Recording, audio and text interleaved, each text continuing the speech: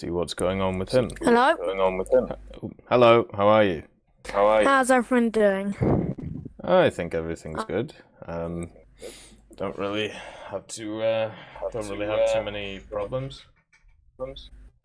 I've just had an amazing week over the past few days. I got enrolled last week into the ATC. What's that? It's a part of the RAF, Air Cadets. Oh, that's cool.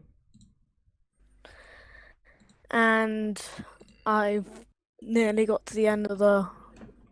I'm just researching the MiG-27K. So overall, a very positive week. Yeah. And I've got the dev log, all of them, right in front of me, so through them. Because there's a few interesting things that's happened today, especially. First, Tailspin's coming back, which... Also, when the event came out, it was great. Tailspin's coming, which... on March the 10th. So 20 whole day to do the event. 4 profile pictures or ones and a fox and a bear. And you get and decal. Which is good. Nickname as well. Nickname, which will be good. 3 to 5 universal packs. Boosters, random wagers, and random orders. Like the more date things, but interesting kick to it. And the Dagger engine got its new update to 6.5, which is good. And graphics got changed a bit. Rendering. Like, people having problems with rendering. Which is much better. Good. And I think the dev servers will be coming out in maybe a week or so from now. You think? No, we're getting... Yeah, probably. Let's look at the update since 18th of February with the USS Arizona. Yeah.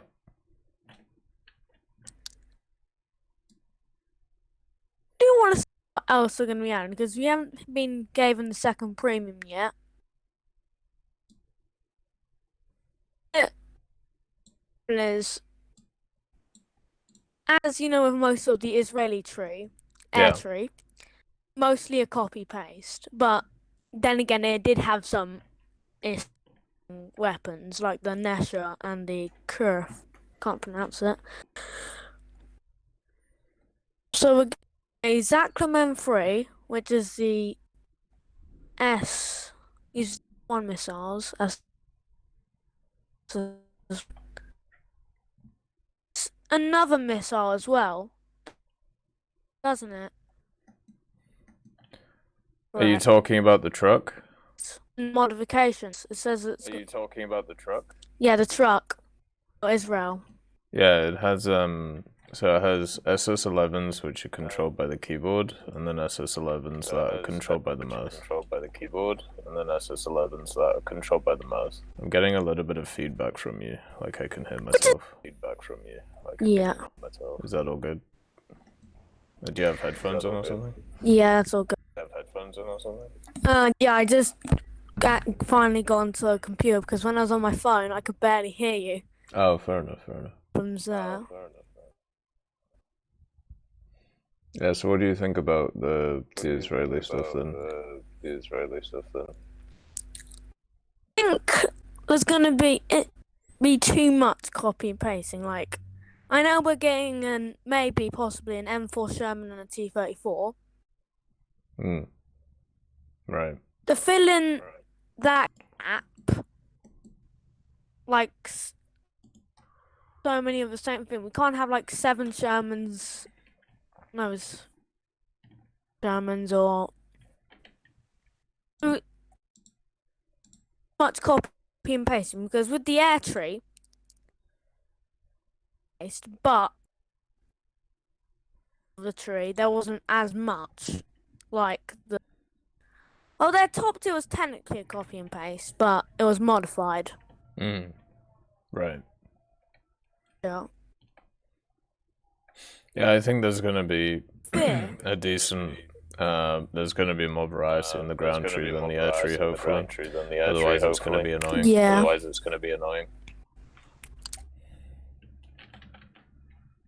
I'm interested in the B-26 Marauder.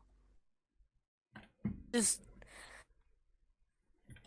people are going to be putting this in their lineups for sure. I put the B-25 in my lineups and it destroys ground units. And they're going to put it 4-7. Just everything about it wants me to put it at 4-7. Right. I don't.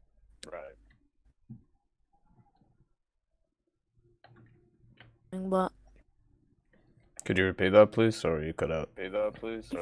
no. And again, then there's going to be the up tiering because 5 sandwiches annoying, but life. Are you gonna grind those up? I think I that think might I'll be the grind first them. 2 that I go for when it comes to the game. Yeah. And actually got Albatross, even. So, which it's like the Russian. What's the vehicle? It's the squadron vehicle or coastal fleet. The SKR-7 with the fast-firing 76 autumn cannons. It's that alien. Which one, sorry? With that, but the SKR-7 for USSR. Italian Albatross is basically the same. Oh, you're talking about the ships, with right? radar. Yeah. Rank 5, I think. But it depends on its BR, where it's going to be.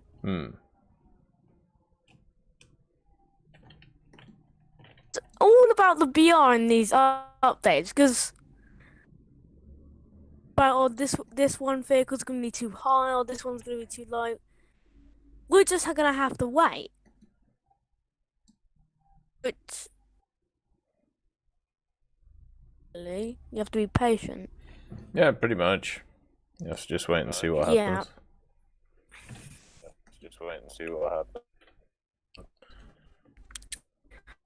And I'm not sure. I think Germany got a list of vehicles they were getting, but I haven't seen the list fully. It was one of them was the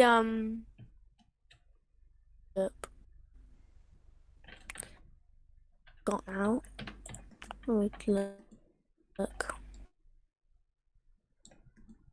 There's a list of like a Skitzer and something else with it.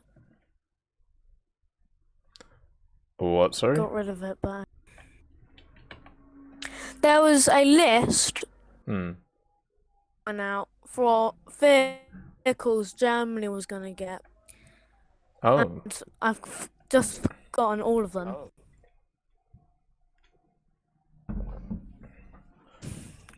Fair enough. I don't think I've seen that list. And yeah.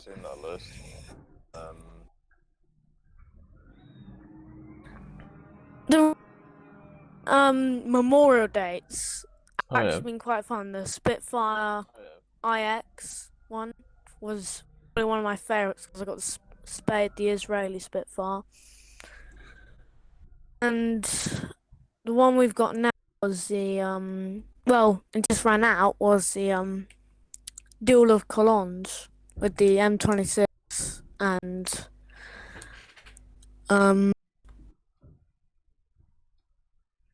was which was good, but I didn't keep the M26E1, which annoyed me a lot because I really wanted to get it, but forever, which has annoyed me. And what to expect for this update? All I can expect is we're gonna get a bunch of Mercuries, Bradley, for We're gonna but I get a feel lot like of we can get a what? black- Sorry, you cut out. Yeah. What? Sorry, you cut out. Bradley's Bradley's. Huh? for Israel. Bradley's. Yeah. Because I used them, I a lot, but I used them in like for 3-4 years. 1990s. The early Bradleys, not the. That'd be interesting. Yeah, this would be a good lineup. I agree. The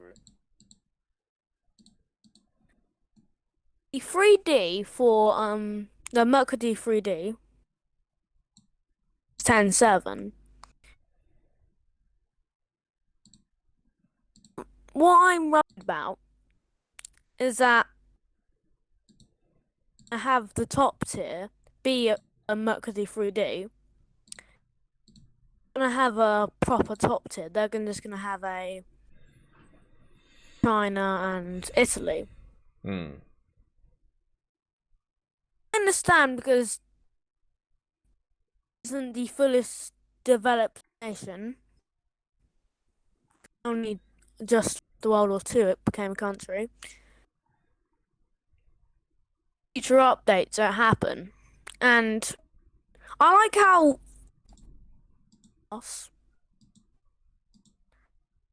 it's in general they're focusing on each country. Like from groundbreaking, we got lots of stuff for Russia. I believe they're starting with more stuff for Germany because it's a big thing. Autoloader. Flowers is good too. What do you think the other premium will be for this update?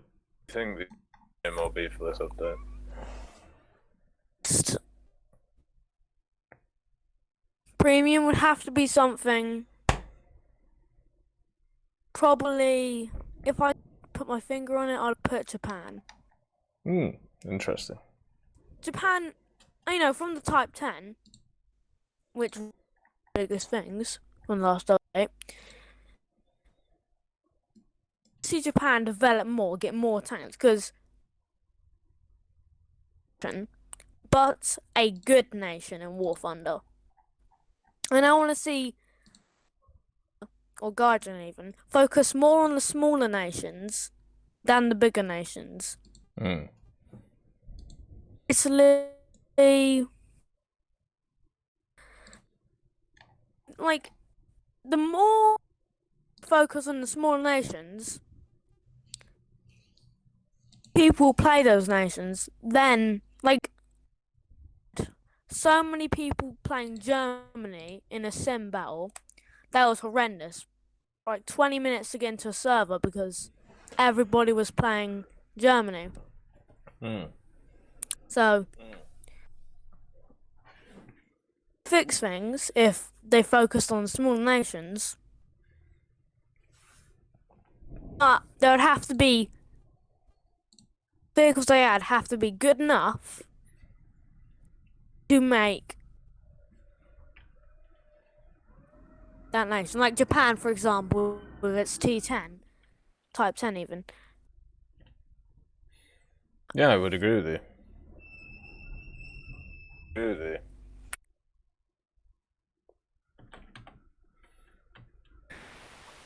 Is there anything else you want to chat about today? I've seen from the new 6.5. Is there anything else you want to chat about today? Apart from basically, I've covered everything, and with graphics, I think I was on the second battle of online, I've got this example. They've changed the graphics to give it the ground much more texture. You know how the ground is the most textured thing in the world, you have to admit. Yeah. Sometimes it's a complete block. With the 6.5, they've added like actual in-depth text, like cracks in the ground and corrosion on the rocks, which is a very good detail, I have to admit. It does look really nice. Yeah. And there's one more thing I wanted to say. I've been really wanting this to happen for a few months now. Is that historically, on the BF 109s, the F4s, the BF 109 F4s, landing gear never worked. They had their landing gear slightly pimped out. It was the left one. Left landing gear pimped out because of manufacturing error. And that would be like, you know, a nice small detail for the BF 109. Yeah, I agree. I'd like to see it. There's many other people that'd like to ask you questions, so I'm gonna. It's always a pleasure talking, Sergeant Firefly, and hopefully we can get the reverb issue sorted for next time. Yeah. I'll see you later on, and probably in the next Fireside or whenever. See you later, brother. Bye. Have a good day. See you. Alright, I'm just going to quickly check on my internet connections, because something weird is going on. Like, I'm having issues in-game and also on Discord, so just got to make sure that everything is running okay. Nice to see you, Zaramace, by the way. Hopefully you're doing well today. Hopefully everything is good. Alright, let's get the next caller on. Let's get Don't Call Me Dion. See what he wants to chat about today. What's up, man? Of course, as always, my brother will be screaming probably, so expect that. Oh, it's all good. I'm doing alright, man. How are you? I'm doing fine. I just got a test tomorrow, so gotta study later. I'm currently spading the IQV 91 because I just got it before the stream. Oh, yeah? It's pretty nice so far. I got 3 kills. The IKV is the light tank, right? Yeah. Yeah, I enjoy that one a lot. I'm a big fan of that. Even though it maybe have a packed crew, it can take quite the punch. So I'll be fine probably with the FB and parts spade. Oh yeah, it's a fantastic vehicle. I'm just not used to the heat drop off, so I get used to it eventually. Well, when that one gets a laser, right? Yeah. Yeah. So I think after I get that, I'll probably be fine. Yeah, that one's super fun, and then the IKV, the AKV 91105 is super fun as well. Very, very fun vehicle. Yeah. I'm just trying to use the SK60 as CAS, but the ATGM just too much SP. I just don't get enough kills to get it sometimes. Right. Quite hard. But eventually I get good games, like at least an ace. Nice. If it's a semi-down tier. But yeah, it's going good so far. Yeah, for me the mid-tiers of Sweden were a little bit rough. Because there isn't... You're more forced to carry off like 1 or 2 vehicles, right? Like, there isn't like full-on lineups, which can be a bit of a problem. After that rank 4, you just get quite a nice lineup. Like I used the STRV 74 for quite a while with the 81. Yeah. And surprisingly, the 74 can do quite good even in 8-3. I can imagine. The scouting is pretty useful. So, like you can lower SP on planes, but yeah.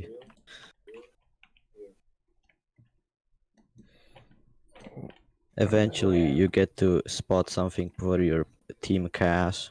Hmm. It was you who was playing the Draken, right? Yeah, Did you finish that off? I got like 5k more RP to do for the last mod, but I'm too lazy. How have you found it so far? I mean, it's pretty nice, just the lack of flares is pretty annoying. Yeah. I can understand that. Oftentimes, Phantom players just get jebaited into dogfights. And the AIM-9J, for some reason, can just keep a lock even after the plane is straightforward at you. The engine just backwards. So it's a nice plane. Just the energy is just fuck. I just don't like how fast it loses speed. So yeah, gotta be careful with that oftentimes. Yeah, that is definitely an issue with it. Like it's all those vehicles, like those types of designs seem to bleed speed super easily. Yeah. Oh damn. Some AM1 just dropped that 1,000 pounder on me, so the Vegan just it's the Sky Flash for some reason. It's just so stupid. You can launch it at 6 kilometers head on and it will still hit. At least that's my experience. Like sometimes it just loses luck and still hits something. Are you going to do the Tailspin event, by the way? Probably, if I feel like it, because I arcade match. So on Monday I just researched the AJ37s, but I'm not planning to buy it soon since I don't have the ground lineup yet for it. So I'm getting there. So basically the only plane I need to research for Sweden is the Saab 105G. And then I'm done basically. Nice. Then comes the spading part, which will take quite some time. As it always does. That is very true. I also have some tanks to spade, but it's mostly like the PBV and some Savs. So. Yeah. Would you say you've enjoyed your time in Sweden then? It's been worth it? Kinda, just the tanks are pretty painful at first. But overall it's great. A great 3. Oh, that's good. The most fun I had with it was probably tier 4 planes. Yeah? The J21s and T18s were pretty fun to use. Especially the T18 B2 because funny 57mm. Yeah, those like kind that of like thing bomber just attackers are really fun. Yeah, that thing shreds bombers. Yeah. If you get a good shot on the wing, it just falls apart.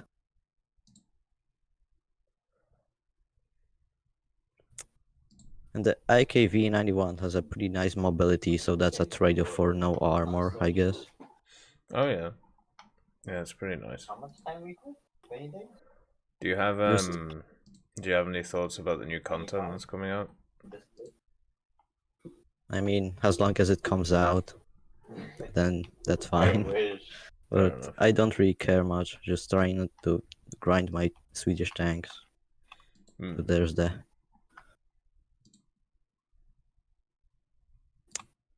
The Swedish tanks is just quite a long grind for something that's worth it, I think.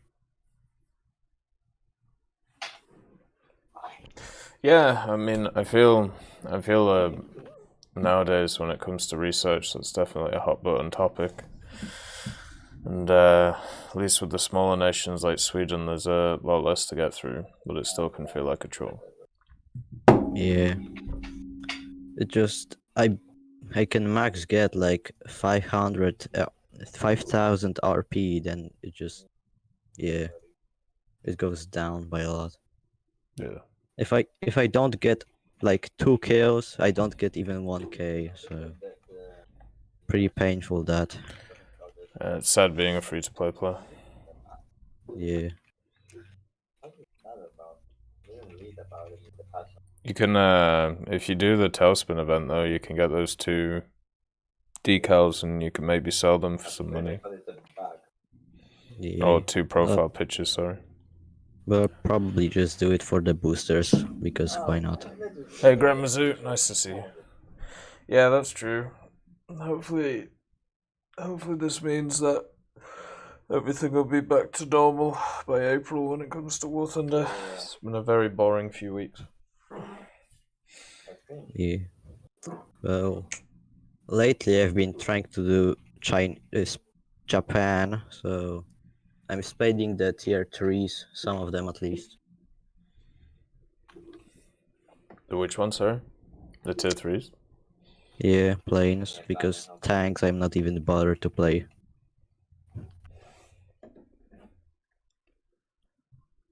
Like their tanks are somewhat good, but the reserve tiers are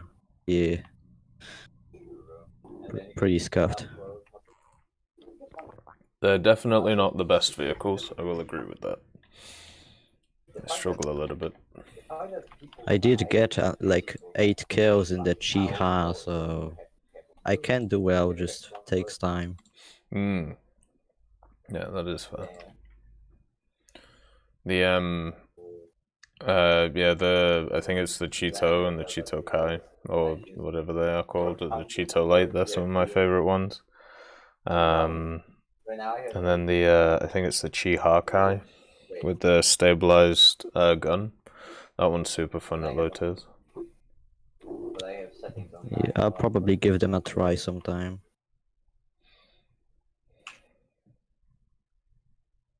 But right now I'm just focused on the Sweden grind, and I say it's going decent. Good. It's always nice to hear. So, when are you grinding air for Sweden? I'm playing it right now. Oh really? Oh, I didn't notice. Yeah, I'm doing the J32. Mainly, I was actually going to do the Saab 105, but I need a daily for it, so. Yeah, the J32 is pretty tough. Yeah, I mean, it's very much what do you call it, bracket dependent. Like yeah. If I get down tiers, it'll be fine. If I get up tiers, I'll get crucified. Like, we'll have to see. But yeah, I mean, I've been looking forward to the Saab 105 for a long time, but I just have never got around to it, and I think now's the time. I think I usually did with the J32 was climb and just go for stragglers with aim-9Bs. Sometimes worked, sometimes not. Yeah. Like eventually I just get a radar missile up my ass. It's definitely one of those machines where it's take what you can and then run away, which can be quite unfortunate. The thing about it I had pain with was just how fast it can rip. What, the J32? Yeah, because you go full burner and try to turn barely even and the wing fall off. Yeah. But the wing repair just helps a lot with it, so. But you still gotta be careful. Oh, of course, yeah. And always uninstall the boosters. Nice to see you, War Guy. Hopefully doing alright. I'm drinking water today. Whoever was asking that question. But yeah, Sweden, the big one that I'm worried about when it comes to Swedish stuff, like Swedish Air, is the A32. I think that one's gonna be pretty hard to do. Not really looking forward to that one. The 20 mils like to spark a lot, so I'm going to warn you about that. Yeah. The default belt's bad? I'm gonna have to have a look. Kinda. I mean, Yeah. they can do some damage, but they're just wacky to Hmm. use. Oh shit. Oh yeah. They pussy, so they didn't hit anyone. There we go. I'd say when you play the A32, just go for bombs all. So, and then it's pretty easy. Heavy ammo. The bombs? Fine. Yeah. Yeah, I could do that. We'll see. Light or heavy? The problem is now it's got its airspawn taken away, it's going to be much harder to play. Video game. Yeah. Big papa. But I mean, as long as you even get off the airfield, you should be fine. Since you're gonna be slow anyways. Like, I think the max I pushed it to Did you see at Ernest maximum Shackleton's load ship was like endurance was found? 950, something like that.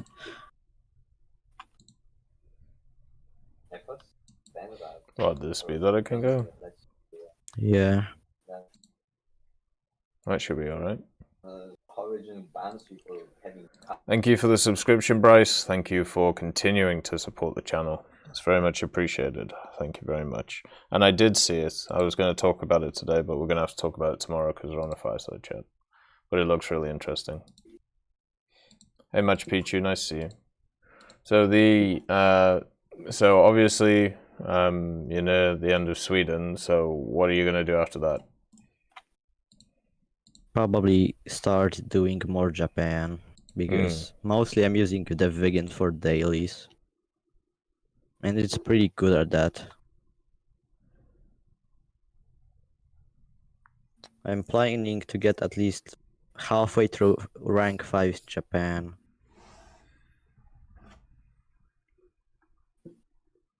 What do you do for fun in your life? What excites you? It's hard to explain, but basically, you go on War Thunder, you take a good missile and you throw it at people, and that gives me dopamine. Do you have anything else going on, or just that? Mostly just that. Fair enough. I mean, War Thunder is a good game, just the people are unbearable in it sometimes. Right. Did you see the other deadblock today? The graphics one? Yeah. Well, I assume it's gonna go pretty well, just hoping it doesn't burn up my computer. Yeah, that is fair. Since I play on max graphics all the time, because I'm not bothered to change it. Let me. I got laggy. What does your brother play? Okay. Apex Legends, Valorant, other shit like that. Oh, I didn't so he's get a zoomer. one. Yes. I guess that's why. Have you ever tried those games? Well, I tried Valorant and I played Apex some long time ago. And Apex was pretty enjoyable, but now it's just meta bullshit. So people only play the same things over and over and over Yes. again? You could say that. Do you think that's the problem with most games, though? Like, eventually that's just what happened? Well, it depends. If the game developer just doesn't add more shit and you're locked with the stuff that is, then it's gonna get pretty bad. Yeah.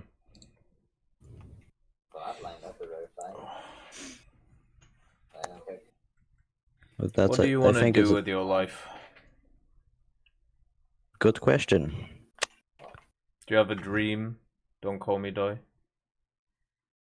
What is it? I wanted to become a pilot someday. Are you going to do that? If it works out, I guess. What do you have to do that? A lot of school. How's that going for you? It's not going bad, but it's not going good either. It's just right in the middle. Like from English, I'm just a student, but my own fucking language, I'm absolute trash. Well, that's fine, because English will be the dominant language for the next years, so... True. Your language And I might mean- even die out in a few hundred years. By then, we're probably True. cyborgs, so I won't worry about it. There's 14 ways just to say two. So, yeah, What, in your language? yes. Yeah, that's probably why it's gonna die out.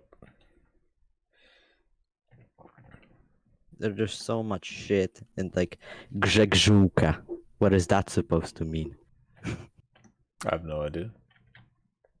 It's some kind of bird, apparently. But why do you name a bird fucking grzegżółka? Like you're having a seizure. Same reason why people name stuff like stars and elements and things after themselves, because they want to feel important, because they're very materialistic. There you go. Oh. Yeah. It's pretty stupid. Oh yeah, I mean, some people see it as stupid. You know, some people want a lasting thing that, you know, they have on the world. But I don't know. What would you want to fly? Like military or commercial? Probably commercial. Remember when care package killed you? But I moved on. if I get into the military, then it's probably gonna go bad. Why? I don't have much patience when it comes to my enemies. At least in War Thunder. Their facial smoke would look like it. Well, luckily, real life is very different. Yeah. And I don't think you'd want patience when it comes to your enemies, would you? Kinda. Yeah, but I think that's about it from me. I need to study anyways. Well, have a great time in the books, and hopefully you become a pilot, so you have something to look forward to in life. Yeah. Have a nice stream. Will do. See you later, brother. They are camp.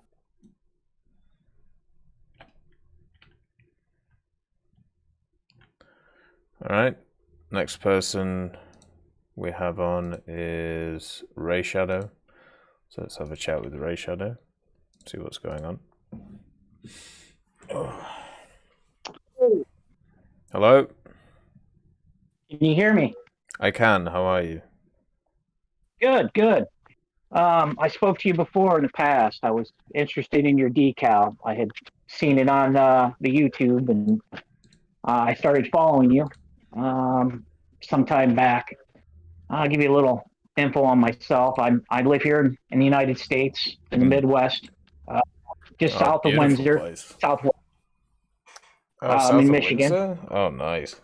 Beautiful area. So I got turned on to you by a bunch of guys that I play with on the PlayStation, and I was really happy to find your channel. It's very informative, and I wanted to thank you for that. That's all right, man. So, Thanks for watching. Yes, definitely. I'm very happy to have someone on there that's, not just throwing tips out there, but that's telling us what's going on, what's coming up, et cetera, et cetera. So I appreciate that.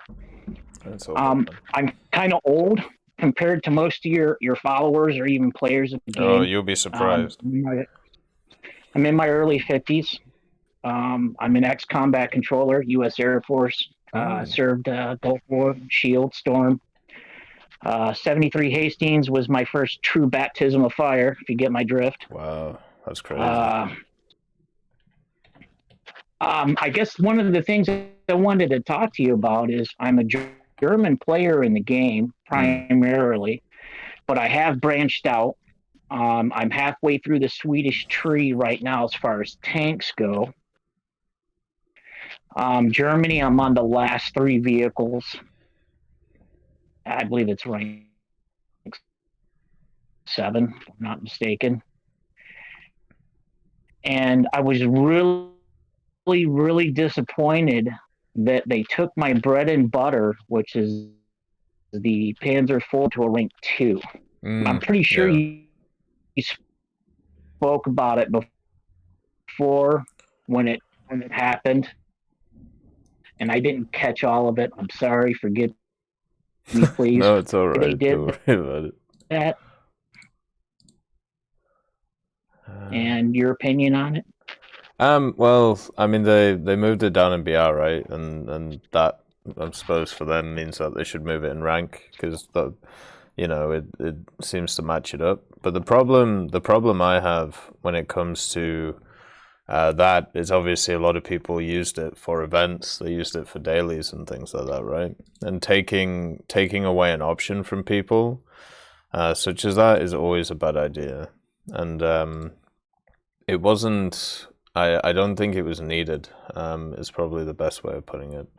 I don't think they needed to remove it. Or needed, sorry, to move it down to rank 2 from rank 3. I don't think it was, you know, really necessary. It just makes it more annoying for people who are grinding through it, and also more annoying that you can't use it for dailies and stuff. And at the time when if you look at like the patterns around that BR, and also you look at what they've done with like ranks of certain things, like the M24, like the Chaffee, it's very obvious the problem is not the Panzer IVs, and has not been for a long time. It's the KV1s, but they refuse to move them. So it basically means that everything is being moved around them instead of the vehicles themselves. So I'll never really promote vehicles going down in rank, because it would be much better if the whole tech tree obviously was one single rank, so we didn't have to worry about stuff like this. But at the same time, because it affects dailies and events so much, it's a negative move, definitely.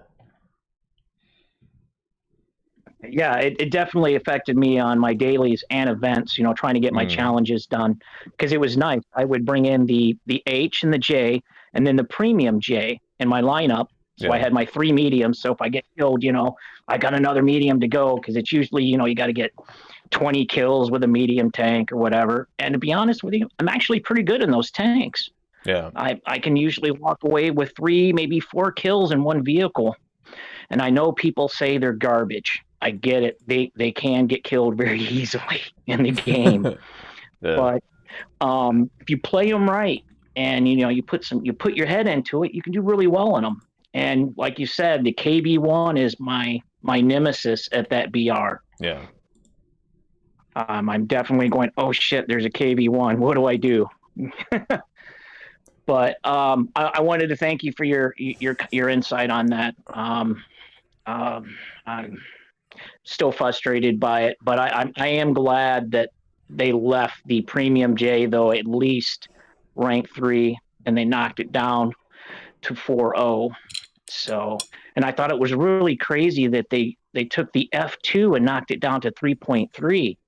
I mean, the F2 is a beast when played properly. Now that it's a 3.3, I mean, you're one shot killing everybody in that thing at that BR, with that gun in particular.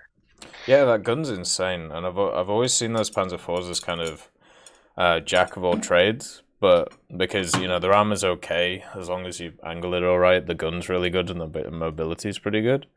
But I feel like because of one of those changes, I think it would be update new power, so not last year but the year before, when they added in volumetric shells for stuff, it made those flat parts of the turret so easy for people to go through. And it seems like that's what people are just doing now, you know?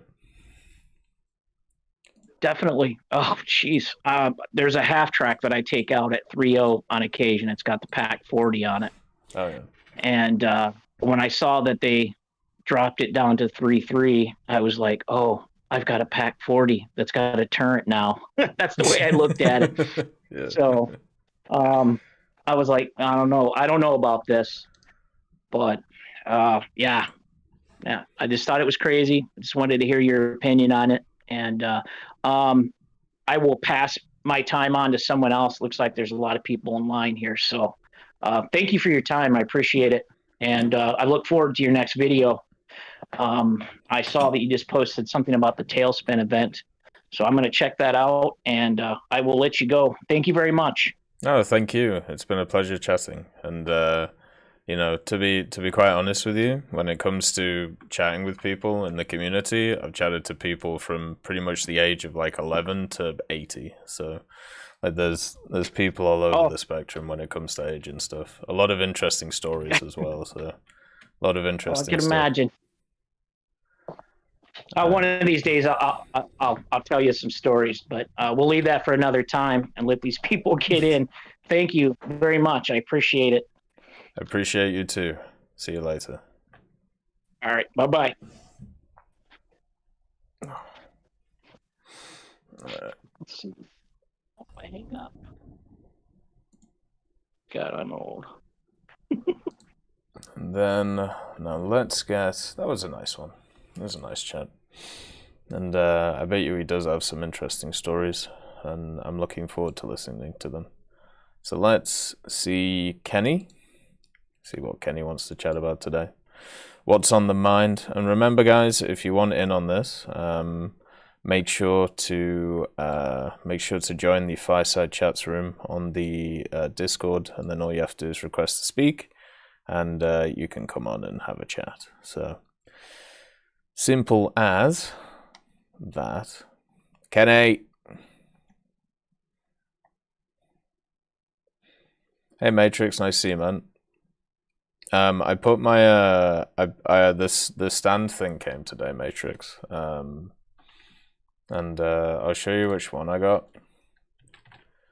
And it actually has a magnet on the bottom of it. So I've stuck it like underneath basically. Hey Daddle, nice to see you.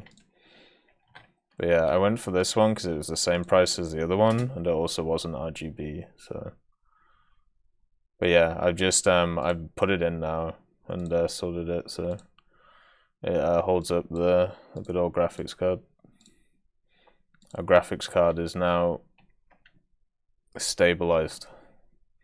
It will not be moving. Can I tell you guys to be nice to class? My guys, you need to talk to Daddle. They're his guys. And I can't control the French. The French can't control the French. Right. Okay. Well, we'll leave the invite there for Kenny, and then let's invite Petrovsky on to come and have a chat. See what Petrovsky wants to talk about. Oh hell. Hey, how's it going? Oh, it's going alright, man. How are you? Okay, I'm doing okay. Not too bad today. A bit busy, but Oh, what I'm you got doing going on? well. I had work in the morning, and then I had a Calc 3 exam a couple hours ago. Jeez. So I'm still kind of reeling from that. Yeah, not fun. God damn. Not a fun experience. I wouldn't recommend it if you don't need it. But yeah, I had a lot of fun with that today, and I got a couple papers due tonight. So even more to come, and more exams tomorrow too. So Are you at a university then, or college, or? Yeah. I'm at Ohio State. Fair. I'm That's actually cool. I'm actually an aviation major too. So I know Dwayne mentioned he go. wanted to be a pilot. I'm on the same track basically. That's my goal really. Just a few steps ahead. Yeah, just a little bit, but I mean, they're having a lot of trouble with COVID and everything, and supply chains. They're having trouble with maintenance times on the planes. They have like 100 people flying, like with a flight slot, and they have like another 100 people just waiting. And I'm one of the people waiting, unfortunately. That's nuts. So, yeah, and they're like they have planes down for like months, which is just too bad. And they're really trying their hardest, but they're struggling to get people through, unfortunately. And so I'm kind of just on the wait list at this point. I already have my private, but I've still got 4 more certificates to get before I can actually like fly commercial in a bunch of hours too. So I still got a long way to go. It's just patience, right? Like it's just like you don't have any issues like technically with it or anything. It's just waiting for it to happen. Well, that's cool. Yeah, basically. Yeah, and everyone's gonna need pilots. They already need pilots, so it's gonna get worse. So I don't think finding a job in the future is gonna be a problem. So just gotta wait it out. Hope I have enough money. Yeah, I know the feeling. Oh yeah, it's a very expensive hobby for sure. Yeah, I can imagine. Oh yeah. Anyway, about the game. That's right. That's why I'm here. I just have a few things that have been on my mind. By the way, I've been a fan for years. This is my first chat I've been able to come to, but you're by far my favorite content creator for War Thunder. I think you're the most genuine out of all of them, and you're not afraid to speak your mind, which I think is really, really nice. I really, really respect that. That's for very sure. kind So of you. yeah, absolutely. Thank you for just all the videos you create, all the content you create, and being helpful to everyone. I really appreciate and respect it. I know very, very, very few people could do what you do. So thanks for that. It's I really enjoy your community and everything you put out. So Thank you. yeah, of course. So I guess the first thing, people were talking about Japan earlier, so I guess I'll start with that. I've been playing for like 6 years, so I've been around for a little while. I usually play US and China, and a little bit of Germany, but kind of like in the last year I started out, I kind of got tired of those, so I started out with Japan. I've gotten all the way to the Type 74E is what I'm at now, and I really like their tanks, the Japanese tanks. I think they suit my playstyle extremely well. I've gotten like 3 nukes in the STA-3, like 1 or 2 in the Type 74C. Nice. So they fit my playstyle perfectly. I love them. The one issue that I have with Japan that I think is really too bad, because their vehicles are really, really nice. At least like the higher tier ones. I know the lower tier ones are kind of the struggle, but the higher tier ones I think are really nice and they really suit my play style. But like the number one issue I have with this tech tree is the duplicate tanks that they have. It is the worst. Like it's I don't know what it is about it. I like the Type 74, I like the STAs, but I mean I don't want to play 4 of them in a row. Like I'm on the Type 74E obviously, and like the STB1's the same as the Type 74 basically, and the Type 74C. And I've had to stop playing for a couple weeks and take a break just because I'm getting burned out. Just because I feel like there's very little variety with Japan ground. Yeah, and it's like you got the Type 87 RCV, which is just that thing's crazy. And the Type 83, which is also really nice. But other than that, you're kind of stuck with these like copy paste sort of vehicles for a while. And it's the same, like there's 3 STAs, there's 2 Type 90s. It's really unfortunate, I feel like, for that tree. I'm not super familiar with like Japanese like designs at that time, so I'm not really sure if Gaijin could have like actually added any different ones, but it is just frustrating and kind of just a bit annoying to like keep playing. It's a decent tank, but to play 4 versions of it in a row and have to keep spading it over and over again, even though it's the same thing. Yeah. Is just unfortunate, and I wish I didn't want to have to stop, but I just got so burned out on those tanks, and it's really too bad. I think it's really a shame because I think Japan has a lot of potential, but unfortunately like the minor nations get very little love from Gaijin because they don't make a lot of money, but it's just that one, even more than like China. Like actually I enjoyed China quite a bit. I've gotten all the way to CM11. I'm trying my best to spade that, but it's, the modification costs are so expensive. It's crazy. Is that LTE? Yeah.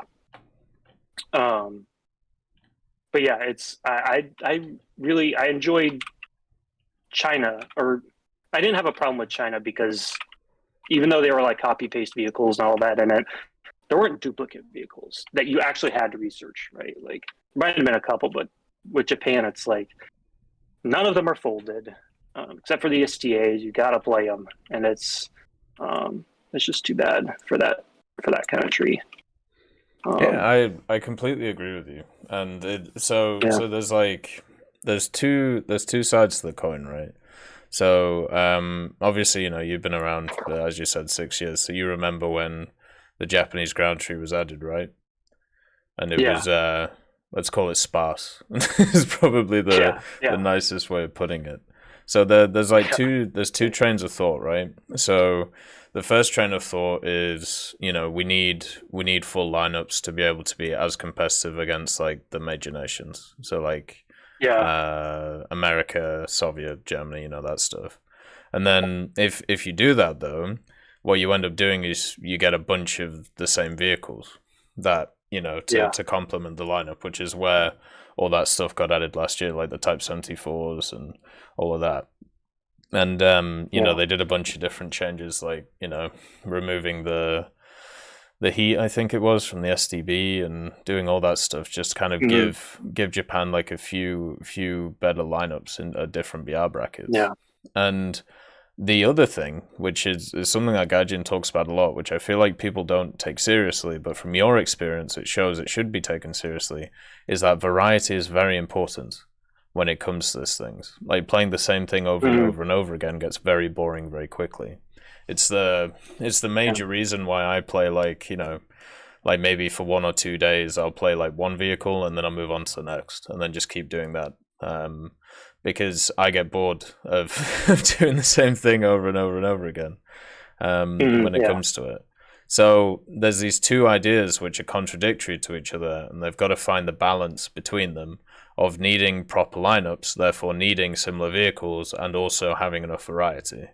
And with a nation like Japan, you hit the nail on the head. Unfortunately, when it comes to its development, during that period of time, they're pretty much what we have in the game. There's a few other little vehicles, but we're talking about stuff like a Type 74 chassis with basically a kind of like a square a square superstructure on it with the L7 on it, like silly things like that. Yeah. So they're not gonna really work too well in the game.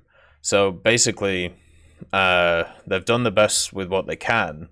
But at the same time, I think the solution when it comes to the stuff that you're talking about is foldering.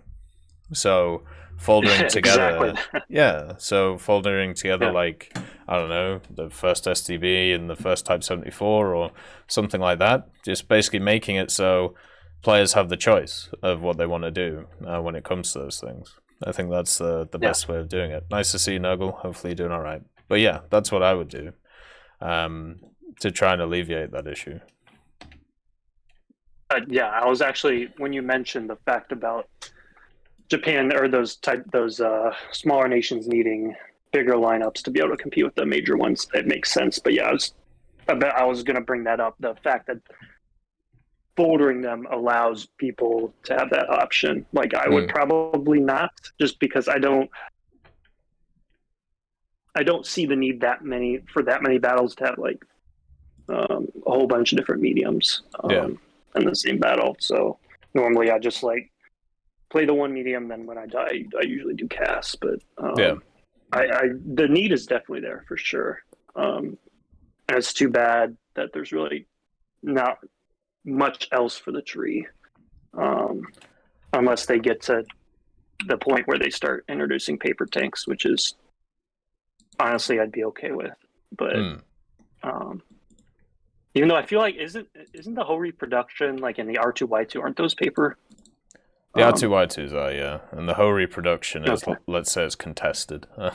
But contested. Yeah, yes. Basically, when it comes to that thing, so the Hori prototype, which is the premium, that one was supposedly built. The Hori production, there was like 5 hulls of it built, but the gun was never married to it, and also. After the war was over, or while it was getting over, like Japan was surrendering when they were burning everything, all like the documents and everything. Supposedly, those 5 hulls were dropped into like a what do you call it, like a lake, and just never seen again. So I don't know. Like yeah. So they had a Hori of the Lake, the brother of Panzer of the Lake. Yeah, exactly. Yeah. So yeah, that's the story of that thing. That makes sense. Yeah, that makes sense. Jeez. So yeah, that's anyway. that one's dubious, I suppose, is probably the best way of I putting see. it. Yeah. So I guess with that, I probably should, or I'm probably just gonna end up finishing up the tree anyway instead of waiting for them to change something, because it's probably gonna be a while, if anything, if they bring anything else in. So I'll just finish the tree and just kind of suffer through the copies. But yeah, well, you haven't played the Type 90 yet, have you? Or no, No. I'm only on the second to last Type 74, so I still need one more and then the Type 90. God damn. Yeah, that's the reason why I stopped, is because I was like, I'm on my third Type 74, and there's still another one. It's like, it's hard to find the motivation when you're not. It's like, I know the Type 90's there, but it's not like, it doesn't feel like it's close, because I still got that other Type 74. Yeah, I understand. Yeah. So that's just the problem I have with Japan, which is hopefully something that'll get fixed in the future. But oh well, we'll see what happens. The only other way they could really fix it is by adding in stuff like subtech trees. But the problem with the history of Japan, there's not really much which links it, right? Like, some people have brought up South Korea and things like that, but even then it's very, very tenuous when it comes to the links. Yeah. I don't think Japan had a lot of allies in the past. No, they're very much the aggressor instead of the relaxed one. Yeah, for sure. Oh well, that's okay. That's honestly, that one isn't the topic I'm most upset about today, or not upset, but just the one I kind of wanted your opinion on. I mean, I can kind of assume what you're going to say, but I still want to hear what you have to say about it, just because. Of course, yeah. So I'm a U.S. main, obviously, or I am a U.S. main, and I have the unfortunately, I used to be free to play for like the first 4 years, and then I couldn't take it anymore. Last year, or a couple years ago, bought premium when it was on sale, and I also bought the XM1 and the Harrier pack or whatever when they were on sale. So just because it was just so awful, I couldn't take it anymore. But anyway, so I ended up, I have like 500 battles in the XM1 alone. So I got my money's worth. And I just a couple weeks ago, I got the Abrams. I got 10.0, and the Phantom 2, the F4C. And so I started playing at 10.0. And the one thing that astounded me out of anything else, like between the differences between the XM1 and the M1, was how like the massive leaps in capability and technology that exist between 10.0 and 11.0. It's like, I feel like up until there, like between like BR difference of 0.3, there aren't big changes at all. But like when I'm in a full up tier in an M1, I have a round that pens 370 millimeters. I have M774, and I'm facing 2A6s, guys with 600 something millimeters of pen, double the pen in a full up tier than me. And a lot more armor, a lot more effective armor, all that stuff. And even like when you look at like the differences between 10.0 and 10.3 and 10.0 and 10.7, they're still like really massive, I feel like, because these are like, I feel like they're pretty big jumps between the M1, M1A1, IPM1, M1A2, and the M1A1 HC. I was, for someone who has been playing for this, or for the 6 years or whatever, I was extremely surprised at how different of an experience you can have in a full up tier versus a full down tier. And at 10.0, it feels a lot more compressed than I had believed before, because I never played 10.0, at least in ground, beforehand. And I was like, after a few battles, I was like, wow, like I can easily club in a down tier at 10.0 with the Abrams. It plays very, very well. But in an up tier, like I'm really, really struggling to do anything at all. Like I have to get side shots. I have to shoot barrels. I have to shoot this tiny little weak spot on the BVM, which I can barely still pen. Yeah. And it's just like it's very. I just wish it was. I know there are.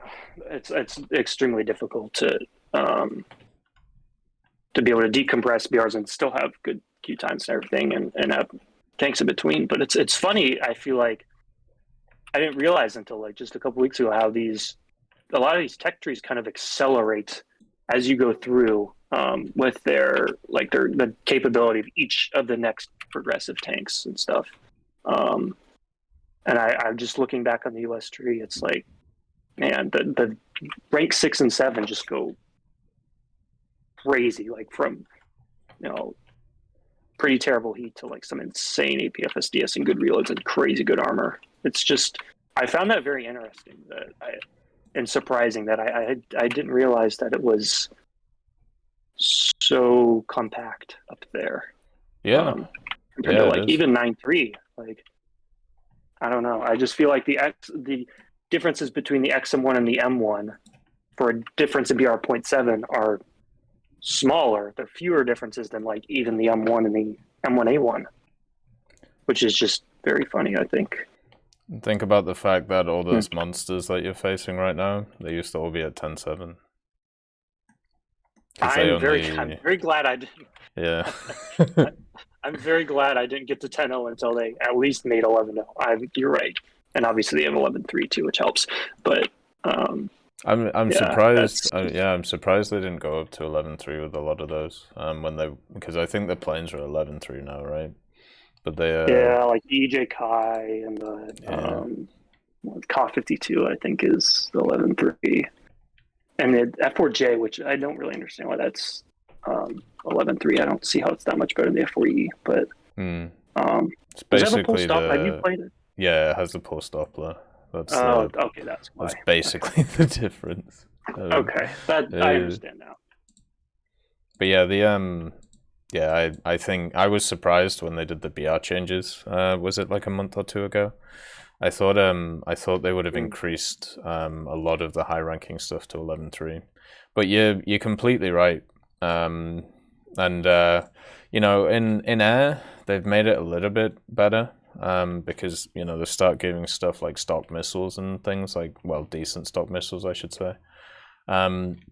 Whereas in ground, you're still stuck with a lot of vehicles with the heat FS stock grind. Still having to get like parts and FPE and not really being able to do anything. And after adding all these monsters that are way better against chemical munitions than they were before with stuff like Relict and stuff like the composite armor, it's super frustrating to play. Like just to give you an example, my M1A1, and I think the M1A1's 10.3 at the moment. So before I got the APF SDS on it, I went -25. So in KD, and my win rate was around about 50%. And now I'm one mod off finishing it. I'm +49, I think. And like nearly a 60% win rate. So the fact that modifications are making that much difference on how useful a vehicle is well, silly. I think is probably the way I would put it. And I think that's one of the biggest issues. Like if I'm in a 10.0 vehicle and I'm facing an 11.01, yeah, I'm at a disadvantage. But I also know, there's the quantitative matchmaking, so only like 25% of the enemy team or my team can be at 11.0. So there'll still be plenty of targets for me to go after, which, aren't just fully, much better than me in every way. And then also, at the same time, I know that I can at least try and do something. Like maybe I can support my 11.0s. Maybe I can push some areas to relieve some pressure in other areas. But if I'm in like a stock vehicle, or if I'm in, let's say, a half-spaded vehicle, I feel useless when I'm in a full up tier. And I still think that needs to be addressed. Absolutely agree, yeah. And what's also funny to me is I didn't realize that sort of, whatever you mentioned, I forget what it's called, but the fact that only a quarter of the players can be the top VR. I had Quantitative no matchmaking. clue that was a thing. It's Quantitative. I can't say it. Quantitative, Quantitative? I think. Yeah, quantitative. Yeah, you guys say it much easier than we do. but yeah. So, like, I had no clue until I was watching like a War Thunder stream or something with Oxy where he mentioned it. I was like, I had no clue. I've been playing this game for 6 years. No clue that was a thing. Never noticed. I do wish Gaijin was a little bit more upfront with stuff like that, because it's not even like that's a good thing. But I just I just never heard any information on it or anything like that ever until a couple weeks ago. And I was like, I mean, it makes sense, of course, but like it helps me feel a little bit better in a down tier now than I did before. And I had no clue, which I think is funny. And I tend to follow this stuff pretty closely. So well, it was really funny because it was introduced. It was introduced ages ago. yeah, and then it was removed, but nobody seemed to know it was removed. How do I put this? It was removed from the game, but there was no like announcement or post that it had been removed. And then like after a year it had been removed. I remember hitting up one of the like community guys and be like, hey, where's this gone? You know, like is there a reason why it isn't working anymore? And then like 2 weeks later it was put back into the game in a change log. So that was like a really super weird like it's just one of those weird things that happened. But yeah, like it was as if like it got bugged out and no one noticed for a bit. So yeah, and I wish there was, because obviously there's no way to notice really how that, if that changes or not. I also do kind of wish just they would tell you like with the ground RB, maybe not with air RB because it's not as important, but with ground, just if they just tell you at the beginning of the match what the top BR is, because yes, you can tell by the SP, and I know how to do that, but not everyone knows how to do that. And because I can see the SP and see sort of what BR it is, right away, I can tailor what I bring out first, next, based on what BR it is, which I feel like kind of puts people like me who understand that at an advantage, especially at low tiers, where people don't really even know sort of what that is. Puts people who know that at an advantage as far as what they're expecting to face, what they're bringing out, all that. So I do wish, since there's already a way to tell in ground RB what the top BR is, I just wish they would explicitly just put it, in the before you spawn in that screen, just so that it's a bit more fair for everyone to make the right call as to what the top BR is. So I don't know. Yeah, I think they should do that. Like I think they definitely should do that. I don't understand why they haven't. Yeah. Like I really think they should do that. And more information is always power. Like it means that I suppose people like us lose out a little bit because we have that like extra knowledge and stuff like that. But I would prefer it that people were much more on an equal playing field going into a game than having a competitive advantage because I know something and they don't. Nice to see you, Mr. Exactly. Coron. Hopefully you're doing all right. Tips for Tailspin. We're going to be playing it on stream, so you can just basically watch, and I'll show you how to do it. And I'll probably end up with carpal tunnel from all the turning and everything like that. But the other thing as well, when it comes to the BR things, so this happens a lot more in aviation than it does in ground. But one of the things that I've seen happen is you'll have like, let's say an 11-0 or 11-3 to 10-3 game, and one team will have 4 11-3s, and the other team will have 0. So it's effectively an 11-3, 10-3 team versus like a 11-0, 10-0 team. And that is much harder to deal with, and I'd like them to try, and I don't know if they can do something about it, because I know, so World of Tanks, for example, the way that they deal with it is they try and match like for like. So if one team has 3, I don't know, tier 8 heavies, they'll try and match it against 3 tier 8 heavies, or maybe 5 tier 8 mediums, stuff like that, to try and balance it out. But in War Thunder, there's no such system that I know of like that, and I think the game could really benefit from it. Yeah, for sure. That would, I mean, absolutely. That one is obviously worse than the one I mentioned, because yeah, that's just completely and utterly unfair, from the beginning. Whereas the other one's kind of it's a slight issue if you don't know the BR. But yeah, I agree. That's definitely something that absolutely should be changed, for sure. Is there anything else? I don't want to. Oh, go ahead. Yeah, I was just about to say I definitely don't want to keep you for too longer. I know a lot of people are waiting to speak. Thanks for having this chat. I definitely enjoyed talking to you, and I'll certainly be back for the ones in the future. I have a lot of rants to give on helicopters, which I don't have time to do today, but I will in the future. So I'm not going to get started, but yeah, that's I'll be around in the future, and just thank you for having these talks just in general too, not just with me. I think it's a really nice thing to be able to connect with your community and sort of understand what everyone's thinking. Well, it's always a pleasure, and I'm gonna continue to do these. I think I really like doing this stuff, so great, yeah, we'll continue to do it. Of course, yeah. I will get out of your hair then, and let someone else come in. Yeah, hopefully I get to chat to you soon, man. Have a good day. Yeah, absolutely. Yeah, you too.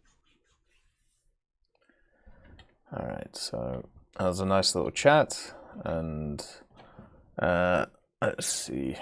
We have Kenny still requested to speak. Kenny, I've literally, you can come on if you want, since you got the invite thing, and you were next. Yeah, sorry about that. Oh, it's all good. How are you? I'm good. Been keeping busy.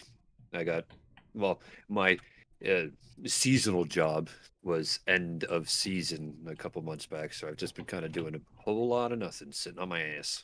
So is that like skiing or something, or snowplowing? No, it's more of a shoot. Give me a second. I'm fighting an M103 and a chieftain. It was farm work. Oh, fair. That's cool. Yeah.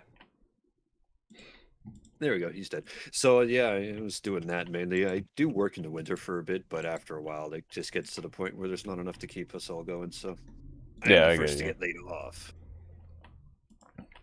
Going through a big move. Grandmother's got a blood clot, but that's neither here nor there.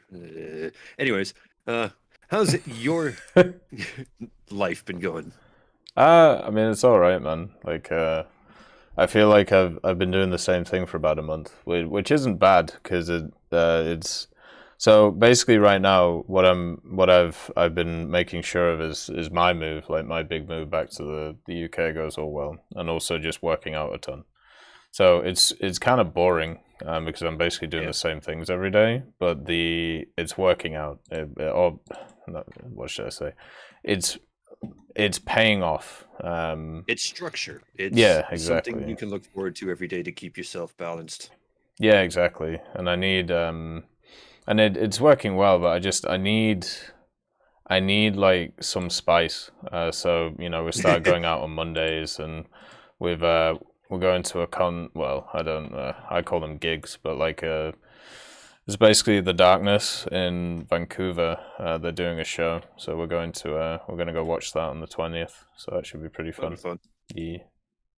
So life's kind of getting back to normal after the whole COVID stuff. So I'm happy about that. That's fair. Yeah, I don't have that crazy of a move to start, but then like in 6 months, I plan on immigrating into the States, so that's going to be a big move. Yeah, massive. Any reason for that, or like work? Yeah, moving with my girlfriend of almost 5 years. Oh, well, good luck. Yeah, it's about time. God, man. I've just been trying to save up money and everything so that I can make it as least painful as possible. Oh yeah, good idea. Yeah. It does Yeah, amaze me how much money has flown through my hands yeah. while doing this stuff, man. Yeah.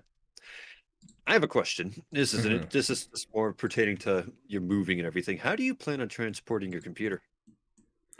This one, the other one, so the Your old computers. one, goes in a crate with everything else, and then the new one, goes on the plane with me.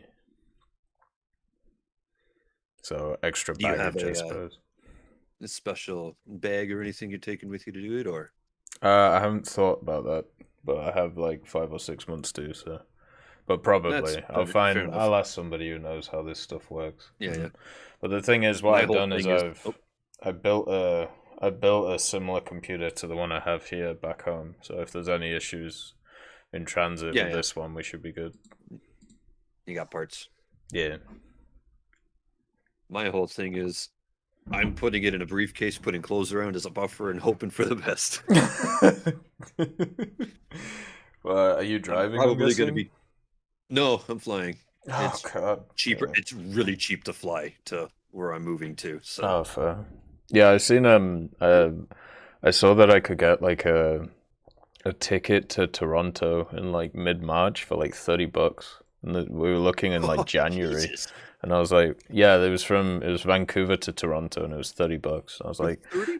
yeah, do we want to go there for like a few days? Like goddamn, like it's nuts. Man, go down on a tank of gas. Yeah, exactly. Like, it's so That's crazy. It's probably different cheap. now though. What? Like, yeah. And I was happy to get flights down to the southern end of states for about $450, Yeah. It's crazy. which is still pretty cheap though. Hey Damien, nice to see you, man. But yeah, I mean, yeah, I'm basically just on a rota, like doing the same thing every day, and Yeah. I'm waiting for myself to get super bored, so I start doing crazy stuff again. Like, oh, Do fuck something it, different. yeah, like fuck it, I'm going to like, I don't know, Botswana for like a week or something, like. But no, Hell, if this everything's noise. good. I'm flying to that country. Yeah, pretty much. Just put a map on a dartboard, see what happens. Yeah. Now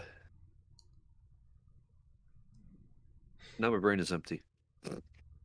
Are you gonna do the Tailspin event? I'm probably gonna play with it, but I when I first started in the game, I used to play arcade all the time because that's all there was. So that's what I got used to for the longest time. But I've been playing realistic for so long that arcade is actually hard to play. I know. I'm the same way. I find it super hard to play, man. Like, it should be easy. It really should be easy. Yeah. Why am I having trouble? I find it super hard to aim. I find it like I'm flipping my mouse all over the place all the time. Like, I don't know. And It's I rough. have a sensitive mouse. I purposely make it sensitive, but even then, I'm still like, whoa. Yeah, same. Like, I struggle with it. Like, I remember last time it took me ages to get used to it. So yeah. Oh, I played like maybe 10 games and just kind of went, screw this. I thought it was fun. It's neat. It's kind of neat they're bringing it back. I guess they're getting. Guess they're using it as a bit of a like. Here is something you can play to give yourself a mental break from the craziness in the world. Yeah, I think so. Like, even though it's going to mentally break me if I try.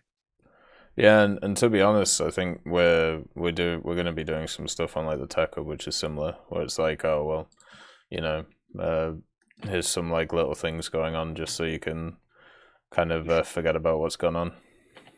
Yeah. But yeah, it's I'm glad they're doing this instead of something like a World War mode. I feel like that would have probably been taken in quite bad taste right now. To be honest. Yeah, for reasons or Yeah, something exactly. or certain country. Yeah. Is this chieftain gonna push me? Oh, he is. What a good boy. I should thank him. But yeah, there's it would have been really nice if you know, everything basically was just the same as last year. I thought last year they kind of did really well in this period of time. Like doing everything, but c'est la vie. Yeah. It's interesting how the player count in the game hit some of the highest highs it did, given what happened last week. I know, it's weird. You'd think it would be counter. Yeah, you to, think it would have dropped, but I saw like what 120 on a couple of days. Yeah. Like it was rocking. Yeah, even today on what a Wednesday, I saw it hit 100,000. I saw 110 when I checked earlier. Like it's actually impressive how people will just come and play this game instead of worrying about the world, I guess, or figure they could complain about the world on this game. Yeah, or maybe, I don't know, maybe get used to the vehicles or something in preparation. I don't know. Get prepared so that when they get conscripted, they know what they can fly with the drones. Exactly. Yeah, it is really interesting to see how so many people are playing the game now, like right at the moment, and also it's not like there's been any news or I don't know about advertisement, but I'm guessing there hasn't been a lot of that, you know, since they've shushed up everything else. It just seems super odd, like it's very weird right now. Yeah, I really didn't expect the game numbers to go up like they did. No. I figured they would have dropped a bit, you know, for a week or two and then gone back to normal. But even so, like, they just shot up. I was shocked. It's insane the amount of growth the game has had over like the last few years. Like oh yeah, no, it is really impressive. Like for a 10-year-old game, and I have been playing off and on for those 10 years, it has grown into quite the impressive game. Like, yeah, people make fun of it, spaghetti code, this and that, but you can't run a game for this long and not have these bugs come up or other issues. And to be honest, compared to what it used to be like, especially when I remember stuff like when Ground was added, first introduced. Yeah, and how there was so many issues. Like it was a little rocky when it comes to that stuff. Let's see. There's no FAQ, Mike Stryken. If you go to the Tech Hub FAQ, there's a little section of topics which were discussed in old ones. But basically the only thing really is, you know, if you want to come on, just chat about like Enlisted or War Thunder or general stuff. But yeah, but the only thing that saddens me right now, at least, is obviously the patch. Well, I'm guessing it has been delayed. Well, yeah, and you know, technically the devlog that we're seeing now, this is a late tier devlog, I think is the way to put it. This is a bit later because they would have released like info on like 3 or 4 tanks and maybe like a map or something else they plan on doing, and then just let people stew on that for like a month, then do something like this. Yeah, like normally around this time, or normally with a devlog like that, we're coming to when the update's going to come out. So yeah, I hope that isn't the case. Or something. Like, I hope they just do the full system and just delay everything by 2 weeks. Yeah, push it back. Yeah, because if they miss out a bunch of stuff and we also don't get dev servers and things, I just know the amount of times I'm going to have to read about people complaining about bugs and bitching stuff about like this that. and bitching about that. It's going to be rough. Gaijin doesn't listen. Woe is me. Yeah. Like, I'm not looking forward to that. Man, you know, for a community as big as it is, you really think the select few that bitch as much as they do would eventually just get bored of it? Some of them do. I know a few of them. I know a few of them that did eventually get bored, but actually no. Saying they got bored was the wrong word. Their life actually catches up with them, and they have to actually start doing stuff, like, you know, like earning money or like doing, you know, education and stuff. Acting like proper people into civilization. Yeah, you exactly. Can't bitch about this because you looked like an asshole. Yeah, exactly. Like yeah, they have to enter society. You can only be a keyboard warrior for so long, otherwise you're just going to dye your hair green. I tell you what, there's some people I've met over the years that I don't understand how they will become functioning members of society, but they always seem to do somehow. God damn. dick move, T55. Oh. So, yeah, no, like people, the joke of today's society, wokeism. Anyways, Yeah, it's a little bit odd, all that stuff. When I was at university, that stuff was really starting to take off. yeah, about 8 or so years ago was the big pickup on it, really. Yeah, I want to definitely say a bit odd. everybody realized they could hide behind their screens and have the confidence of the man with all the nukes under his thumb to say what they want to say. Like, it also gave them unfettered access to people they wouldn't normally get access to. Or, sorry, at least they thought that they had access to them, but they actually had access to their PR person. But yeah, like it's it's just how it is. Yeah. The internet's both a blessing and a curse. If you had any hopes for this update, what would it be? So, an actual good tech tree for the ground. I would actually really appreciate a Oh, for decent Israel? ground tech tree that I can play through. Yeah. Because as I'm sitting right now in both aviation and army, I'm like 7-0 in almost everything. Except for maybe China, France for air, Sweden just in general, and Italy for air. Like, I've gone through a lot of the different nations. I've progressed to fairly decent high ranks. I want to see a decent ground, because Sweden's ground is disappointing. I got the 5-0. I can't play it. I don't like it. It's a tough BR. I'm sure after I get the 7-3, 7-0s ready to go, rank 5, I'd be happy, but I can't get there. It's not enough to keep me stimulated and dopamine rolling to be able to play it. I don't blame you. Yeah, the mid tiers for Sweden are super rough. Yeah, they're really, really bad. Well, I shouldn't say they're really, really bad, but they're not as good as what other nations have, and because stuff like 5.7 and 5.3 is very strong for a lot of nations, and Sweden has 1.50. Yeah, 1.57. No, never mind. 2 5.0s. Sorry, just one's in rank 3 and one's in rank 4. Yeah, so it's definitely a lot trickier. That's not really the word, but it's just not as fun to play because you just don't have as many options. Yeah.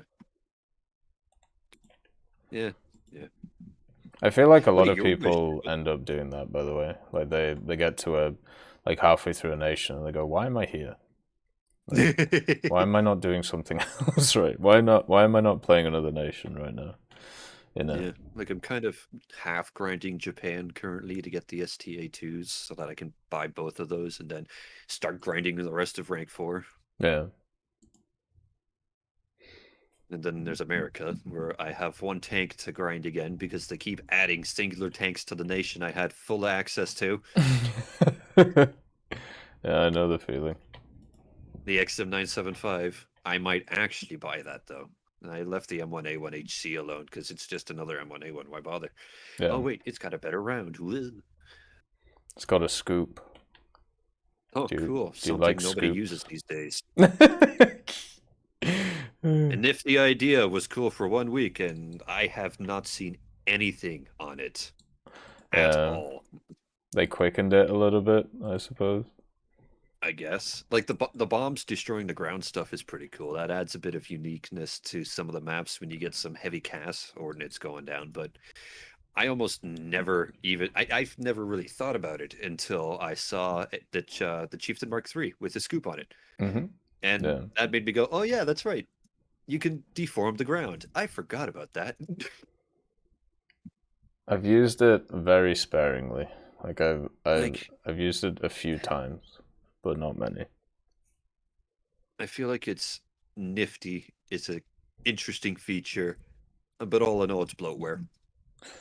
Yeah, I think so too. Because it just requires too much setup, and War Thunder is not exactly a great game for setup. Yeah, like it's great for like getting certain positions and stuff, but if you actually want to get to a point where it's like, okay, I'm going to build a secure position and I'm going to hold this area. Like the game's about mobility, so It's just that's easier not to gonna hide work. behind a rock and use that. Yeah, pretty much. Why would I build a sandcastle when that rock provides better support? Yeah, you're right. Like, I don't know. What are your thoughts on the Israel ground tech tree? What are your hopes for it? I'm really worried. Is my Yeah, first fair. thought. The aviation tree has given me Trash. well, it's trash, but it's just made me realize that if they're okay with shipping this, then I'm worried about what else they're okay with shipping. It's basically That's true. it. Like as was- I've said to I would love to hear somebody like Oxy or Mike's like if you ask them what is their honest opinion about the Israeli tech tree, is it worth it or not? I would like to hear what they have to say. Because figureheads. yeah, because it's awful. There's no other word for it. And the ground one, it has more hope to it, but It has potential.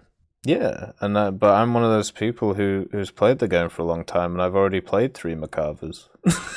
so it's like I only have the one, and I'm not big on it, the 3D. It's a nice one. I like it. Yeah. But it's sat in my lineup for the last year and a half, and I still have to get about half of the things for it.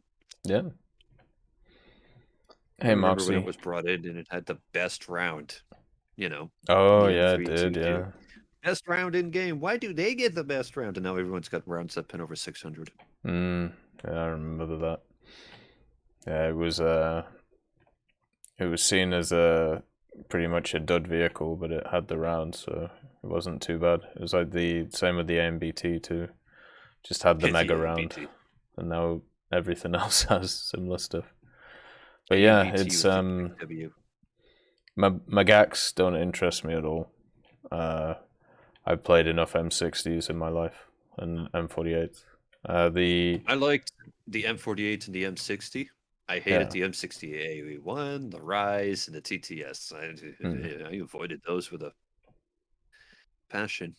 Yeah, I haven't I touched the even hated TTS. T95. But T95 felt bad. The shock cows I'm looking forward to. But, yeah, those would be fun. Yeah, like I like shock cows. But if I need to be convinced of like I need to be convinced that this will be good. We need to see a decent tech tree. Yeah. I don't mind a little bit of copy paste because at this point that's what you're gonna kind of get. But they need to be unique. I know Israel has unique stuff. Bring it to the game. Because at the moment, the 2 pieces of information we have to go off is the Israeli aviation tree and the bloody Zaklam or whatever it is, and that is very unique, but it's uniquely shit. So just looking at the Israeli tanks, they have unique stuff. It's really cool, some of the stuff they have tried playing with and building, but they also have a lot of potential copy paste. T-34-85s, MX-13s, M4s, Crusaders. Like, they even have access to R-35s, the R-35. Yeah. Which is, like, you can get a reserve to max. They even have access to the FL-10, the M4A4 of the FL-10, IS-3Ms. Like, they got a bunch of stuff. Yeah. But they need to be good. Yeah. They need to be interesting. All I'm seeing is potential copy-paste, and who wants to play America ×2 at the top level with the potential of Russia and or France? Yeah, it doesn't sound fun. Yeah. Like, you could get a T-55 with an M60, and that's going to confuse people. And then back it up with an AMX-13. Like, what is this? Oh, and then for the final cherry on top, a Centurion. There you go. Yeah. It's basically Mr. Worldwide, the nation. Yeah, if this tech tree isn't good, then I don't understand why they didn't just make it a sub tree. Yeah, like they could have just thrown Israeli tanks in almost every nation and went, "This is good." Yeah. Like Israeli versions of tanks in USSR, Israeli version of tanks in Great Britain, France, America. Like, hello there. For the most part, all they did was just tank vehicles and convert them to their own twisted doctrine, whatever that may have been. Something tells me that was their original plan, which is why we have Macavers as event vehicles.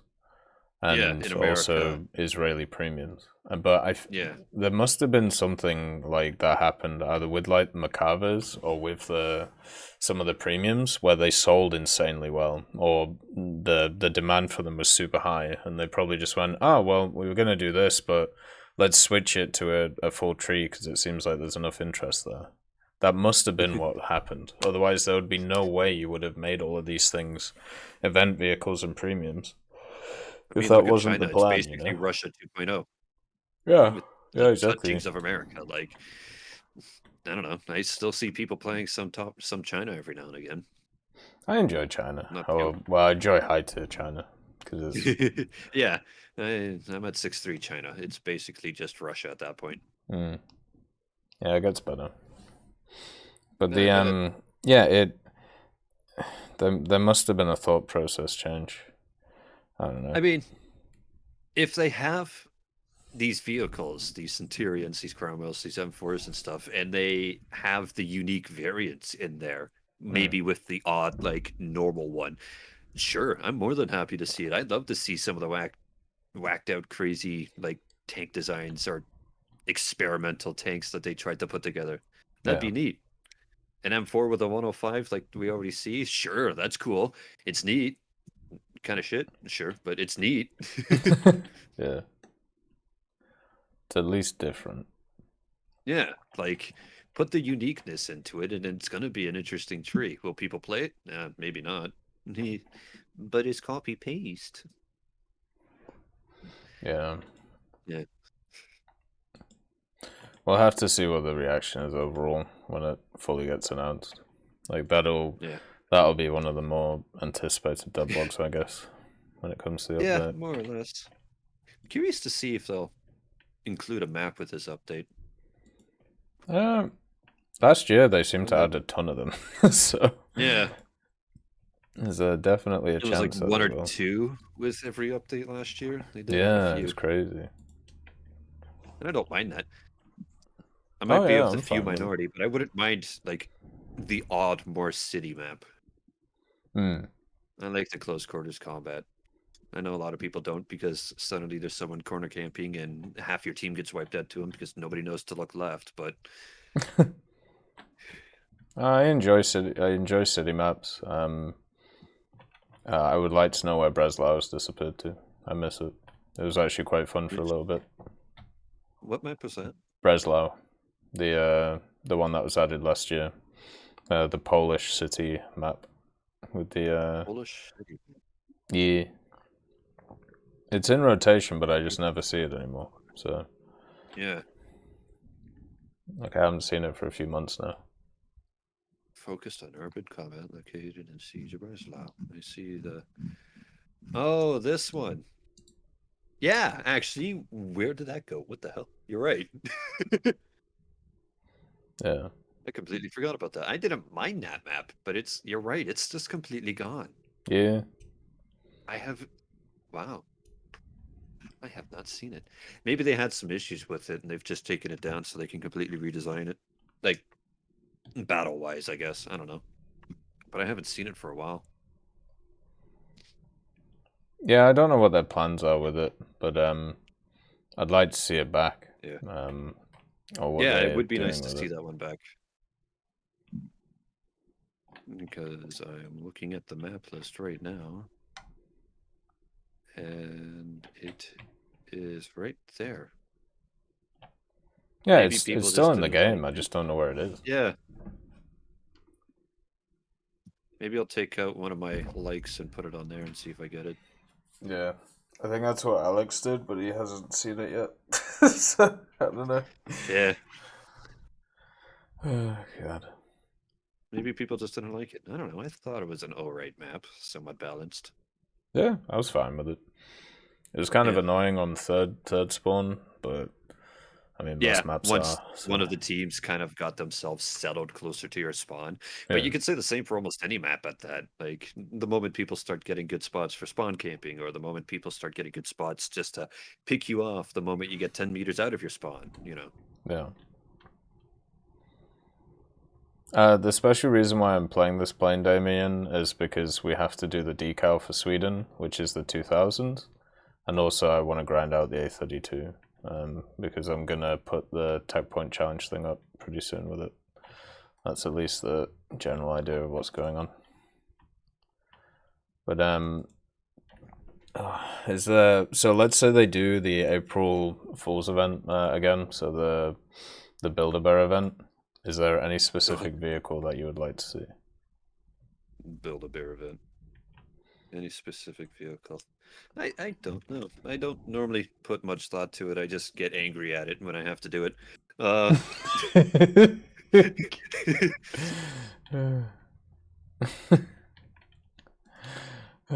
I guess something a little experimental. Like, obviously, no paper stuff. I don't mind paper stuff if it was somewhat feasible and would help fill out a tree, but, like, you don't need paper tanks in America. You don't need paper tanks in Germany. You don't need paper tanks in Russia. Maybe Sweden, maybe Japan a little, you know. Help fill them out, but certain places, just no need. Yeah, I agree with you. Like, there's some wacky ones you could do for Sweden. Oh yeah, no, I'd love to see some crazy stuff, like absolute crazy stuff. It would be neat just to see how they would act. Now, I'm indifferent whether they add it or not, but I feel like just as like one of the maybe lower levels for the fun of it, the TOG 2. Yeah. Because it's such a unique tank, most people do know what it is. It would be something people would actually try to grind for, even if it's completely useless. Yeah, I would love to see the TOG 2. Like, it would be fantastic, I think, to have in the game. It would be super cool. Even if it's an event vehicle. I would be amazed if it ever wasn't an event vehicle, or like at least a premium, like right? It is, or a battle pass, maybe, like something like that. Yeah, yeah. It'd be a neat vehicle to see in there. I'm just kind of scrolling through experimental vehicles just out of curiosity to see what they have. Yeah. See some of the neat ones that they've come up with over the years. What is it? What about you? Anything you would like to see? The big one for me, and has been for the last few years, I'd love to see is the Sturm Tiger. Sturm Tiger. Yeah. Oh, is that the one of the stupid barrel that's like 2 feet long but shoots rockets? Yeah, it's the German thing from World War II. Yeah. I mean, it's been built. I don't see why they haven't added it. Yeah, it was used in combat too. Yeah, like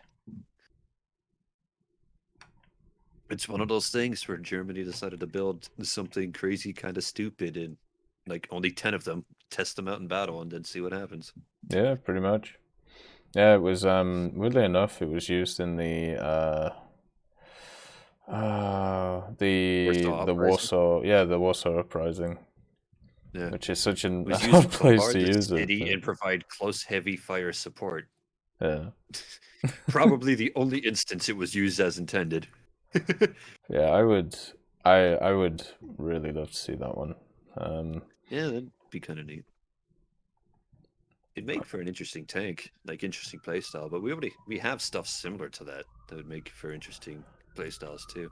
Yeah, the only issue is mainly the reload, which is like that's true. A bunch of minutes or whatever. So I don't know what they do with that. You know what would be neat? The Antonov 840. Which one's that? It's the tank that Soviet attempted to build that would glide onto battlefields. Oh yeah. It was built with wings and everything. Yeah, I remember that. and get like a special way to bring it into the battle where it just kind of falls in on like a kind of a generic location of where you marked it. Could be shot out of the sky as it's falling in, but it'd still be kind of neat. Yeah. Yeah, that could be interesting. Yeah. Or have teammates spawn in a PE8 and drop you with it.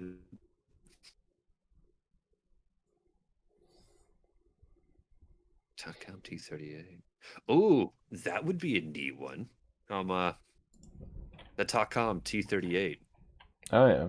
Which is the Israeli? No, Romanian T38 mobile gun carriage. It's a really interesting looking vehicle, actually. It was using a unspecified Soviet 76.2mm cannon, which people are speculating is close to being the same as the ZIS-3 gun. I suppose I could do It that. looks like it's a Panzer 38T with a modified turret. It's probably very similar. Yeah. It's built on the chassis of the R2 light tank. What was the R2 for? No, it was the LTVZ-35. Which is the Panzer 35. Yeah, okay. Is there anything else that you want to chat about? I don't know. Now you got me looking at experimental tanks now. Well, Tank Encyclopedia is not too bad for that. And, Yeah. There's a lot of cool stuff on there. Yeah. No, there is a lot of neat experimental vehicles that could be brought in. Yeah. Neat little things here and there. You know, fill out the tech trees maybe a bit more. You know, Bob Simple. I'm surprised we haven't seen an event tank. For the Bob sample? Yeah, or at least not the one that I know of. Maybe in the future we can get one for like Anzac Day or something. Yeah, I think that'd be neat. Because I know they used to celebrate that every year. Yeah. Well, I feel like I might have been holding you up for a bit longer than some of the others have been. If you want to kick me out of here and chat with other people, that's fine. Oh, it's all good, bud. It's been a wonderful chat, as always. Yeah, it's nice talking to you again. Yeah, and I hope all your travels and everything go alright. If Yeah, I don't catch you before it happens. Yeah, you might. I don't know. Depends on how my days go. Yeah. Anyways, take care. See you later, brother. Have a good time. You too. Did I see the Obi-Wan show trailer? No, I haven't. I'll have a look after the stream. Right, so let's get Rowie on. See what Rowie wants to chat about today. What is happening? Hey, Rowie, how are you? I'm back. Yes. So, okay. Yeah, okay. So, you were talking about these experimental vehicles like the Sturm Tiger, which has a strong, tiny schlong. And, yeah, that thing would be awesome, not gonna lie. Yeah. Yeah. Well, you were talking about these experimental vehicles and about the Japanese ground, and I heard Japan, and I was like, oh, I need to listen now. So, there are a lot of vehicles that still could be added to the Japanese ground tech tree. Mainly a lot of that. Geez, Louise, how is that thing called again? Yeah, like a Rogo. You have that thing, 1.3. There are so many different types of variants of them. Like so many. Like wow, the Powie. Like 10 different types of Rogo. Like of course, like I'm waiting for it, but no other people are. Yeah. Which is kind of unfortunate, but if you can respect the Japanese way of handling with their army, like giving them no money, they did the best they could with the money they had. Do you think people are gonna grind through 10 versions of the Rogo? No, but people are not grinding Japan now, so why not add it now? I mean, Like, fair enough. just give people the reason to go to Japan because they're all like, no, I am biased. I go USA, Germany, USSR, and I'm like, yeah, okay, but try Japan. And they're like, no. And I'm like, why not? So that. Fair enough. And it's annoying because it's the same way as Italy. Like, have you ever heard someone say, oh, I love playing Italy now? Like, I never heard someone say that they love playing Italy. True. Yeah. Very true. And now we get Israel, another copy paste. Okay, 11.3 tank. Oh, the thing has a different schlong. Like, okay, that's the only thing that's different. But the best thing they could have done, like the best thing they could have ever done, is we have the main nations right now. Like, we have all these nations. Like, wow, with the power, a lot of effort. Very good. But what if they were going to add like a nation which has a lot of like unique stuff? Yeah. Then add a copy paste nation, then add another unique nation, add a copy paste. So we don't get unique stuff all the time, and because now we're running out of unique stuff, which means now we only have copy paste. So now people are gonna get mad or sad or disappointed because they only get copy paste. Well, then, combine it. Like, okay, let's give China, then at Italy, then at Israel, then at France, then at like Czechoslovak or Benelux or wherever, then at France. So we get unique and copy paste together and not just in one row, which is sad. So you see these tech trees for Israel copy paste. So the next one would have to be unique. So which one? No. Go ahead. No, they're already too late. Like, the sick has already sunk. It's just like the Yamato. It's like, wow, with Bowie, like, wow, big ship, and then you get schlonked and then you die. Yeah. It's the same thing right now. They have already gave us most of the unique countries with unique vehicles. Oh, I see. Right. I see what you mean. Best thing they could have done is just like one at a time. So one unique, one copy paste, one unique, one copy paste. So you spread it out, because now we only get copy paste, which means people are not even gonna grind it. Yeah. Like, and I won't say, okay, Israel, lot of fun, but they have some unique stuff, but it's not a lot. And now we get half tech trees with basically only Vatur and Urugan from the Mystère and the Sambat and the Saar, and we get back to the sad Vaturs because these are trash. Yeah. So the ship has already sailed, so there's no fix for this.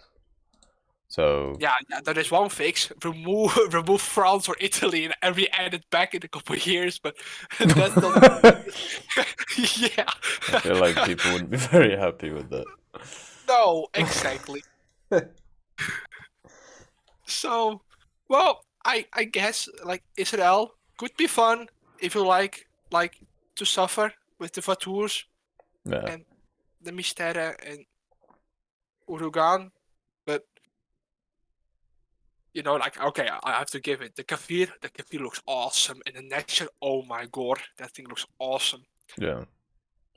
But that's where it ends, with the uniqueness. Pretty much, yeah. I think when it comes to it, I would have preferred if they had focused on the nations that were already in the game. There's still so many without helicopter trees.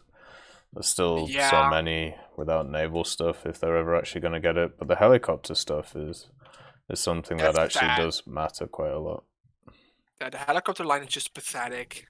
Yeah. But like, if you go to Russia, Russia has a helicopter lineup because it's most accessible for Gaijin. Yeah. And then Gaijin is like, oh, you have to inform us as well. And we're like, yeah, we are informing you guys. Come on, dude, read your forum. And they're like, haha, no, we know better. Let's do Russia only. Hold Yeah. on, someone knocks on the door.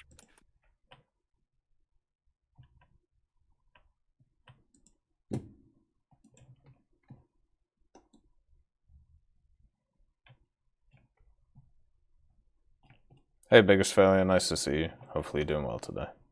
Yeah, I'm sorry. No, it's okay. So- Don't worry about it. Like, okay, I have to admit, I have the KA50, but I have a really good excuse. There was a bundle with a lot of good vehicles, and the KA50 was in it. So I was like, oh, well, okay. I only played one match. I got 40 kills or 42, so that says enough.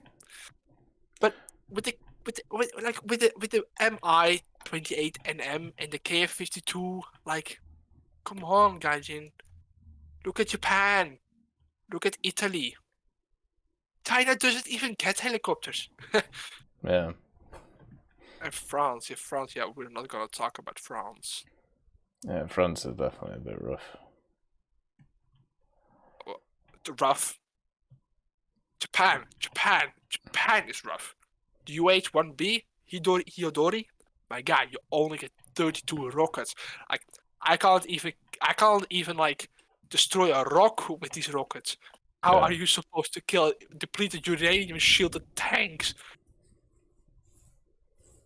So yeah. And with the army for Japan, okay, they had such a cool looking M24 Chaffee with 4 Chungus rocket pods at its turret. Yeah. Wow, we the power, America would go away. But we don't see that as a premium or whatever, or as a bundle in a folder.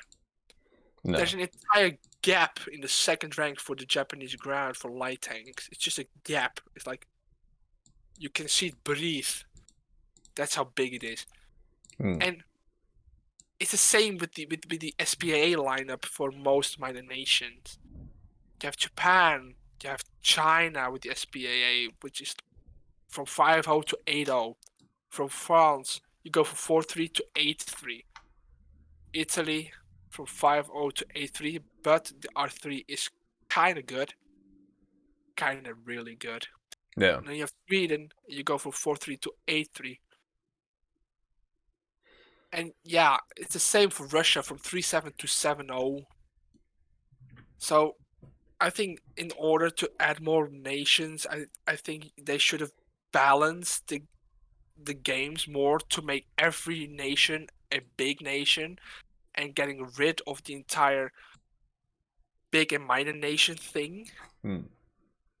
Because in order to balance out a game, you have to have an equal opportunity of winning a game as for playing a big nation to a minor nation. Yeah. Because right now, with the introduction of the Panzer IV-H and Js at 3.7, holy guacamole. You can literally pen everything in a full down tier to a full up tier. Yeah. You have good mobility, your armor is great when you angle. How did we how did we arrive at this point? I don't know. Yeah. By the way, hey Thomas Bex, nice to see you, man, and thanks for the follow. And I have read your comment. We're doing the Fireside Chat today, which is where it's where community members can come on and chat about things through the Discord. So if the comment's very kind, thank you very much. And also at the same time, if you want, tomorrow I'll be much more available to talk about different things. So simple as that. Today it's much more about community, getting the community on and chatting about stuff. Sorry, Rowie, go ahead. Yeah. So it's the same thing with the new introduction of the Turm. The Turm 3 is an experimental tank. Like Yes. they say, oh, Germany need a rank 5 premium. Like I'm like, why? Like, why? You can buy a talisman. You can buy like the mech panzer. You know, it's a prototype. It's a good example of a prototype that is only. It's like, how do I say this in English? I don't know. You really, it goes to show how much I'm not trash talking about Gaijin, okay? I'm not, but just in my genuine opinion, Say right. they are Two things. So first of all, that sounds good, Thomas, and thank you. And second of all, stop apologizing. First of all, stop apologizing for what you spend your money on. It's your money. Like you spend it how you want. And then second of all, just stop apologizing in general. Just say what you feel. Oh, okay. Well, the Turm 3 is an autoloader. It has a 30mm long. Yes. At rank 5 for Germany, that's gonna make the pay-to-win gap even bigger. I know Gaijin is a company, but they also need to care about their player base. Like, I know the majority is playing Germany. They're like, oh, no, rank 5 premium I can buy. And I'm like, yeah, okay, you can buy it. It's gonna be really good. And there's an autoloader, 30mm cannon. You get APDS. That's gonna be at 7377. And with a little bit of bad luck, with these new players who are like wallet warriors, it probably will even go down to 7-0 maybe if we are like really unlucky. Can you Like imagine? 7-0, 7-3. But we've already seen that with the Panzer IVs. They are going down to 3-7. Yeah. That lineup at 3-7 is already really good. Like, you kill them and they come back like parasites. They keep crawling under the rocks and dead tanks. Like, they come back with more. I wouldn't say it's stupid, but it's more getting annoying. It's annoying that if you were to play a minor nation or any nation, whatsoever, that you will always encounter the main three that have great lineups at every BR, and you're sitting there with the only 2 tanks that you have that you can get around that BR. And they just keep coming back in different variants of Tigers, Panzers. It's, it's getting annoying. It's annoying. Yeah, I agree. It is annoying. Nice to see you, Mabel, man. But at the same time, it's unfortunately a fact that these countries didn't really build a lot. So the only way they can bolster it is through variants, right? Yeah. Or the subtrees, which you said you didn't like. Subtract trees I like. I like subtract trees. Oh, fair enough. I must have misinterpreted. Sorry. I wish we had more subtract trees. Like, wow, the Bowie. That would make Italy good. It would make France. It would make every nation a big nation. Yeah. Ground and aviation wise. Yeah, ships is another story. I play naval as well. Like, but I like naval. But for ground, subtech trees would help out a lot for minor nations. And instead of adding new nations, they could add more subtech trees. You know? Like, for instance, I'm Dutch. I'm biased. Everyone is biased. Yep. Benelux. It's a tech tree. It's been really long around here. It's been posted for consideration a lot of times. The naval. We have helicopter lineups. We have ships, blue water coastal, helicopters, army, aviation. Most of it is all heavily modified and indigenous. And you could add subtech trees to that as well, because colonies like Indonesia, New Guinea, they could also be added to us, and Korea to Japan, North Korea to China, France. You could add some African countries like Congo, Namibia, Italy. You could add Hungary and Romania. Would be really handy. So you create a diversity, like you get more unique vehicles. Did you just get say bigger Ukraine? lineups. No, Oh, okay. I said Hungary, Romania. Oh, Romain. Yeah, sorry. Yeah, I'm not gonna talk about Ukraine. Yeah, but Pretty no, sus. you're completely right. I'm not. I mean, when it comes to the Benelux stuff, I don't think there's enough there personally. I think it would be much better if it was broken up into Yeah. into premiums and event vehicles. But I understand the rest. Yeah. Yeah, I've seen the videos, but Yeah. during the time you made the videos, we found way more than we did back then. Well, the main issue is a lot of the tech trees are either vehicles that were never finished or vehicles that were planned. And I know the main guys behind the project, and I know that they very much want fake vehicles in the game. And Gaijin have said many times that fake vehicles are a no-go. I know. So those tech trees only make sense if you add in all the copy-paste vehicles and the fake ones. Yeah. True. So yeah, maybe if they change the stance on stuff, then it could work. But I don't know. Yeah, but like generally add more. I wouldn't say prototypes, but I would say like more. Yeah, still more prototypes to Minor Nations. Like I think Oh if yeah, a nation definitely. is Yeah. really suffering, like I wouldn't say suffering, but like lacks, like have a lot of gaps. Like Japan does, Italy does, France does. Well, yeah, like France is a different story. It used to have great lineups around BR-ish, but then it gets like really fluctuating, and now we have one 6.0 tank, one 267s, one 273s. Really weird. Still great tech tree, but the SPA lineup suffers. I agree.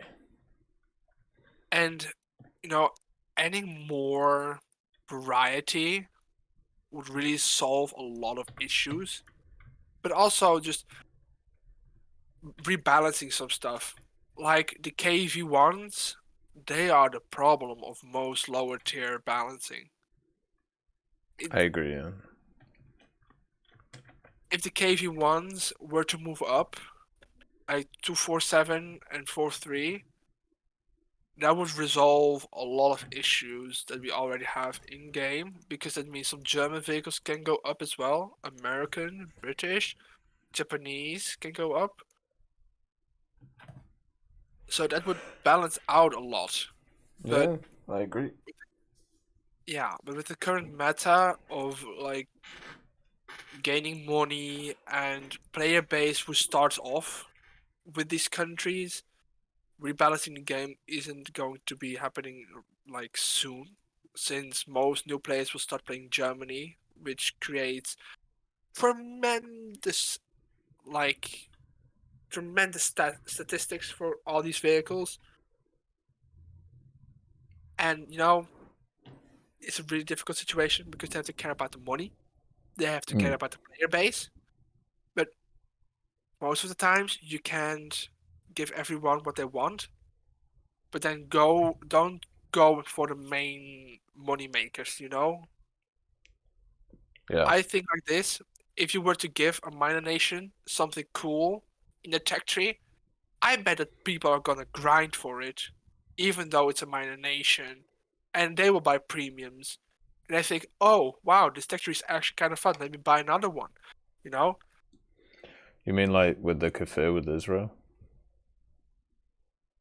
Yeah, like that. If And if the you Type make 10 for Japan? yeah. Just like more stuff like that?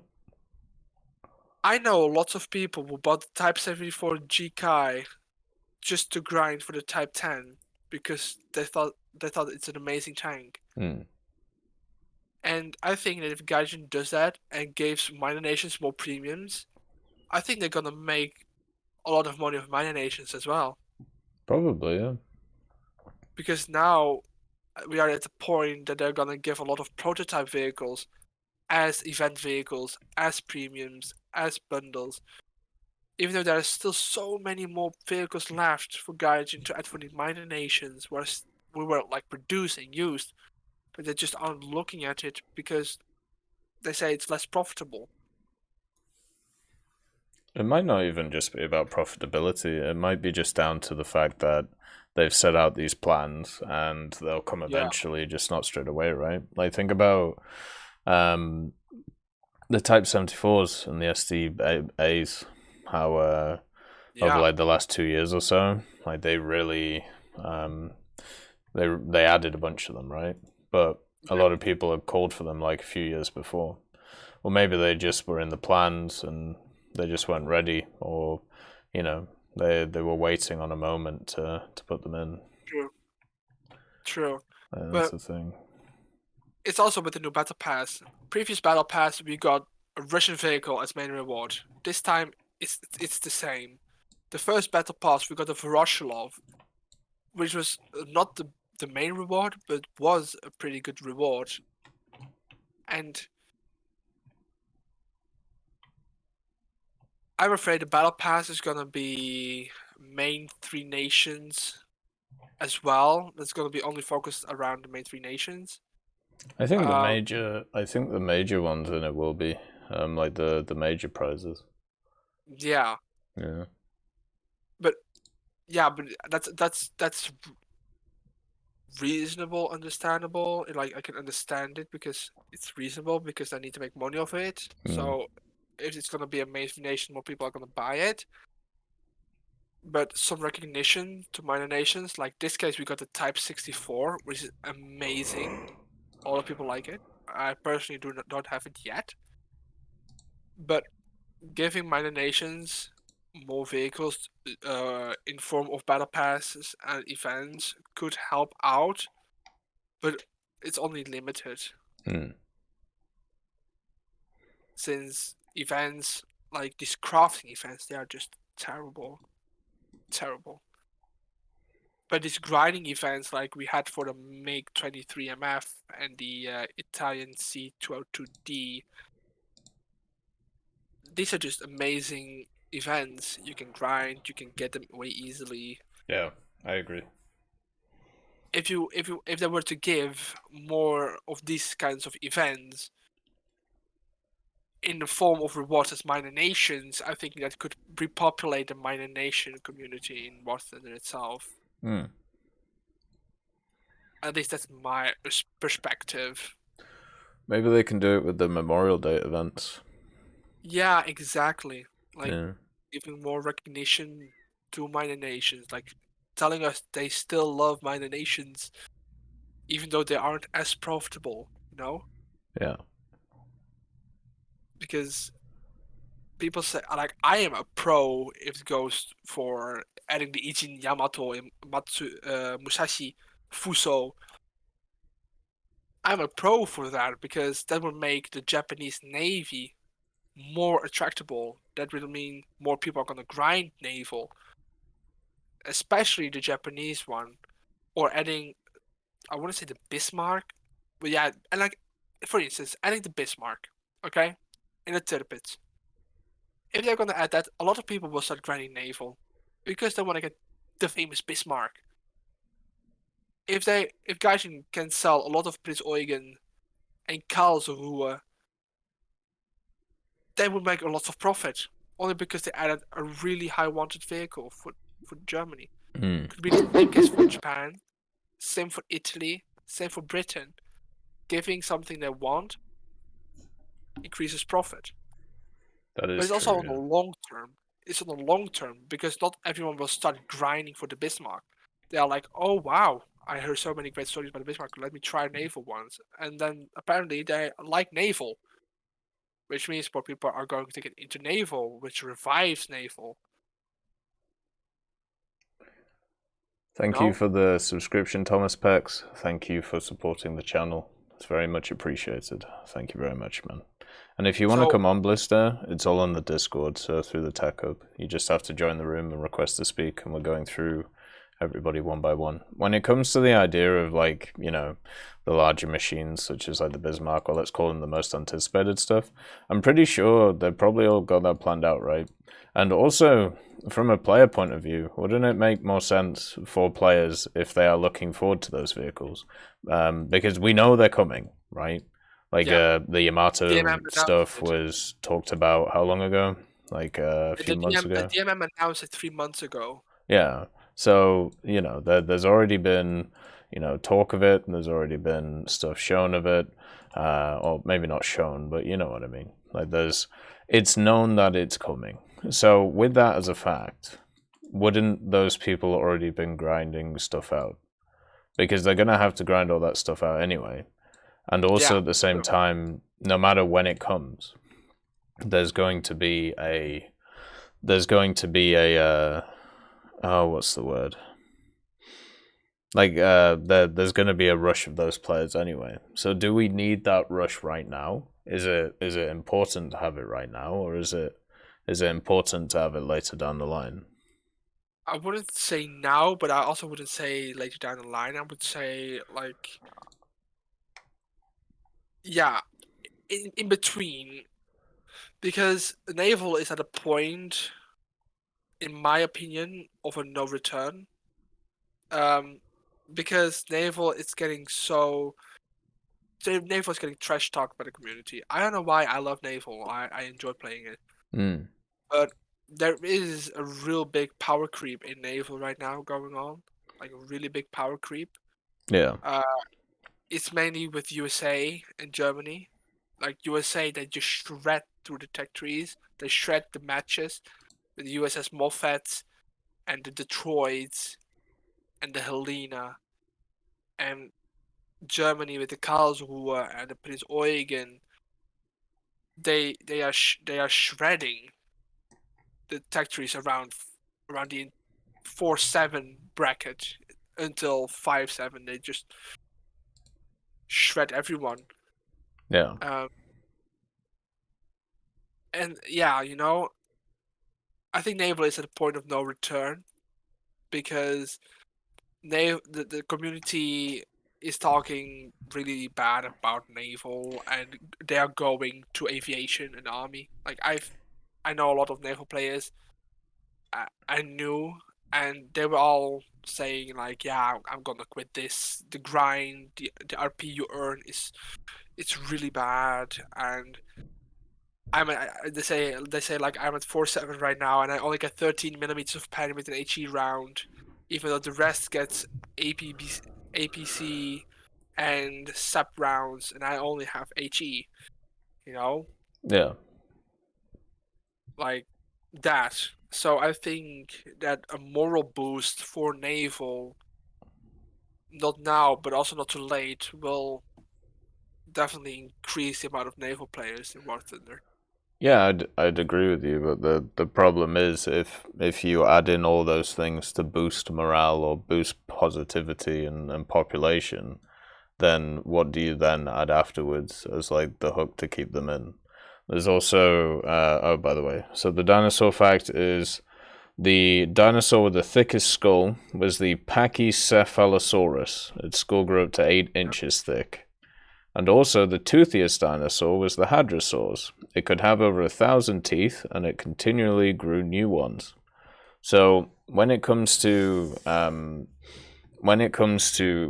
stuff like that for naval, I've been hearing from naval players that the naval game mode was dead in CBT and alpha. So I don't believe anything that they say. I have given up listening to people who say that they speak for the community, or, you know, the naval community, or any community in general, because they don't. They speak for themselves, and then they push through their own narratives through other people's things. So I'm not trying to talk about no, I'm not saying you're doing it. I'm saying the people you're talking to are doing it, where they're going, we believe this, but it turns out it's an I believe this, you know. Like, you're not doing it. It's as I said, it's the step before you. So I wouldn't worry too much about that. Personal opinion is always going to be on the lowest ebb when it comes to game decisions. because unfortunately, you know, I can find anybody with a different opinion on it, right? So it's going to be all over the place. I think you're right when it comes to like the Bismarck stuff, you know, but I think that should be the last thing that they do. I think there's many stages between now and then, basically. Yeah. Okay. I can understand that. Yeah. It's just it's sad. Like naval is such a good thing, and guys can really try their best on implementing it. But my feeling is they are like, I think they're letting it loose. You know, they are a failed project, but you know, give people who play naval some extra vehicles each update, so they we keep them happy. You know. But I think it has a lot of potential. Really, like I think naval has a really good potential. But the RP modifiers need to be better. In my opinion, I would double or like even triple the RP modifiers right now, because when I get a good match, like at 5-7 or something, at 4-7, I kill 5 players in a match, get 1 point. In realistic battles, I only get 4,000 RP with premium time. Yeah. And then it's a match of 30 minutes. Yeah.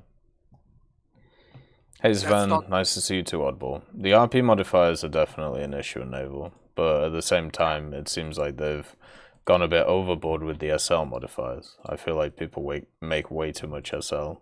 Yeah, in naval. they make a lot of SL. Yeah. So maybe they could tone down the SL and increase the RP. Yeah. Well, yeah. At higher BRs, like 6-3, 6-7, I would keep the SL modifiers because the repair cost can get you up to 80,000 Silver Lions. But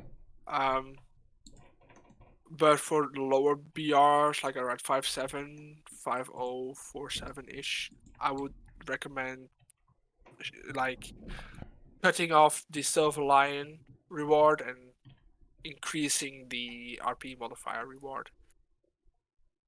Because now it takes too long to get something new when you're playing the same thing constantly, like day after day.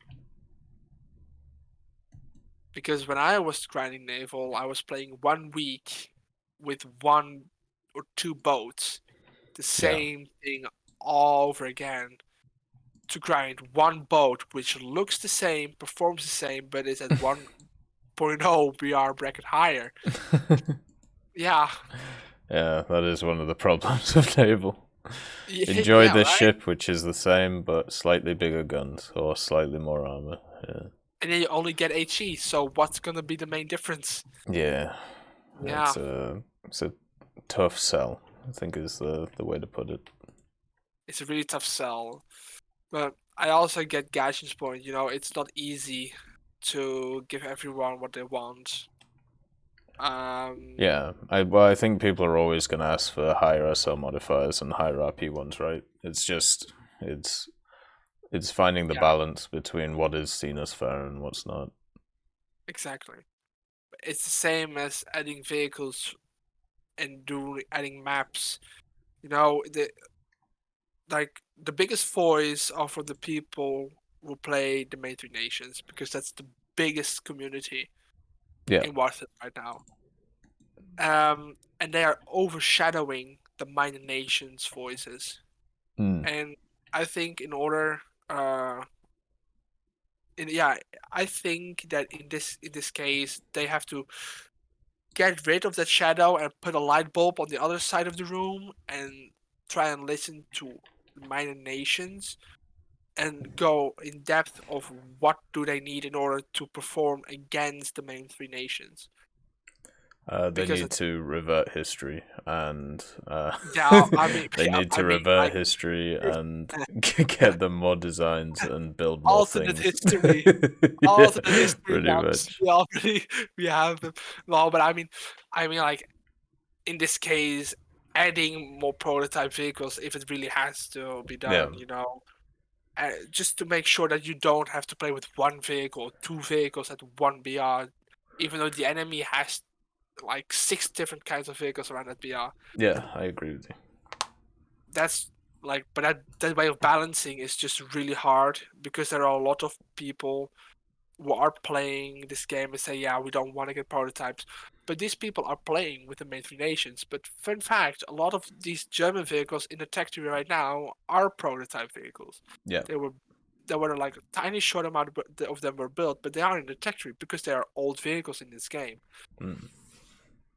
So, but they most of the time don't know it. And then when it comes to minor nation and especially newer ones, in which we are trying to add prototype vehicles, they're always like, yeah, no, we don't want to play with prototypes, even though they don't even play that specific nation.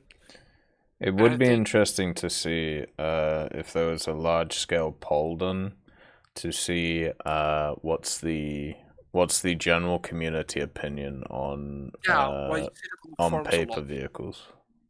Yeah, you see that on the forums a lot. Yeah, but the forums is a minority of players. Like the amount of people who actually interact on the forum is very, very small compared to the overall player base of the game. Yeah. True, but the forums that is the place where guys looks at its information and can confirm that what they're saying is true. Yeah. So if people were actually to raise their voice on the forums, I think that would give Gaijin a way clearer and way more purified way of looking at the entire situation. Yeah, I'd agree. But convincing 100,000 people because on a Tuesday, like in the morning, we get 100,000 online. You know, it's crazy how this game has evolved. Yeah. Convincing around 50 to 100,000 people to post everything about their opinion on the forums, that's not gonna work. No, not at all. They'd have to do like an in-game poll when you start the game or something. Yeah, and that's the only way that we can understand and know the player base, and it's the only way of knowing what this game needs.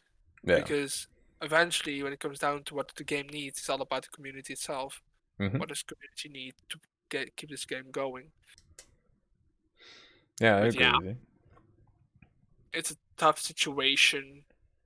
But yeah, we can't get every Schlong. Sturm Tiger, very strong. It's gonna be a lot of fun. We're gonna go boom with Hash or boom with HE, and we're gonna get all these tongs, get out of here. And it's gonna be so much fun if that thing is gonna be added. I agree. But for now, we have to do with what we have. Yeah, I think that's it. Well, it was a pleasure chatting, Rowie. Like, it's you too, always fantastic having you on. So. Oh, thank you. But I hope you have a good evening, man. Hope everything goes well. Yeah, I currently have COVID. I'm quarantined, so I'm gonna get hot off too bad. Fun times. God damn. Unlucky, brother. Yeah, I don't even know how I got it. So yeah, that's Found gonna it. be All right, couple more days. So yeah. Hey, my guy, take care. Have fun working out. I can't, unfortunately. So, yeah, my guy, have fun. See you later, Rowie. Thanks for chatting. Bye. Thank you for the subscription, Sarge Moon the 6th. Thank you for continuing to support the channel. It's very much appreciated. Thank you very much, man. And that was always a lovely chat. Always nice to talk to Rowie. So let's get Marine Phantom on. See what Marine Phantom wants to chat about today. See what's going on when it comes to his life. How are you? Are you there? Yeah, I'm here. Ah, there you go. How's life? Oh, it's all right. Broke the bank, but that's fine. Why? What did you buy? $500,000 fucking house. Yeah, that'll definitely break the bank. But Yeah. well done on the purchase, I suppose. What are mortgages like over in Aussie land or wherever you are? Like, are they rough? Oh, it's the accent, isn't it? No, I'm a psychic. Like, that's the thing. Oh, okay. Yeah, of course, it's Well, the accent. mortgage isn't too bad. I'm on a fixed rate, so I'm not paying a stupid amount on the mortgage, thank God, because they were going to have me do an 11.8% interest rate, and I was like going to have a stroke. 11 so I was just point, like, fucking hell, Jesus. Yeah, I mean, I'm pretty lucky because I went through Defense Bank through DVA, which is Defense Veteran Affairs over here. Right. So I went from an 11.8 to like a 3.6% fixed rate. So I was like, yeah, much better. Thanks for that. God damn. Yeah, had a stroke when I was looking at the interest rate, and I'm like, you know what, DVA's get paid for that. God damn. Well done anyway. Like, hope it's lives up to your dreams. The place that I have definitely has. So, like, oh yeah, it's always nice to have. It's a huge place. Oh, lovely. It's like it's a four bedroom, 2-acre block, 2 stories. So sounds lovely. It's great. I get to have an entire room to myself, the man cave. Nice. Oh, God. Anyway, what did you want to chat about today? What's on your mind? Oh well, I mean, oh God, don't even know where to really start, but got to start somewhere. So I've been playing War Thunder since 2014. Been playing it for ages, so I've maxed out America, Germany, Russia, Britain, Japan, France, Italy, China, and I'm just starting to go through Sweden at the moment, so hurts the brain a little bit. But my main thing is that like from what a lot of other people have been saying over the couple of years, is that the main nations get a lot of love, which is true. I will definitely say that is very true after playing a lot of the main nations for a while. But I mean, like, my very first nation that I actually played coming in was America at the time. So I kind of went through, did all the grinding for all of them. I was like, you know what, America's not my play style. After getting top tier with them, which was hilarious. No, because not a lot of people will be like, hey, I did. Oh, my main nation is like, for example, Japan. But I aced out America first because I thought that was gonna be my play style. It's definitely a different mindset than what I normally hear. Oh yeah, it's odd when people go, so what do you main? Oh, I main Britain. But you've been playing since 2014. Yeah. Yeah. Yeah, but my thing is that I find it very hard, and I do see it a lot when people kind of go, hey, America, Germany, and Russia do get a lot of love, and it is true. They have the most spaced out trees, the most amount of vehicles, and that stuff, purely because they kind of went wacky with the production line and went, let's make 10 of these, 5 of those, 11 of these, and 6 of them. Yeah, exactly. And it's hard because me, who I play Britain now a lot, I look at it going, shit, they promised a British light tank line 4 years ago. Where's that at? But for me, I always come down to the fact of I look at things from the whole remove the political side of things, balance the game reasons for nations in game, because I hear a lot of people use the whole, we can't put South Korea for Japan because of politics. Well, it's a game. If you're going to let politics run the game, you're an idiot. Like, that's how I look at it as at the end of the day, because a game is a game. And if a game has to get touched by politics, it turns out crappy. For example, Battlefield 5. Oh, I completely agree with that. But then the problem I have with the whole South Korea Japan thing is there isn't a single link between them in any way at all. So it Yeah, would like be that's it the would be example. purely for a gameplay thing, right? Which is fine if people Yeah. want to do that, you know. I that's how I look at would it. prefer a little bit more of a link. Yeah.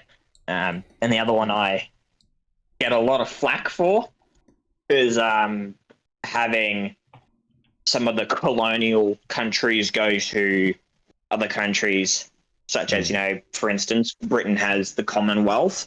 Yeah. A lot of those Commonwealth members, were a part of Britain, kind of got their independence, and they're like, hey, we want to kind of still, have good relationships with you in a sense. So the Commonwealth goes to create, and I kind of look at it going, hey, let's just replace, like, not remove the British tree. Yeah. That's the part that people completely, like, it goes over their head. They're like, oh, so you want to remove the British tree? No.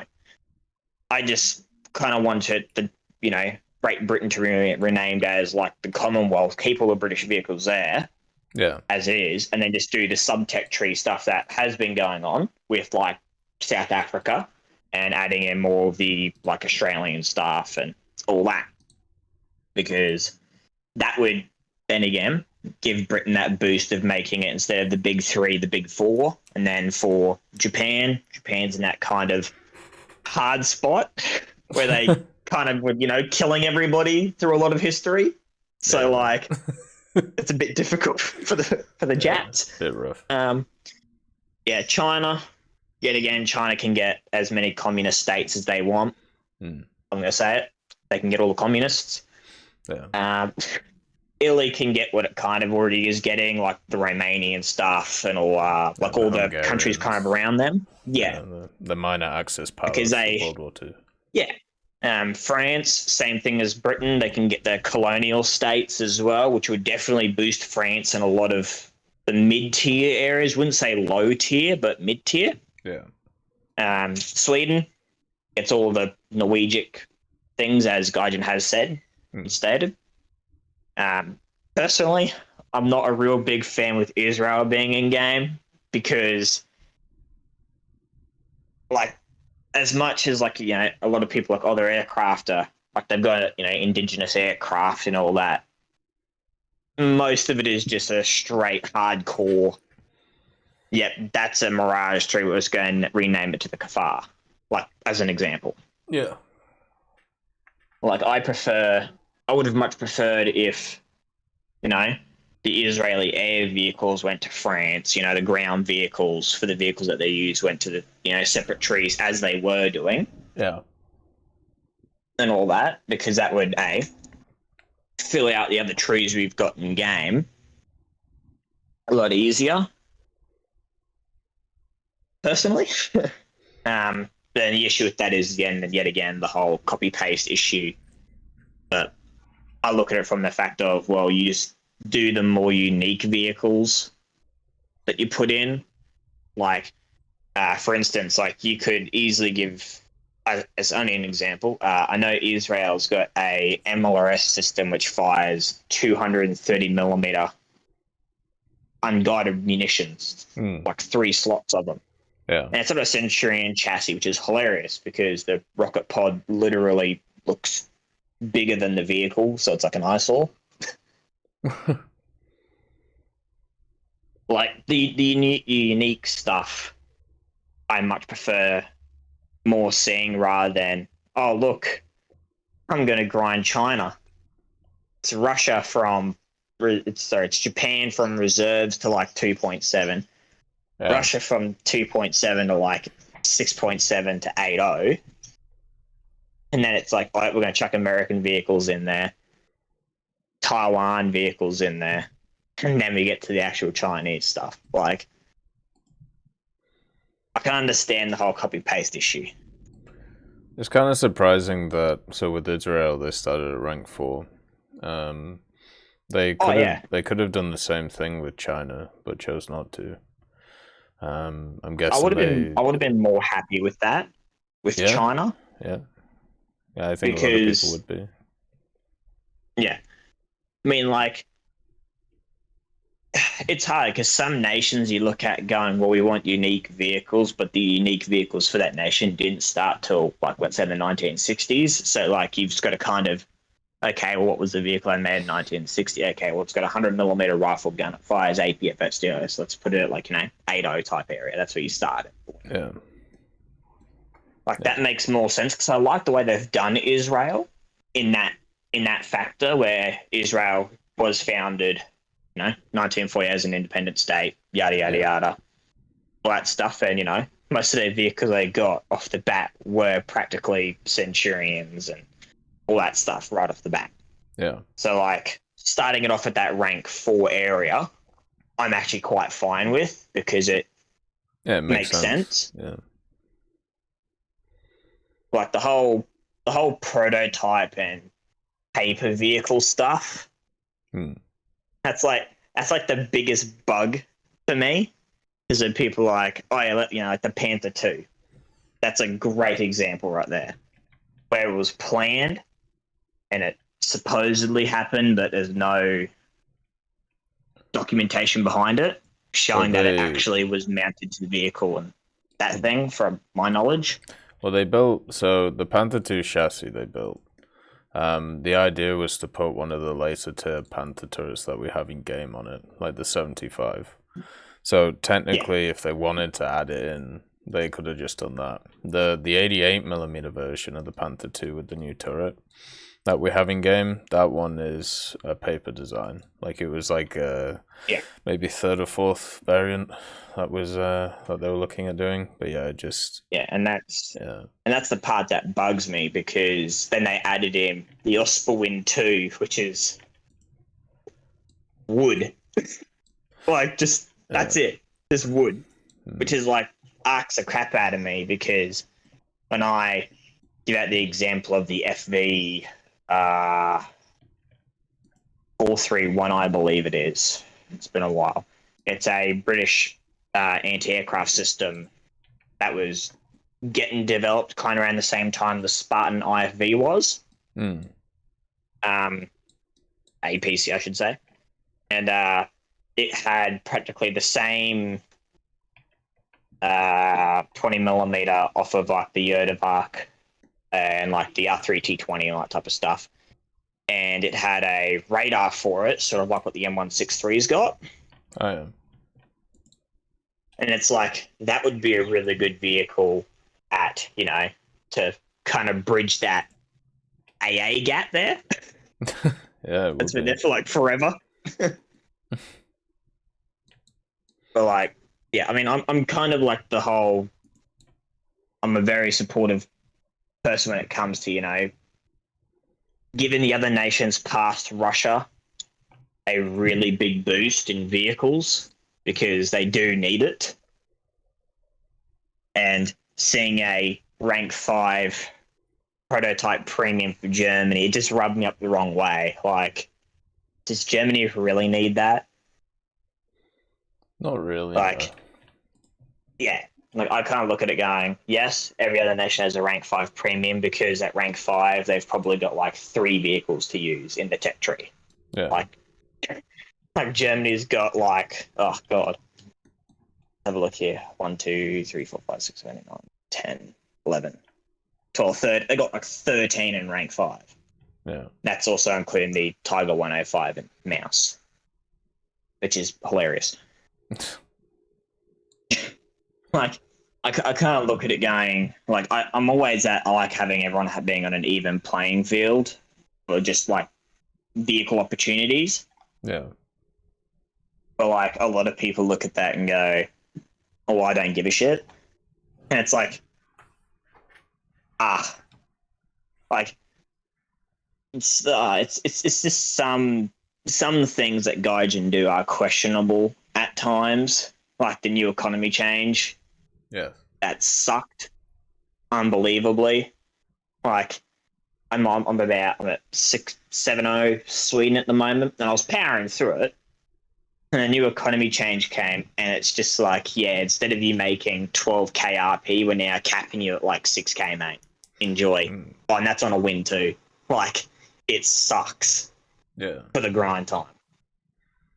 And, like, yeah, I can understand how people say the grind is really like too easy, and some say it's really hard, and it's hard to balance that area there. But like, they shouldn't have done it through the economy change, I believe. Like, I feel like if they were like, hey, we want to increase the grind time, that's cool. More than happy with that. If you increase the RP on the vehicle itself to research, not shaft everybody. I mean, I know it doesn't really shaft everybody, but it shafts a minority of, you know, players who do have a very high efficiency rate in games, which is a fair point. Yeah. Like, I just feel like you shouldn't punish a tiny, like a majority of people who do well in the game to benefit everybody. Because I kind of look at it at the whole thing of, well, if you're losing SL because you're only getting a kill in the game and then dying, it's that whole get good scenario, which is like, sounds so mean, but like, it's kind of that, look, if you want to make 100,000 SL in a match, like, you can't do nothing for it and expect to get it. Like, you've got to work for that. You've got to, you know, murder the other team, you know? Yeah, I agree with you. I mean, the way that I see the whole economy change stuff is I still get, I think it's 50% more for winning than I do losing. So it's still a decent chunk. And at the same time, like, when it comes to War Thunder, so if I'm in a vehicle and I have like a positive win rate and I have a good KD in it and it's a good vehicle, like, I don't need more help in that vehicle. But if I'm in something, I don't know, like the CM25, for example, or if I'm in like the Type 60 ATM, I'm just getting my head mashed in over and over and over again because it's crap. Like, it's kind of nice to have that little bit of a boost compared to what it was before. I do understand why people are annoyed though. You know, it's annoying that they had to take from one to give to another, because then it kind of pits both sides against each other, and that's always a worrying thing to do.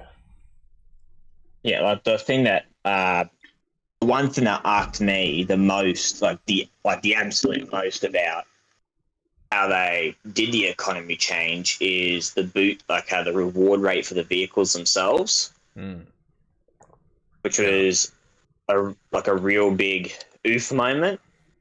Because, you know, the challenges, admittedly at the moment, are one of the more struggling MBTs at top tier, to say the least.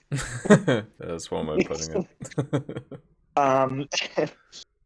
Like, their play style is very, I sit at the back of the map and I shoot you from 4 kilometers away and you can't touch me. Yeah, one-dimensional, I think is the way I'd put it. Very one-dimensional. Yeah.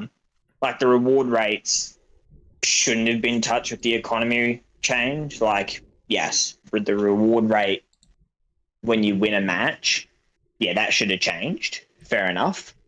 But, like, you shouldn't have sat there and, you know, removed 100% of the reward rate off a vehicle from 500 to 400 purely because of, you know, even if it's a vehicle that's performing badly, like, they should have kind of cherry picked it, if that makes sense, on vehicles. Yeah.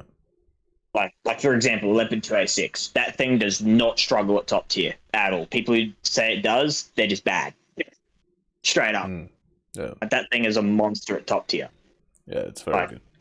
I would have understood if that lost reward rates on it, but then you shouldn't shaft another MBT like the challenges, which suck at top tier.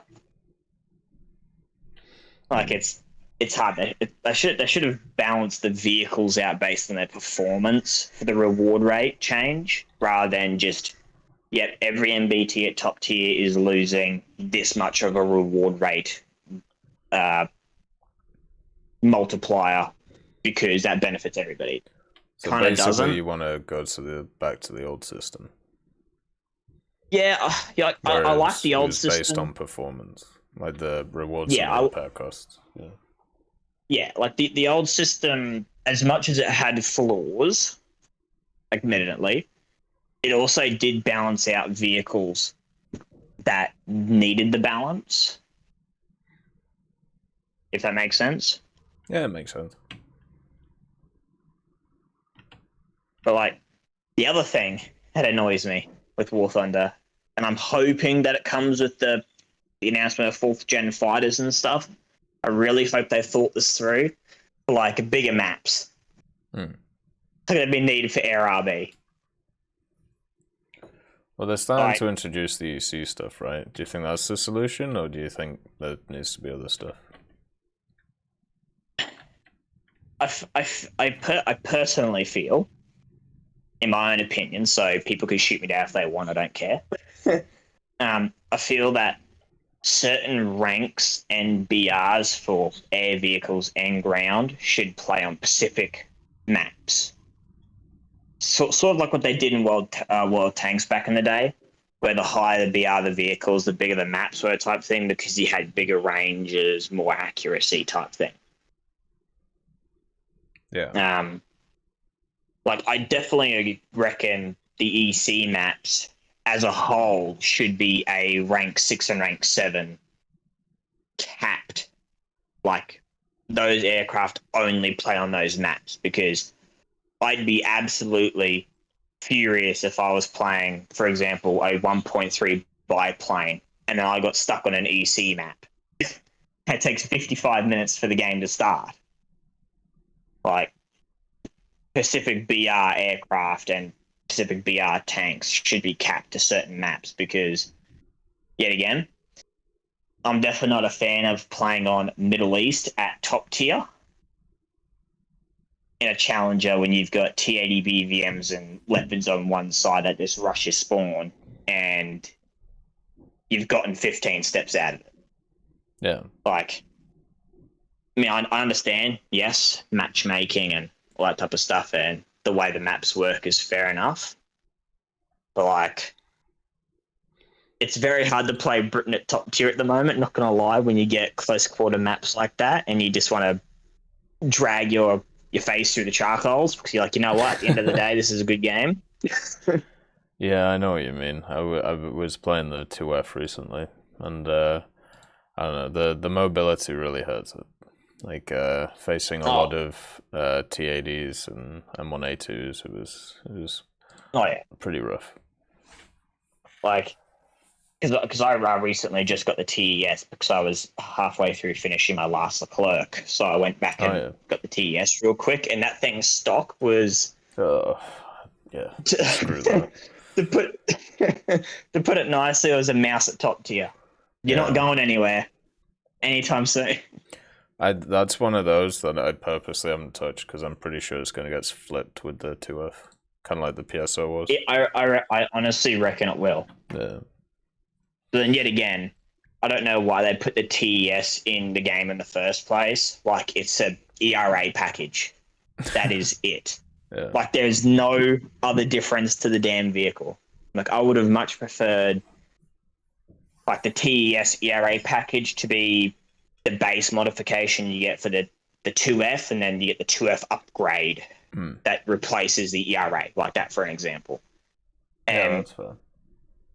And then to give Britain, instead of the TES, you give it like a Challenger 2 Mardus project, which was a APS system prototype type idea that they were putting on the Challenger, or like the Challenge. I mean, as I say, the Challenger 2 ATDU from Armored Warfare. Like, the low pressure gun was made, it was tested. They didn't like it because it showed no more performance over the 120, except you could fire ATGMs out of it. Like, something like that would have been kind of cool to see. Something, different in the Challenger scenario, because the best thing we've got for an upgrade from the Challenger 2 is the Challenger 3, and that thing ain't even in service yet. Yeah, very true. It would make sense for them to kind of look at a bit of a more distinctive difference in the variants for MBTs at top tier. Because, like, you've got the Abrams thing. You got, I think five Abrams, M1, M1A2, MIP, HA, A2. Oh yes, you got five. Like they're all the same type thing. If that make like I just want to kind of see a bigger difference in the variants, if that makes sense. Like for example, America could get like the Thumper variant of the Abrams, which is a 140 millimeter gun. Like I'm pretty sure every nation that's in Guy here at the moment has trialed 140 millimeter gun or bigger. All the main to see if it ones, would work on it. Yeah. Like Russia's got 152 millimeter guns on the 80s that they tried back in I think it was the 80s. Oh, 90s, sorry. Yeah. Yeah, that's a really interesting project, actually. But yeah, story for another day. A very long story. Yeah. But look, at the end of the day, let's look at it as a simple thing of give every nation that's not the big three a chance, even if it's a little bit more brain power to use. So I feel like Gaijin's using 2 brain cells. It's like that old 60s game. You get the 2 paddles and the ball in the middle as bouncers. I think that's Gaijin at the moment with the that's just Gaijin at the moment with the 3 brain cells. Like, Yeah,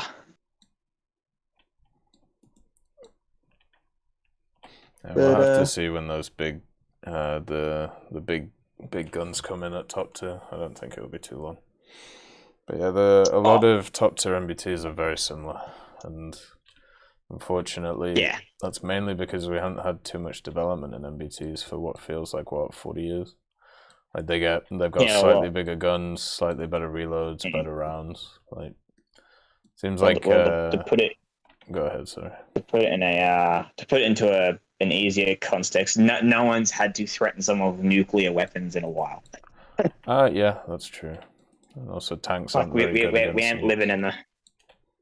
Yeah, well, I mean, like we haven't had a Cold War scenario in a long time till the unfortunate events in the last 2 weeks, which is not fun. Yeah. Got friends on both sides of those as well, and they're both just like, there's no legitimate actual like reason at all for this crap. Like, they look at it as a very pointless conflict of just crap. Yeah, that's fair.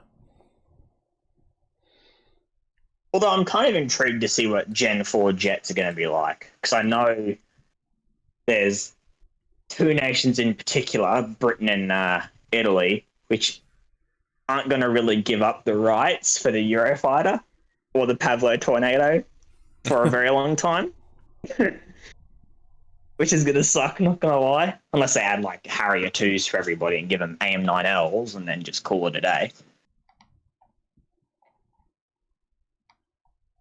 But, yeah, we'll have to see what they decide to do. Oh, yeah.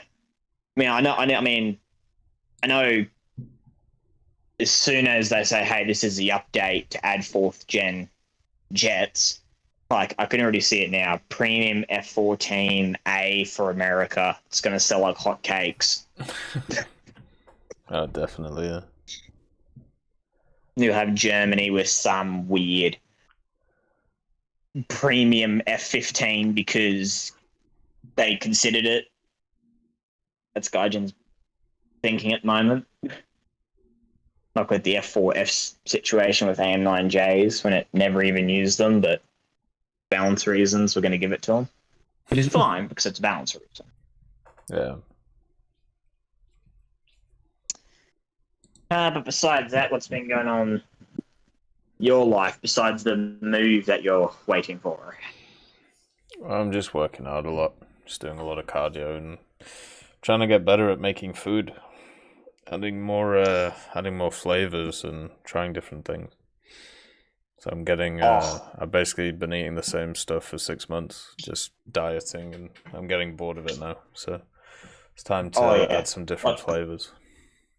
I'd 100% recommend you get crushed chilies, Hungarian sweet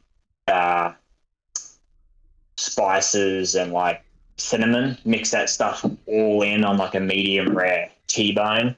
Yeah. Oh, you'll want to eat it all day long. I have to give that a go. I've So been I do- mainly doing stuff I like do a ton of cooking.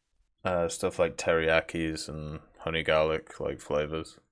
Like marinades with stuff like Okay. that, and garlic and a bit of ginger. Like I'm. Well, I what do you know- do for cut? Hmm? Have you done curries? Have you tried curries yet? I should do. Like I've just started doing like stews again. So doing them like overnight, so they're ready for the next day. But I should do curries. A Like, really good curry that I'd recommend is I mean, the miso makes it. I don't make it because I can't do curries well. I burn the pan. Why? But my partner, she does sausage curries. So you get like your just regular sausages. You cut them up into your dices, and then what you do is you chuck Keen's traditional curry powder in it. A ton of that. You put them to sausages. You do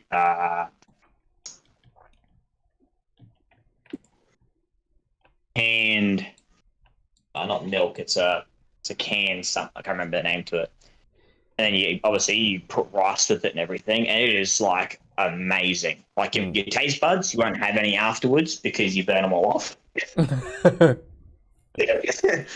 But like it is amazing curries because I had a super bland palate after coming out of the military. Yeah. Because everything they give you is just shit in a can. Pretty much. Or stuff in a bag. So for me, it's taken me, 2018, 19. It's taken me roughly 3 years just to start having a spice palette, which is crazy because I don't know what they gave us down there, but like it just destroyed like everything in your gut. Like you can't handle spices. You get really bad reflux. Like whatever it is, it's obviously not serviceable or good food. But it worked. Yeah, pretty much. I've just been on a.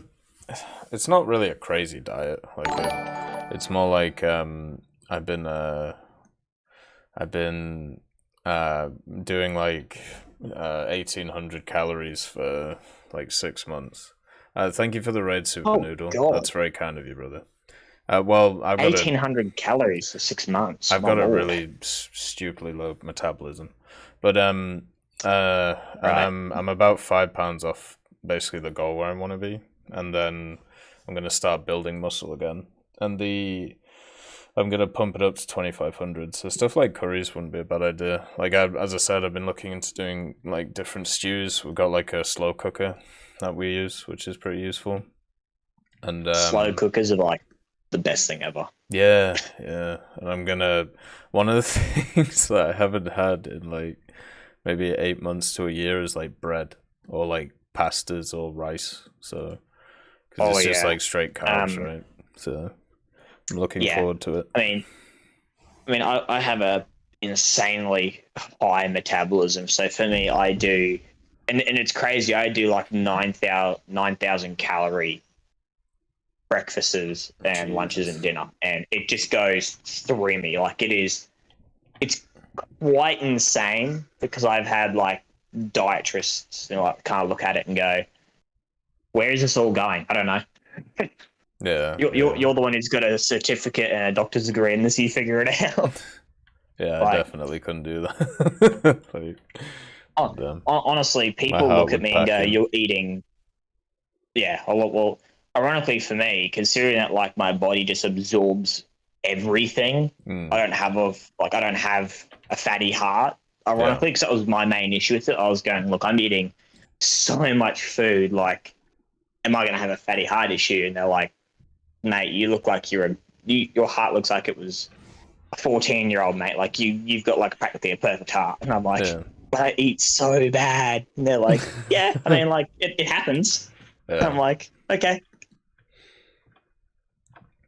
Yeah, it's Yeah, there's just a bunch of like the problem I have is like with my genetic stuff. Like my whole family's built just like brick houses. Like we're built to like we're built to like go down mines and just like get a pickaxe and fucking just go break some stuff. Oh yeah.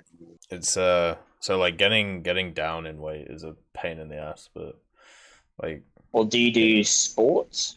Yeah, I do. Well, I haven't. I used to do rugby, but I do just cardio every day. So I do 30 minutes of rowing, and I do 25 kilometers on the bike. So that's that, and then I do 3. Start.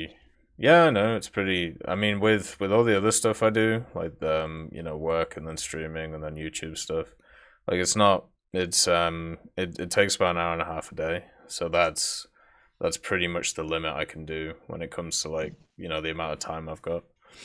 Like it works pretty well. I mean that is that's actually quite good actually. With everything you got going on, that's good that you could pop in an hour and a half of that self-improvement time. Yeah, and yeah, I tell you what, it's been a lot better than it used to be. Like it's because it's not even just like the physical stuff, because the physical stuff's nice, right? But the fact that I basically get like an hour and a half to myself, and I'm able to just like away from the missus and away from basically everything else. It's kind of like my zen time now. Like it's not bad. Yeah, it's like that whole getting away from the reality that the world's crap. Yeah, exactly. Yeah, just chilling for a bit. It's not bad. But anyway, we've been chatting for a decent amount of time, brother. Right. So no, it's all good. But do you have any last thing that you want to say before we move on? Airsoft needs to be legal across the entire planet. Screw gun laws. Hello there. That one specific thing. Fair enough. I know a lot of people who agree with you. Don't worry. Oh yeah. But thanks, mate, for chatting. Yeah, it's been fantastic, man. It was a really wonderful chat, and hope to talk to you again in the future, brother. Always trying to get on. All right, man. See you later. All right. See ya.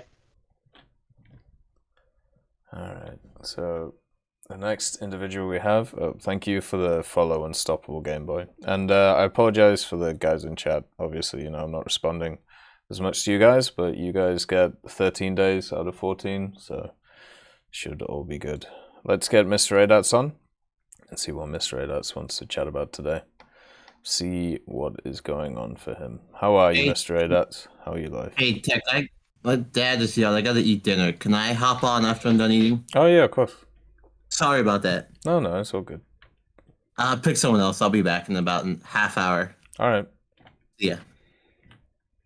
All right, so, by the way, if any of you guys want to come onto the Fireside chat, we're doing it through the TEC Discord, so all you've got to do is pop in to the Fireside chat room and then just request to speak, and there you go. Simple as, really. Hey, Charlie, nice to see you. Hopefully you're doing all right today. Hopefully everything's good for you, brother, and you're doing okay. All right, let's get Milo on, see what's going on with Milo. Hey, Tech, what's up? Not much, man. How are you doing? Nice, yeah, I was just been listening to you. Your weight loss, good stuff. Yeah, I lost 4 pounds last week. It's ridiculous. But I lost, I gained a pound the week before, so I kind of went a bit, hard. Oh yeah. Like I was like, no, not having this. We're going ridiculous. So yeah. But no, 5 pounds. That was my last year. That was my last year sixth form. Me and my friend would like I tried to gain weight, he tried to lose weight. Like every Monday, we'd use his Wii Fit board to like measure our progress. Yeah. I know that was funny, but like, yeah, it's good stuff. One of these people who just doesn't put on weight at all. Oh yeah, man. Yeah. I always had to be that instead of fucking potato body. Like, yeah, literally. I think I'm like 6'2" and I weigh like 150 pounds, if that. Yeah, I've always just been a skinny kid though. Like, so you're 2 inches taller than me, and I weigh 60 pounds more than you. Yeah, like it's just one of those really. Like, everyone's different, and like if you're not like actively overfeeding or starving yourself, you know, I come from a long, you said, you family of people who are this big. I have a family of farmers, so Yeah. you can imagine. Like everyone in my family is like being skinny. I don't think there's a fat person in our family. Ever since like 1800s, because yeah, it's one of those. Yeah, I think it's good. I'm a bit disappointed about like the game, really. But Yeah? you know, I can't. Like, it's just someone being disappointed in Britain is not like cause for concern. Really, our video game. If anything, if On somebody is optimistic in Britain, then it's time to raise the DEFCON level. Yeah, exactly. Like, is that I'm just gonna get done with. This is how I say it. It's a game. The people who make the game have the ultimate power. Mm-hmm. And that's it. Well, what are your complaints this period then? What's been going on, or what's on your mind? Well, you know, I was really, you know, really optimistic with this new update. I think it's gonna be as big as New Power, or the biggest we've had since New Power. And I was really looking forward to the dev vlogs because the vehicles have been kind of very interesting so far. We've had, you know, people always like their World War II vehicles. You know, the Marauder. There's 2 variants that come. That looks really fun. You know, kind of like a BTEC JU 288, which is tech tree, so everyone can experience, you know, a fast bomber. That'd be nice. There's 2 variants coming. Is that both in US tech tree, or one in US and one in Israel, or? The B-26s? Yeah, the Marauders. They should both be going to America, I believe. Are they both going to be tech tree, or is it going to be like a folded situation? They should. Well, Okay, I don't know if they're going to be folded or not, but they should be both in the tech tree. Okay, cool. That'll be fun because I've got the B-29. I think it's Britain aircraft. So that'd be fun. Yeah, it's just like, you know, the dev looks really interesting. You've had a kind of 3-axis stabilized vehicle, which is obviously going to be very blatantly OP, but ho hum, you know, there's already OP vehicles in the game, and nothing's new. and we've had another masochist vehicle. Like, what's 3 things we hate? Keyboard controlled ATGMs, slow vehicles, and bad ATGMs. We're getting all 3 in one. It's going to be amazing. And no armor as well. Oh yeah. Like, realistically, is that thing going to drop more than the Rattle? That could be the first ever 4-row ATGM vehicle. I think they're going to start it off at 6.7 and it's going to drop to like 5.3 or something, or even lower. It's going to be super bad, that one. I was saying to people in Discord, like, what is the end goal of adding a vehicle like that? Like, to extend the grind of the tree, I'm guessing. It's just like pointless. It's not like if adding it to like USSR, like, or like, you know, America, something like that. I understand that, you know, it's filling a gap, but like, you're not. It's a core fundamental vehicle for a tech tree. It's gonna be like, you know, it's already a bit hot, a bit spicy. So it's just, I don't know. All eyes are gonna be looking at it. I know other vehicles, the ship looks fun. I'm just disappointed we haven't got any dev blogs, but that just makes the dev stream all the more exciting, really, because we're gonna get like a 50 vehicle dev stream with Micah and Oxy, which is gonna be absolutely amazing. That's gonna take ages to get through. Have they confirmed that they're doing a dev stream? I'm not sure, but Oxy said that they're continuing the dev blogs on the 8th, on the 7th, I think. Well, we had one. We had one today. Yeah, that'd be interesting. Yeah, we had a graphical dev blog today. Yeah, it's a big update, by the way, as well. Have you seen through like this like slideshow images? What you mean for the dev blog? Yeah, the new. I assume you've seen it. It's a big change. I had a look at it, but I didn't really look too much at it. What's that map with like the city at A, and then it's kind of like a weird, and it's like really big and open, but it's got like a town at A. There's water to the left of it. Okay, one sec. I'll find the name of the map. But anyway, it looks like the Windows wallpaper home screen, and like with the update, it looks really different. Oh, the grass is just green. Yeah, I saw it. It seems like they've just made it look actually more natural. Like, instead of there's a lot less bland to it. There's more like shadows and more like definition. Basically, it does look nice. Yeah, I think that's a really good thing to do as well. The graphics in this game are mental. They've definitely improved a lot. Like, it's crazy. And imagine that. That's what I'm thinking. That's what I'm thinking about. It looks like Windows wallpaper, and like they've upgraded. Like, they actually given the grass texture, not just like copy and pasted the whole thing everywhere. Yeah. Like, I've also noticed, like, even though some areas are now darker, like the dark areas don't seem as dark. There's actual like shading to them. So you actually like there's some spots where like you can barely see people, like in the heat of the day. You can actually see them now, which I think is good because people complain about like spots you can't like are out of bounds and stuff. Yeah. Like there's obviously dark spots and maps which are literally you can't see people.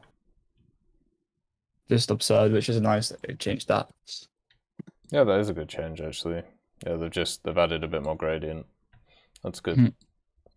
Yeah, I'm gonna have to fully look at the dev blog later on because it came out at an awkward time because I was pretty much like making food and getting ready for the stream, so yeah, I haven't been able to go over it and stuff. I wonder if there'll be any other changes with the graphical things as well because they're saying it's obviously not like a full upgrade to the Dagor engine, but it's big enough for them to give it a name. So we'll have to see how it is. It's like if the whole update to an engine was 1, it's like a 0.5, I'd say. It's like a half step really. It's just like textures and bits. Yeah. Yeah. So we'll have to see what goes on with it. Vehicle wise, yeah. I mean there should be quite a lot of vehicles in this one. I think I'll add Paladin as well for the US thing, whatever it's called, the M something. The M109. Yeah. I think they might add that because they added artillery pieces in the last 2 updates, haven't they? The bang cannon, the 2S, the 2S3M. So I think they might add another artillery piece in because, like you said, the route they're going, they're probably going to add more in. Yeah, that's a good shout. Like I think there'll be more stuff like that as well. I always see people asking for new mechanics, but like they don't really need new mechanics for them. No, really. The only thing I'd say is like I think Tank Destroyer should have like a 25% range increase to their rangefinders, but that'd be it. That's the only thing I'd want changed really, because like you say, they've kind of got no place. They have got a place in the game, but you said like turretless tanks are really just like suffering. Yeah, there's if they're at the same BR as the turreted version, there's no point in playing them. Yeah, like I said, if it had like an extra like an added like 200, 300 meters to their rangefinder, I might actually be like, oh, this tank isn't complete ass, and it's the worst version of another tank. I might actually give it a try. Yeah, because do that. Yeah. I've been playing a lot of squadrons recently, like in like 4-man squads. I've been like with comms, and it makes I'd say my efficiency goes up from like if I was getting 1,000 kills a game, I know 1,000 kills, like 1,500 score a game and 2 kills. I've been like doubling that every game. Like I've been doing like exceptionally well while playing a squadron, and it's like always nice to have some of a rangefinder because not having range when you're playing like World War II vehicles, like just before like the end of the Cold War, it's a big thing really. I agree with you. Yeah, it's massive. So you don't realize how useful it is. Like I know a lot of Russian vehicles get it, like the tank destroyers get them, but on like normal tanks, I think like, very limited tanks get them until like 7.7 is when you start like seeing them around on every vehicle really. They could they could also make it so rangefinder's a bit quicker.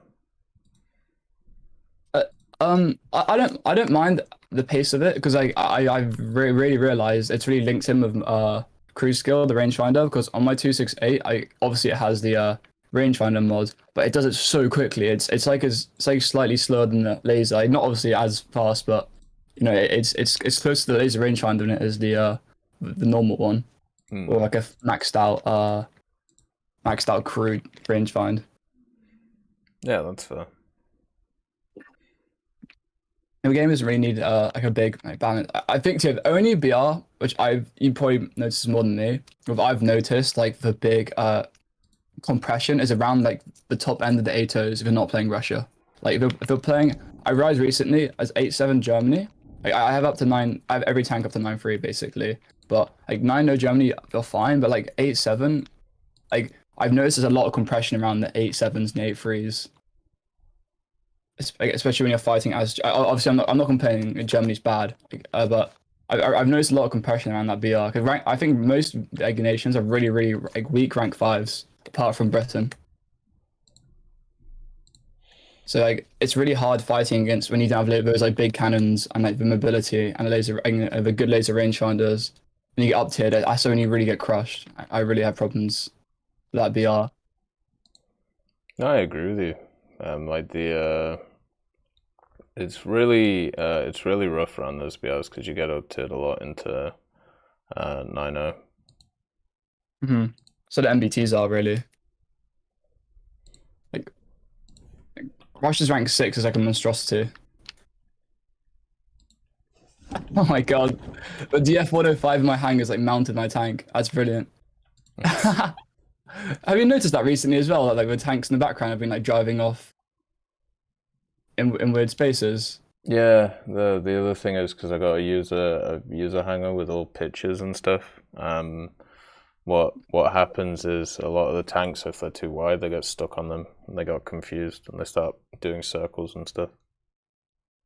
In my Russian hangar right now, I've got a DF-105 mounting my tank. That's how that's happened. Sorry, I'm not very talkative today. It's not time really to be. Yeah, no, it's just one of those really. Like the game. It's just a shame that people. I said I saw your Ari tomorrow on video. Like get a show together to people. Are you gonna go do the Tailspin event? Unless I can use a bomber in it.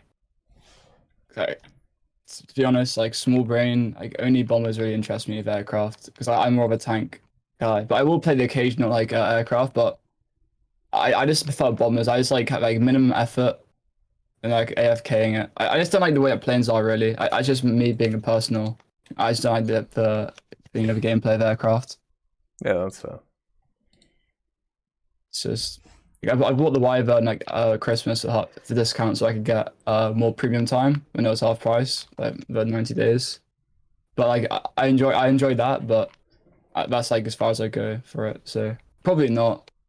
I don't really like playing the events really because is me not enjoying the game anymore worth one vehicle? That's how I see it, and that's no. Yeah, I understand that. And if you've got I've got the time to do it as well, but I enjoy the game too much to not like it. Almost sounds that's reasonable, I think. Oh, I completely understand. Like for me, I kind of like it because it means that I go back to a bunch of vehicles that I haven't played in a while. Because nowadays I play a lot of higher rank stuff because that's the stuff I have to research or to spade. But it's nice going back to mid tiers. And it's just kind of a break in it. But yeah, I can, if I was in a different situation, like if I was like grinding a nation or playing specific stuff, yeah, I probably wouldn't bother with them. Unless they lined up with what I was doing. Yeah, like recently, the way I go for the game is like I think it's how everyone should do it really. Instead of just grinding like one line of a tech tree, I'll get like every tank. So right now, I've literally got every tank for rank 5 for Russia. I'm about to finish rank 6. Like I'll go for each increase, and I play a lot of 9-3 Russia. And one game I did exceptionally well. I think I got like 12 kills and like 3 deaths. I was like, oh, I had a very good game, but if I had a game like half as good at lower BR, I just enjoy that really. I just don't enjoy like the gameplay at the higher BRs. It's just for me personally, it's just I don't enjoy it as much. No, I understand. It's just that people, I'm not sure what the obsession is of like obviously the premium players, but the obsession with like spawning in once and just backing out. Like it doesn't happen at the lower tiers, but like you don't lose the game as soon as 3 people back out in the team, for instance. Yeah. Yeah, I don't understand it either. It's like, okay, you're gonna like it's crazy. I remember when I bought that, I was a naughty, I must admit. I bought the 120 when I had like rank 3 for Russia, but like I literally grinded a whole Russian tech tree of it. But I'd at least least bring out an IS-7 to 7 to like IS-3, sorry, an IS-3 to 7-7. I'd still give my all, even though I might not be the best teammate. I still drove to the caps, did my service. But it's just like crazy, like the culture of the game now is just like spawning once, back out. Was that? Like, there can be. I remember one game, 4 of us had a combined score of, I think, two of us had a combined score of 10,000, something ridiculous. We're both close to a nuke, and like we still lost the game. Like we literally couldn't done anymore. I think I had ended the game like 16 kills and like 8 deaths because I used every backup I possibly had. And I was like, why would I just spend like all this like SL on like my crew on like repair costs without premium as well? just so we can lose the game, because literally I think half our team had less than like 4-digit score. I was like, Jesus Christ. Yeah, it's I had a few of them yesterday actually, where it was like it was basically just Alex and I playing together, and it was we would be on like, I don't know, 4 or 5 kills, and then there was just nobody left. Like everybody had already died and left. It made it very, very rough. I feel like I said this the other day in the Discord. A really good incentive they should do is that, let's say you spawned in 2 times, then the repair cost is like, like 30% of what it should be. It's like 30% less. They have like discounts on your repair cost the longer you've been in the game for, or the more times you spawned in, to really incentivize people to actually give in and play the game properly, instead of just die once, rage quit, or I was playing with a person who was playing Britain, and he doesn't have premium. And at a point in the game where he didn't want to spawn in because he knew he was going to die, and he didn't want to pay the 10k repair cost to the warrior, whatever it is. And then no one should ever have to feel like they can't play a game because they're going to be crippled by the repair costs. So I think like a repair cost deduction as the game goes on would be quite healthy for the game. Yeah, I would agree with you. That's reasonable, because I'm not asking repair costs to go away. I'm not one of those idiots. It's a game. People understand that. It's not. And at the same time, to incentivize people staying in the game. No, exactly. Those don't have to be rewards. Just like a deduction from repair costs. Because I'm not going to spawn in like IS4, and pay 10k or 8k, whatever it is, at the end of the game, just so I can die to someone spawn camping me in like a Leo 1 or something. Yeah. If I had to pay half of that, yeah, I don't mind paying. I know it's in the 4k is not a lot, but that's still 50% of a number. That's still like a drastic decrease. So yeah, it's just silly, really. I think that's a quite simple fix, really. They could do, and it's like they're not really losing out too much, and the player satisfaction would literally be like, I'm not gonna say it'd be double, but it'd be great, drastically increase such a little change on their side. Yeah, that's fair. Like they did the incentive before, where the longer you spend in game, the more happy in SL you get. But it seems like a bunch of people don't care about that, or I don't know. Maybe they could give people more backups or something on the vehicles if they don't have lineups. Maybe just drop them. I don't know, if they die 10 times in a row and don't spawn anything else. Maybe just drop them 20 backups or something. Yeah. Even though I'm not saying it's bad gameplay, it's still it's still like a way to keep people in games, because it's not easy. It's very often I see it's very rare I see someone who's actually really, really bad at the game. There's nothing wrong with being bad at the game. If you still try, that's like all you can do, really. Yeah. And the skill doesn't really matter.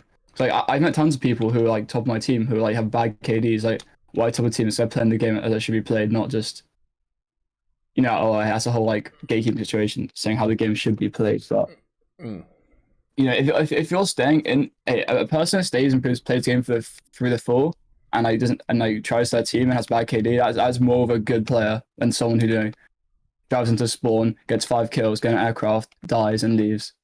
You're literally contributing nothing if you leave after the first 5 minutes. Yeah, I agree.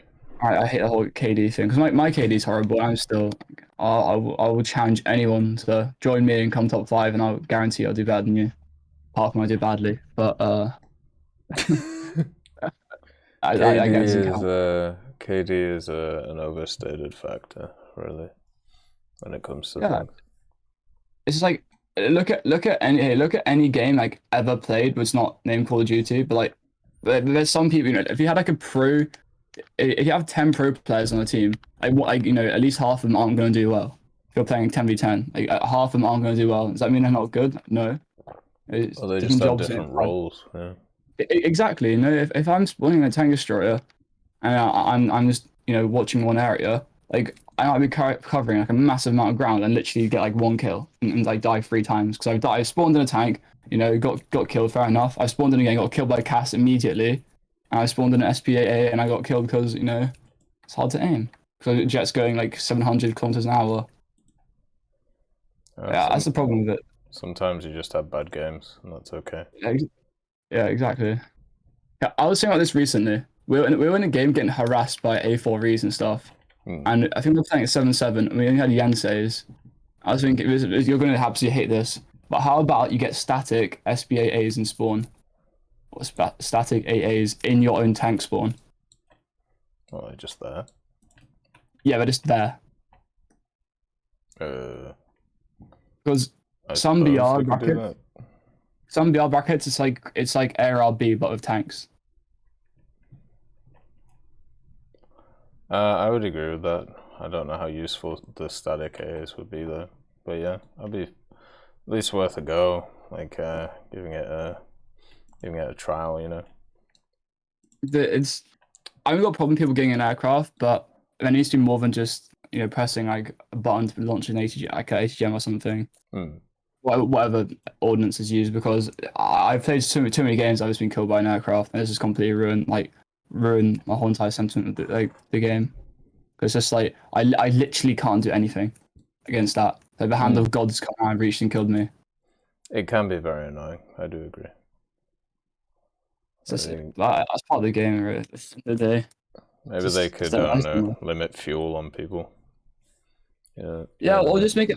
I think it's having like a static SPA in spawn would be nice. I know it's probably not a very popular idea, but at least like it'd be some form of deterrent, at least for you to I'm gonna shellcode in my spawn. Don't nord me, please. Yeah. Because it's not easy to shoot down like jets that are going too fast in those like early SPAs. With Sergeant York, it's not difficult, but those Russian ones, I know the shellcode is very good. It's very good at what it does, but if they're going too fast, it does struggle sometimes. Oh, I agree with you. Yeah. Question about the new tank coming out. They mentioned it's free-axis stabilizer. I assume that means the 13 will be stabilized then if the whole entire turret is stabilized. Maybe. Like yeah. I had to look into the whole thing, like how it all works and everything. And the 30mm is kind of on the outside of the turret, so it's not really connected to anything. Apart from obviously the turret itself. So if they do model it as if the full turret is stabilized, then yes, it will. Would that mean the commander optic and the binoculars will be stabilized? Say again, sorry. Would that, if the whole turret is stabilized, does that mean the binoculars and the commander optics will be stabilized? They technically should be, yeah, but I doubt. Well, the optics will, but I don't know about the binos. I don't think there's any vehicle with that, is there? Well, there's always room for fast. Yeah, true, yeah. It's rank 5. It's gonna be, hun. Yeah, it'll probably be around 8.0 or something. Yeah, I'm looking at it right now. Obviously there's 8.0 rank 6s, and there's 8.0 rank 5. Yeah. But we've seen we've seen time and time again, like vehicles which have like a decent ordnance or a decent cannon. Like armor does not matter. Anything that matters from the speed. So like a fast vehicle with a good cannon and laser rangefinder and a very good reload. Looking at the meta, that thing defines the meta of what makes a good tank, a good War Thunder. True. The limitation of it's going to be its rounds, and that's it. Which is going to be rough. What? I assume we'll get DM23. What, APFS DS? Well, is it? You obviously know more about the vehicle than me. So what rounds do you think it said on the dev blog that it's going to get APDS and HEFS. Well, okay. Well, so, I assume we get DM13 then, which is still a very good round. Yeah, it'll probably be that. And I suppose I don't know. It has the L7A2. I don't know if the L7A2 fires APFS DS, but I don't see why it wouldn't be able to. So. Well, L7A3 is at 7.3 on the Leopard, obviously, but. Is that an A3? The Leopard 1 has the L7A3 at 7.3. And then 9.0 vehicles have it as well. Or 9.3 vehicle has it as well. Yeah, I'll be able to fire it then if they wanted to. Yeah, we'll see how they balance that thing. I need to see its reload, and then I'll start making decisions on if it's ridiculous or not. I assume it'll be close to like 5 seconds, maybe. Yeah, probably. Jesus Christ! Imagine if it comes out and it's like 3. It's just. Yeah, I'm worried about 4 seconds. That's the first 10 rank 5 vehicle. Yeah. Jesus Christ. I assume will it be the same price? There's not many rank 5 premium pack vehicles. I'm looking at it right now. There's barely any. Oh, the Magak actually. How much is that cost? £40, so $50. Be around that, yeah. How much is the Roy Cat in Canada? Because obviously I've got pounds in Britain. We use USD. Okay, how much are those? Are they 60? Can't you just check the actual pack itself, the tons? Yeah, I'm checking, but I'm Britain, so it's pounds. I think it's $49.99 for us.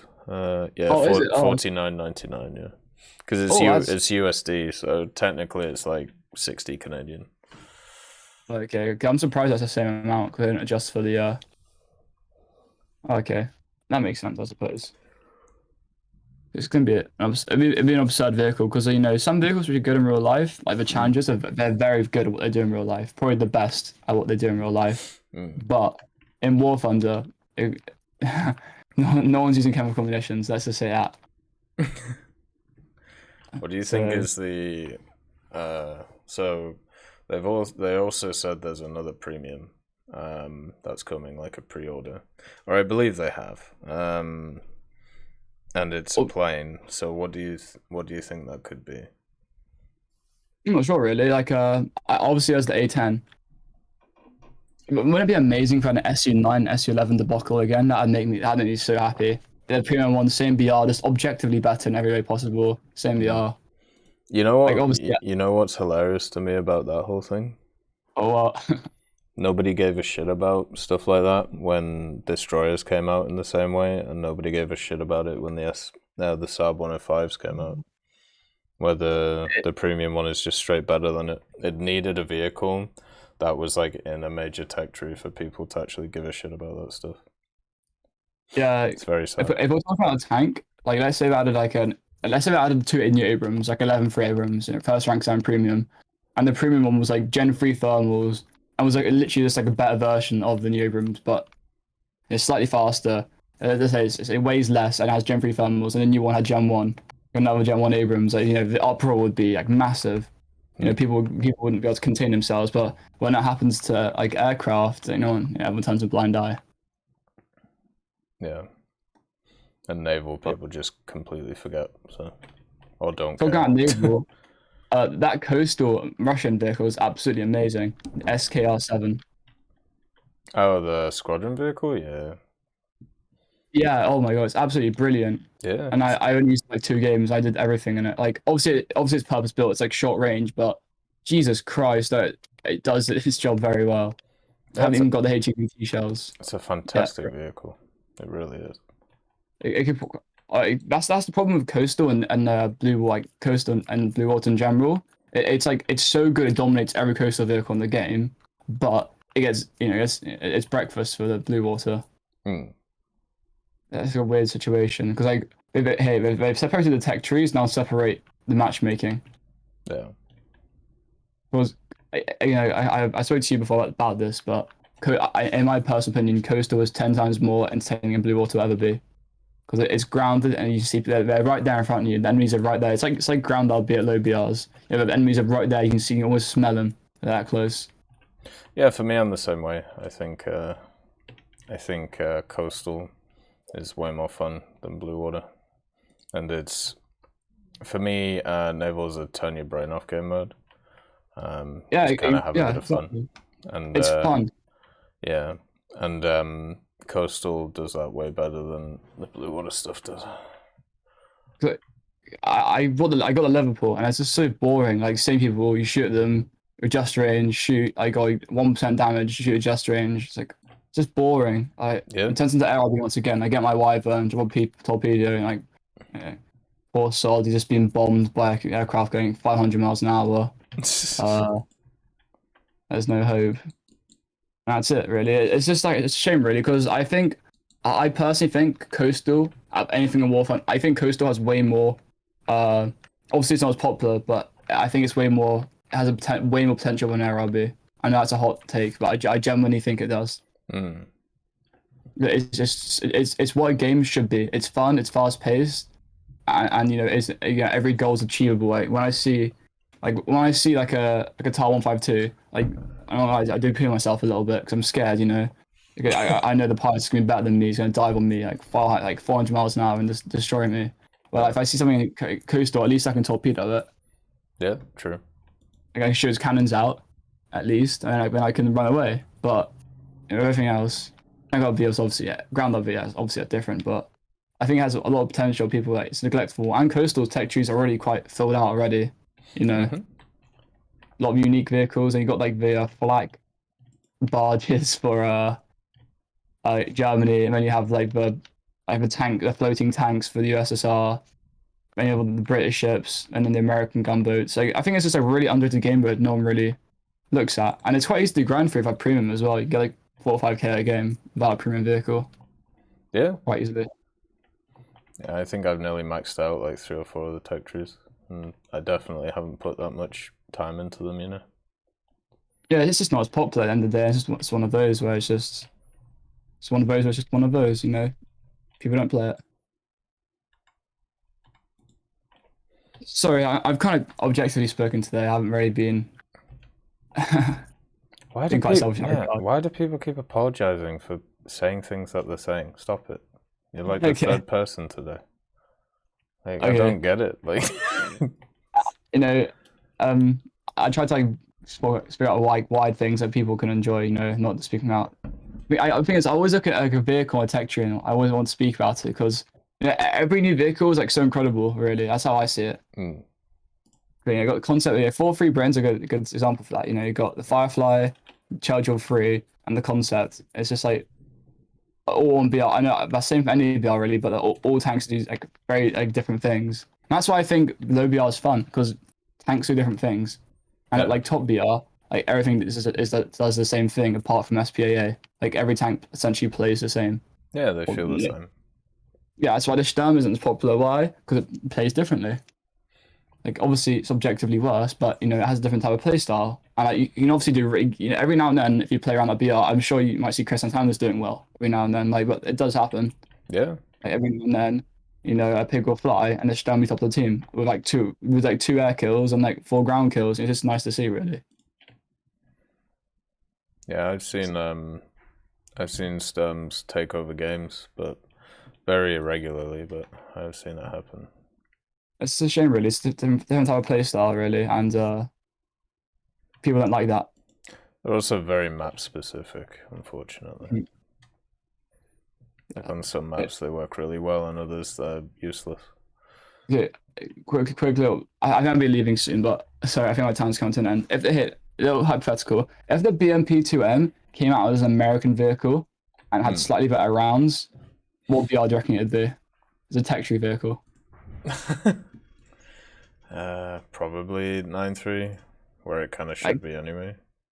Yeah, I think differently. I think it could quite easily be like 10.0 because I think there's a lot of intangibles we forget that make a vehicle good, like good optics, like reloads, like good optics, reload, and like just how fast it is. You know how like, maneuverable it is. And the BMP-2M is like extremely maneuverable. It has probably the best optics in the game for like purpose built for ground RB, like 2.5 to 12 of like giant FOV is nice, and Gen 2. Yeah. If I had slightly better rounds, I think it could easily be like 10.0. And as well as missiles fire, like there's like no delay, and they fire on the move. Which is nice. Should be. It's just nice.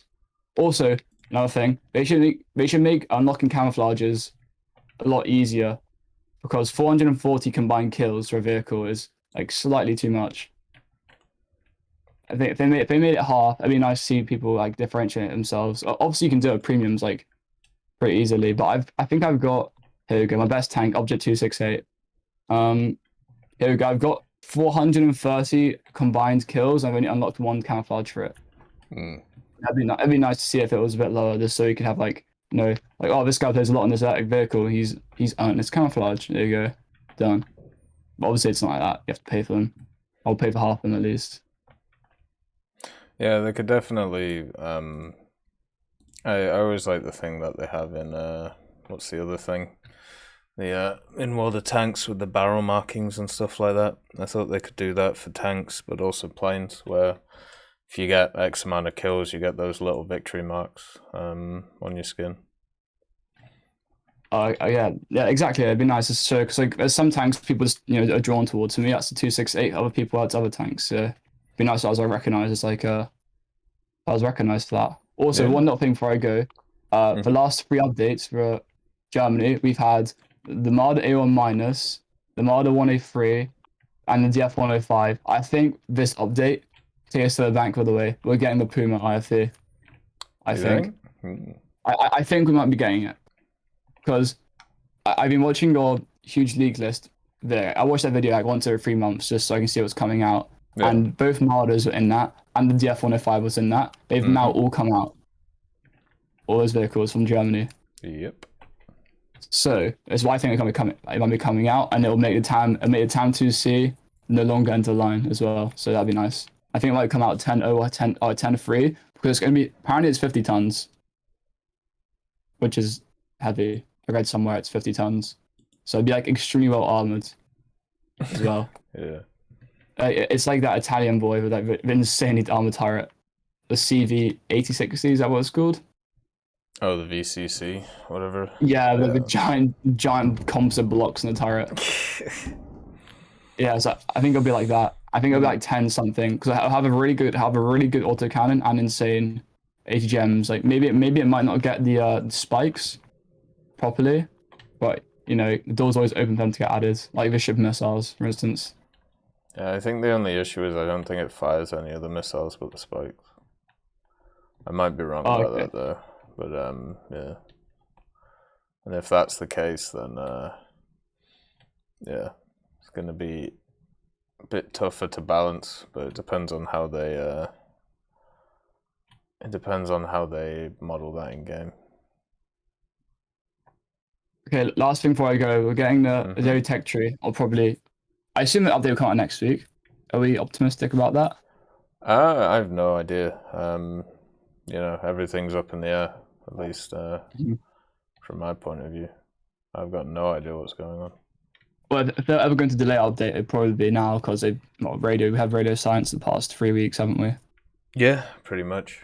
If they want to... The thing is, the way I see it is as long as it comes out before the 1st of April, then it's fine, because everything's still then on track, like with everything. So if they delay it like a week or 2, I'm fine with that. But I haven't heard anything about it, They've never had, like, since playing the game, I've never had like a delayed update or anything, ever. Well, not that we know of, no. That's the thing, right? Like, we don't know if stuff gets delayed or not. But I know they have... The problem is, because nowadays they're on consoles as well, right? And being on consoles means that they have to schedule stuff for maintenance for the games with the providers. Oh, true. So they're probably... Okay. So I looked at the calendar, and it said that, like, every update ever around March has come out around, like, the 15th to the 20th, so... I'm confident we'll get the update next week. I mean, we hopefully we get like a surprise Mike Oxy on Friday or something, and have the dev server over the weekend. Yeah, probably. Hopefully, and then you'll be busy all weekend. Yeah, I'd rather that not happen, but I'd rather it be next week. We'll see. I haven't. Yeah, the thing is, I haven't heard anything, so I don't know what's going on. Hey, just before I go, what are your expectations for Israeli Tech Dream? What should our expectations be for it? Well, you got to make up your own expectations, but mine, at the moment I'm pessimistic, so I am very much worried, just because of what we've seen so far, and also the aviation side of things. But yeah, I've gone from quietly optimistic to quietly pessimistic, I think is probably the way to put it. Same. I'm still like roughly optimistic, but my friend was complaining about suffering playing Britain and South Africa. And I looked, and part of my French, but all the South African vehicles are ass, apart from like 2 of them. like the TTD, like it sucks. Mark, like any good vehicle they get are the Roycat MTTD, because that's the only Roycat tech tree doesn't have an ass gun. And then every other vehicle sucks. Like the ZT3, probably the worst vehicle in the game, with the 80 GM rattle. That thing sucks. But all the rattles suck. The Eland's good. Okay, that's it. The Sarg, the Eland, and the Roycat's the only good thing about the tech tree. The Oliphant's not bad. I don't mind it. The Mark II gets Gen 2. That's nice, I suppose. Yeah. And the best round I know as well. Okay, maybe it's not that bad. Or The M63 at 9.0 is incredible. But no, there is the rattles are not very good. I was thinking, but they potentially remove them from the game because they're that bad. I doubt it. They'll just keep pushing down its BR. The Rattle 90 is going to be fighting Panzer 4 F2s and not too long. Okay. Well, that's what I'd speak about this week. Jack, it was nice speaking to you. It's always a pleasure, Milo. I'm glad you're doing Thank you very much. Let's hope everything clears up and we go back to normal. Hopefully. Not normal. Yep. It's a game. Okay, great. Good luck. Everyone, good luck to everyone else who comes on. Have a good week. See you later, brother. Alright, guys. I'm going to take a quick break. So just 2 to 5 minutes. Just because I need to piss. So I'll be right back. And then we will continue with having people on. So see you guys in a second. Nice to see you, Darp Chief, by the way. The Istavak, is it good? Yeah, it's alright, isn't it?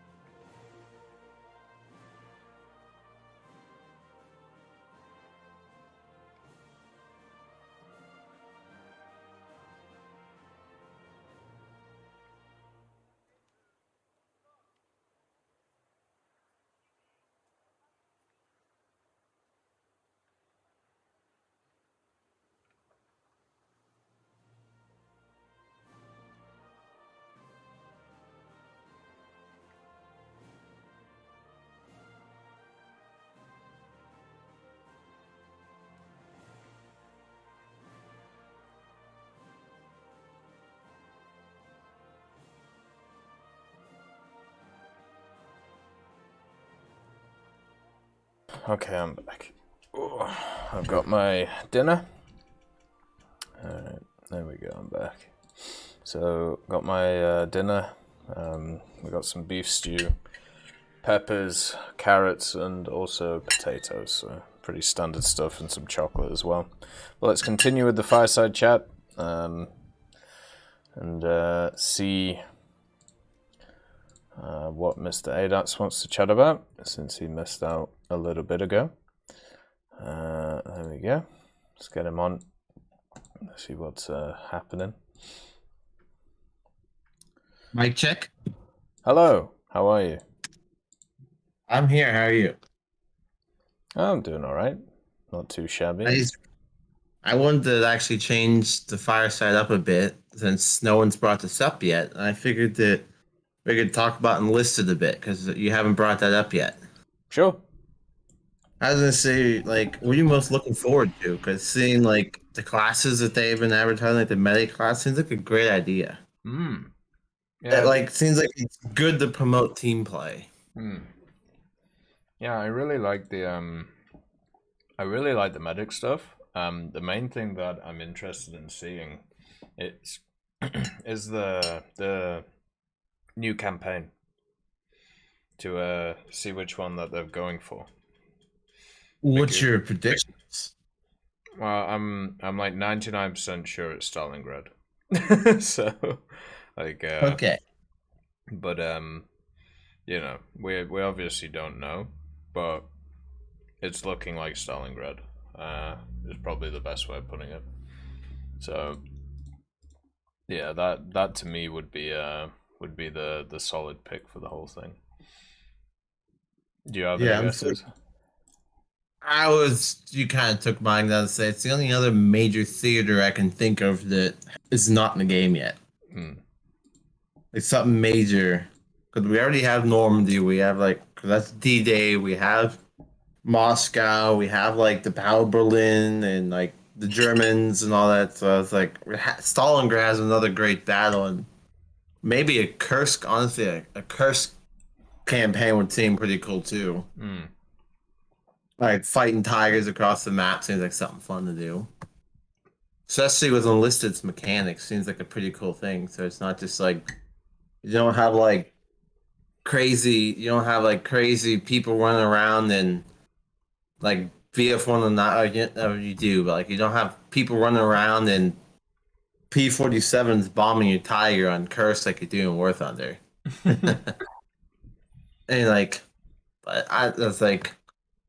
I just figured it would be something cool to talk about, because Enlisted, I played that game since the first beta, and I can tell you it came a long way.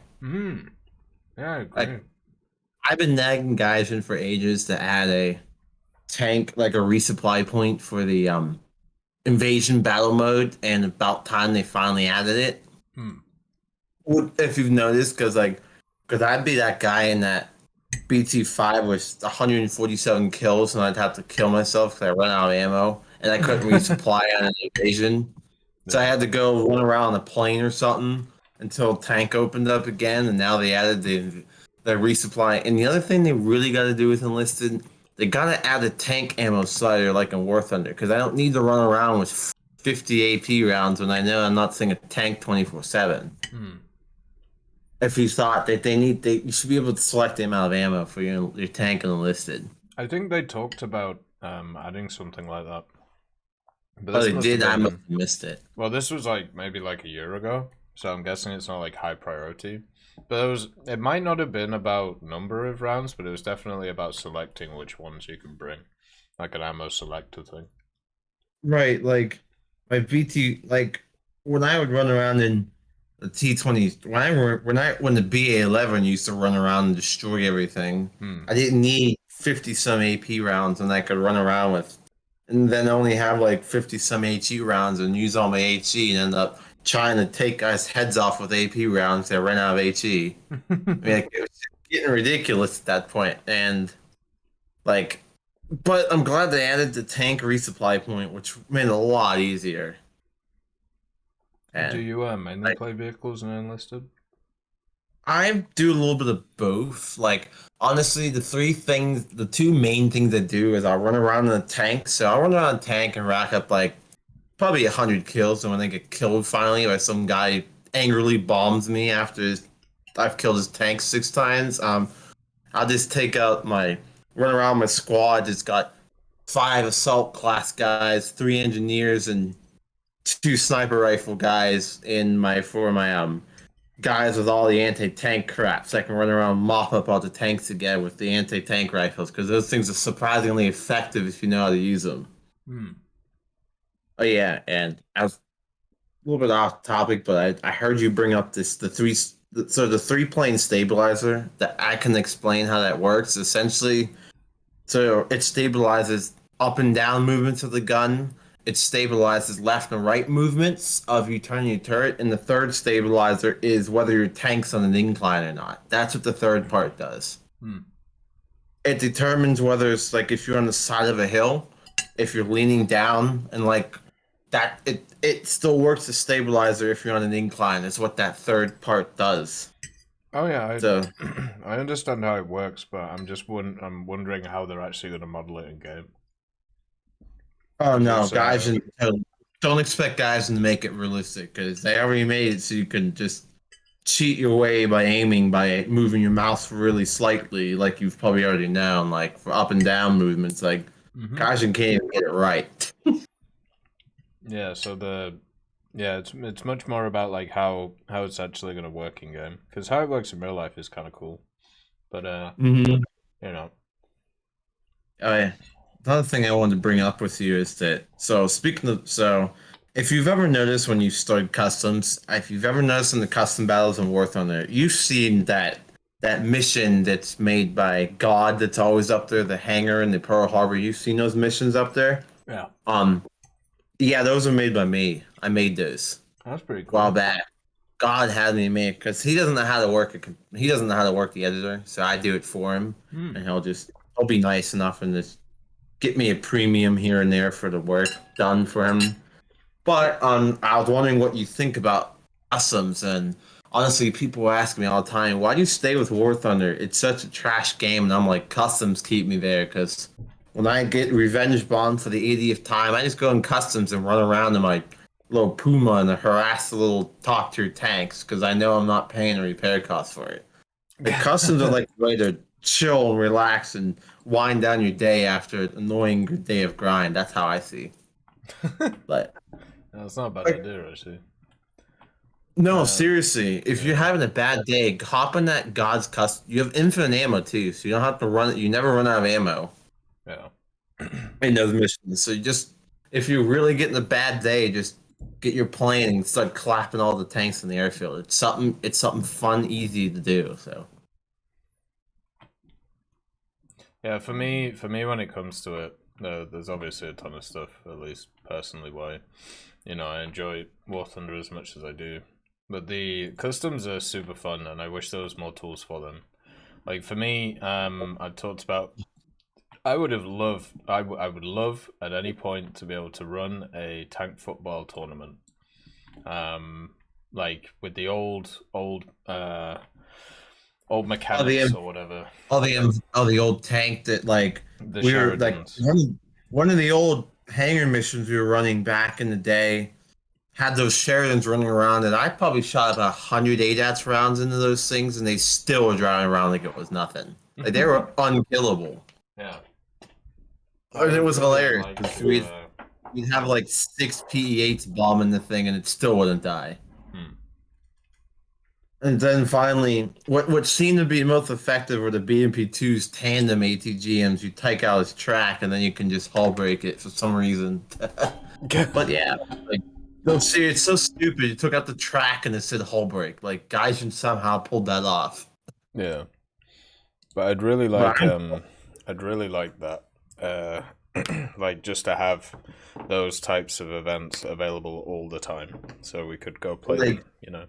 Yeah, definitely. God's reached out to guys on a lot of stuff, because they removed the old hangar that we used to run. They removed it from the assets, and that was what everyone loved to play. God was telling me, that's his nickname in game. That's his nickname in game. But he was telling me last year that there's people who will buy premiums and buy vehicles in War Thunder just to bring them into his custom and screw around with them. Yeah, there will be. Yeah, seriously.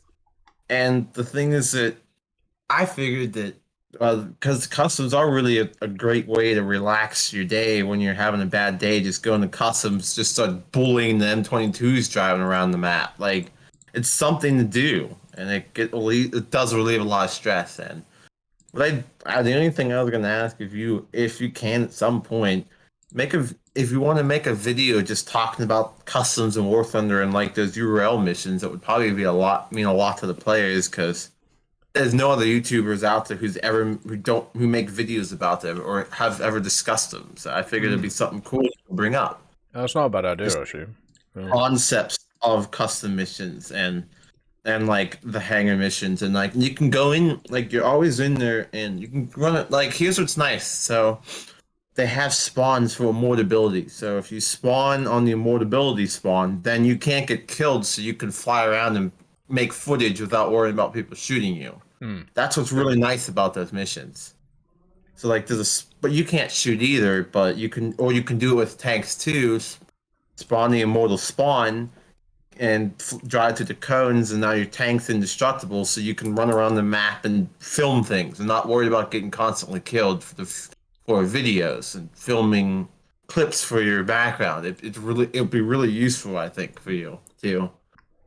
But figured you'd like the customs because I'm always in there, so you might actually see me in there sometime. Yeah, customs are awesome, man. I mean, honestly, if it weren't for customs, I probably would have quit War Thunder years ago. I probably would have honestly quit, but customs keep me back because it's something to wind down the end of the day with. But I figured maybe you could do a video on just discuss customs and like talk about how these customs are and how it really is community run. Like all the customs that are up there are always using the same people hosting them. It's just because people like these people and they like getting to drive around and relax and show off their tanks and decals. Like it's a really fun thing to just. I mean, it's not the same with the chat being removed for customs, but back when there was chat and customs, it's just people just chit chat, and there was not much toxicity at all, surprisingly. So it was something relaxing to do with your friends. I think that'll come back. I think the chat will come back, and then people can have that again, which will be nice. Sweet dreams, Moxie. By the way, have a nice rest. Nice to see you too, Ghost Tank. Hopefully you're doing all right, brother. Yeah. Go ahead. Sorry. I just say your video. Speaking of the chat, your video on Morons was a great idea, honestly, because some people really need to hear that.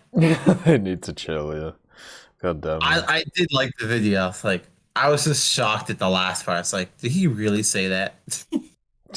Yeah. But I did like the video, but I figured. But I just wanted to think that, honestly, because figured you haven't talked much about custom battles besides like doing your little, sometimes your historical events in them and like your little get-togethers.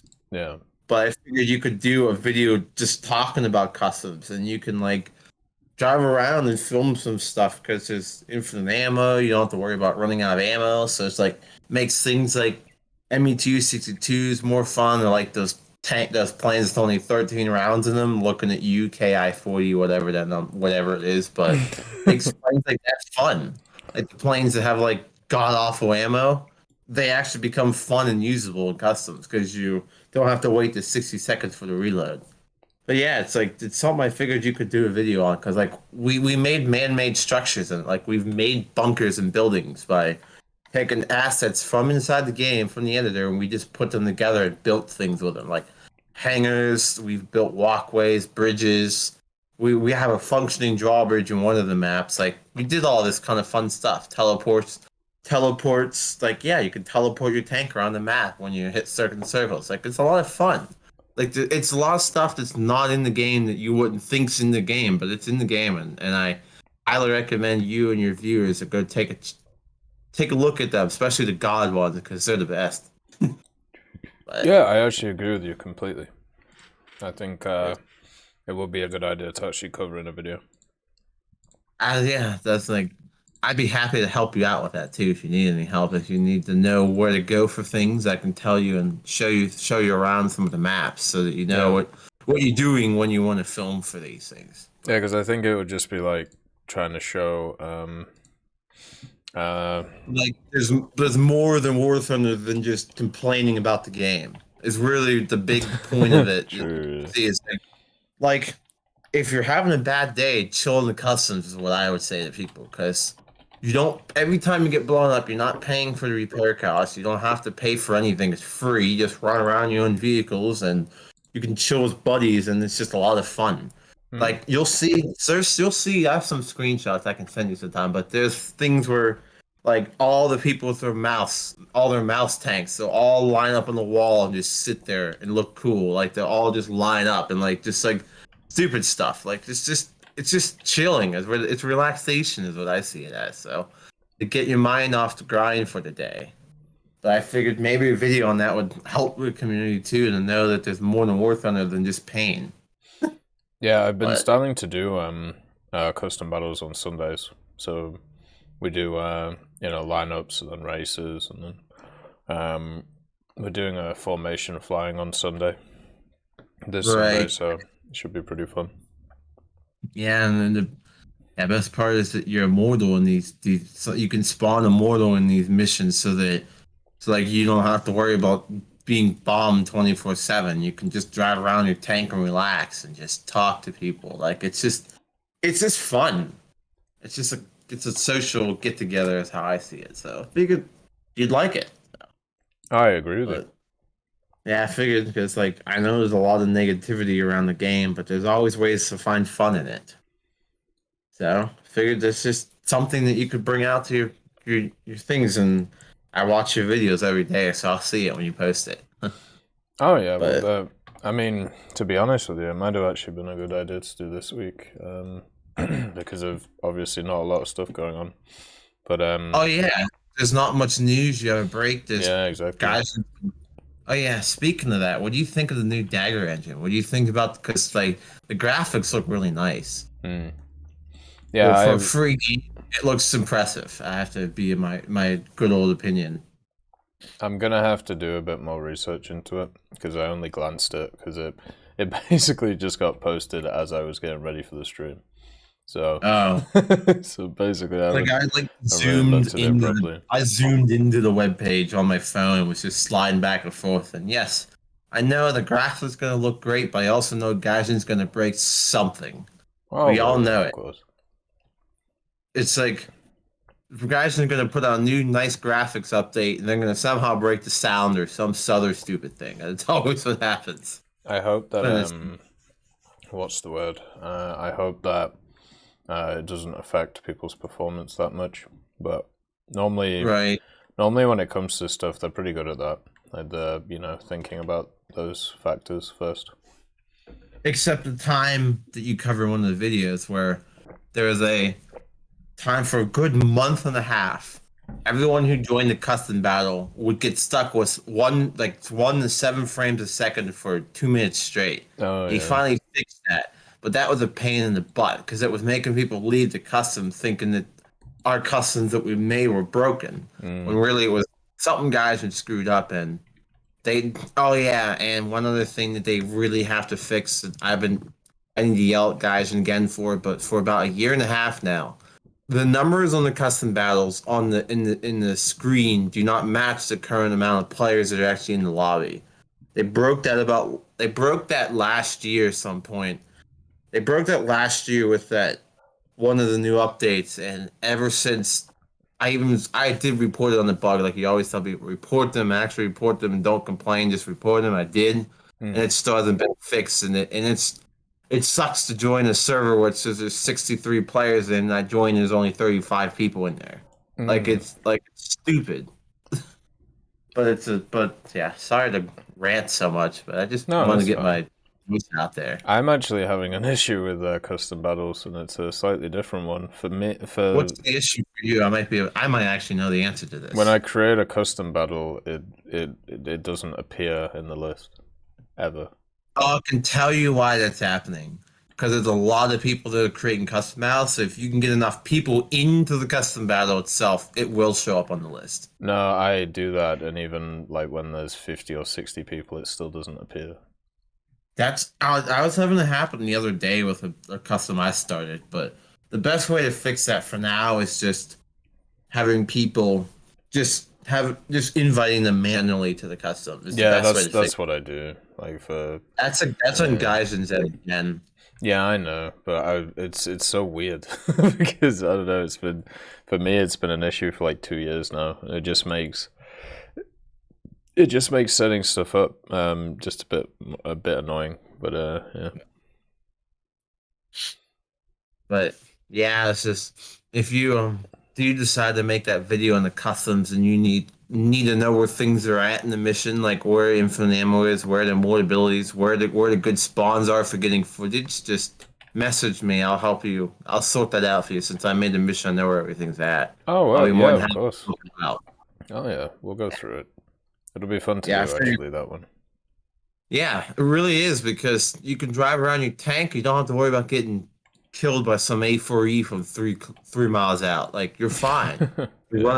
Oh, it's hilarious when you have like 8 people trying to bomb you and they still don't figure out that you're immortal, and then you finally tell them, "Hey, goofballs, I'm immortal. Quit shooting at me," and they still try to kill you. Oh, it's comical. I know it really is comical. It's like Like I had one time I had a leopard shooting at my M22. I had 2 Abrams and I was being bombed by an IL-28, and they still couldn't figure out that I wasn't killable. And these guys are level 100s and they still couldn't figure this out. Yeah. Just laughing, but yeah, I don't want to hold you up too much. I might as well let the next person go on. But I definitely want to bring up customs and a little bit of enlisted just because I know you haven't talked about that much, but definitely want to let you know. So definitely make a video about the URL customs and how customizable, and you'll be surprised how much cool stuff is in there. Like we have a Ferris wheel in there. We have like lights and different things. We have cool text that show up on the screen, things like that. Like cool trail effects for you. Like we did have a good smoke effect that was the UFO effect that we slapped onto the planes, but guys removed that effects from the file. So yeah, they kind of broke it. Oh, that thing was in there for a good 3 years, and then they removed the effects on the files, and now the trigger that we used to attach a big blue smoke effect behind your plane, it's gone. Poor guys. Yeah, but I'll let you go. Just wanted to speak. Just DM me, let me know about your custom things. I really do think you should do change it up a bit. Give you something to do. So appreciate it. Thank you so much. It's a pleasure chatting, man. I'm glad you're doing well. Yeah, I haven't been in here in a while. I've been at school, so that's why I haven't been here. And I was like, hey, I'm up. I'm not busy. I see Tex doing a fire chat. I was like, might as well try it. I was like, I'll try something new. Yeah, why not? So thank you. Have a good day, and stay safe. So appreciate it, and I'll see you next time. See you, brother. Bye. The reason why I'm playing this thing, Bryce, is because I need it spaded. So that's basically it. It is not good though. Would not recommend. Alright, just let me shoot this person.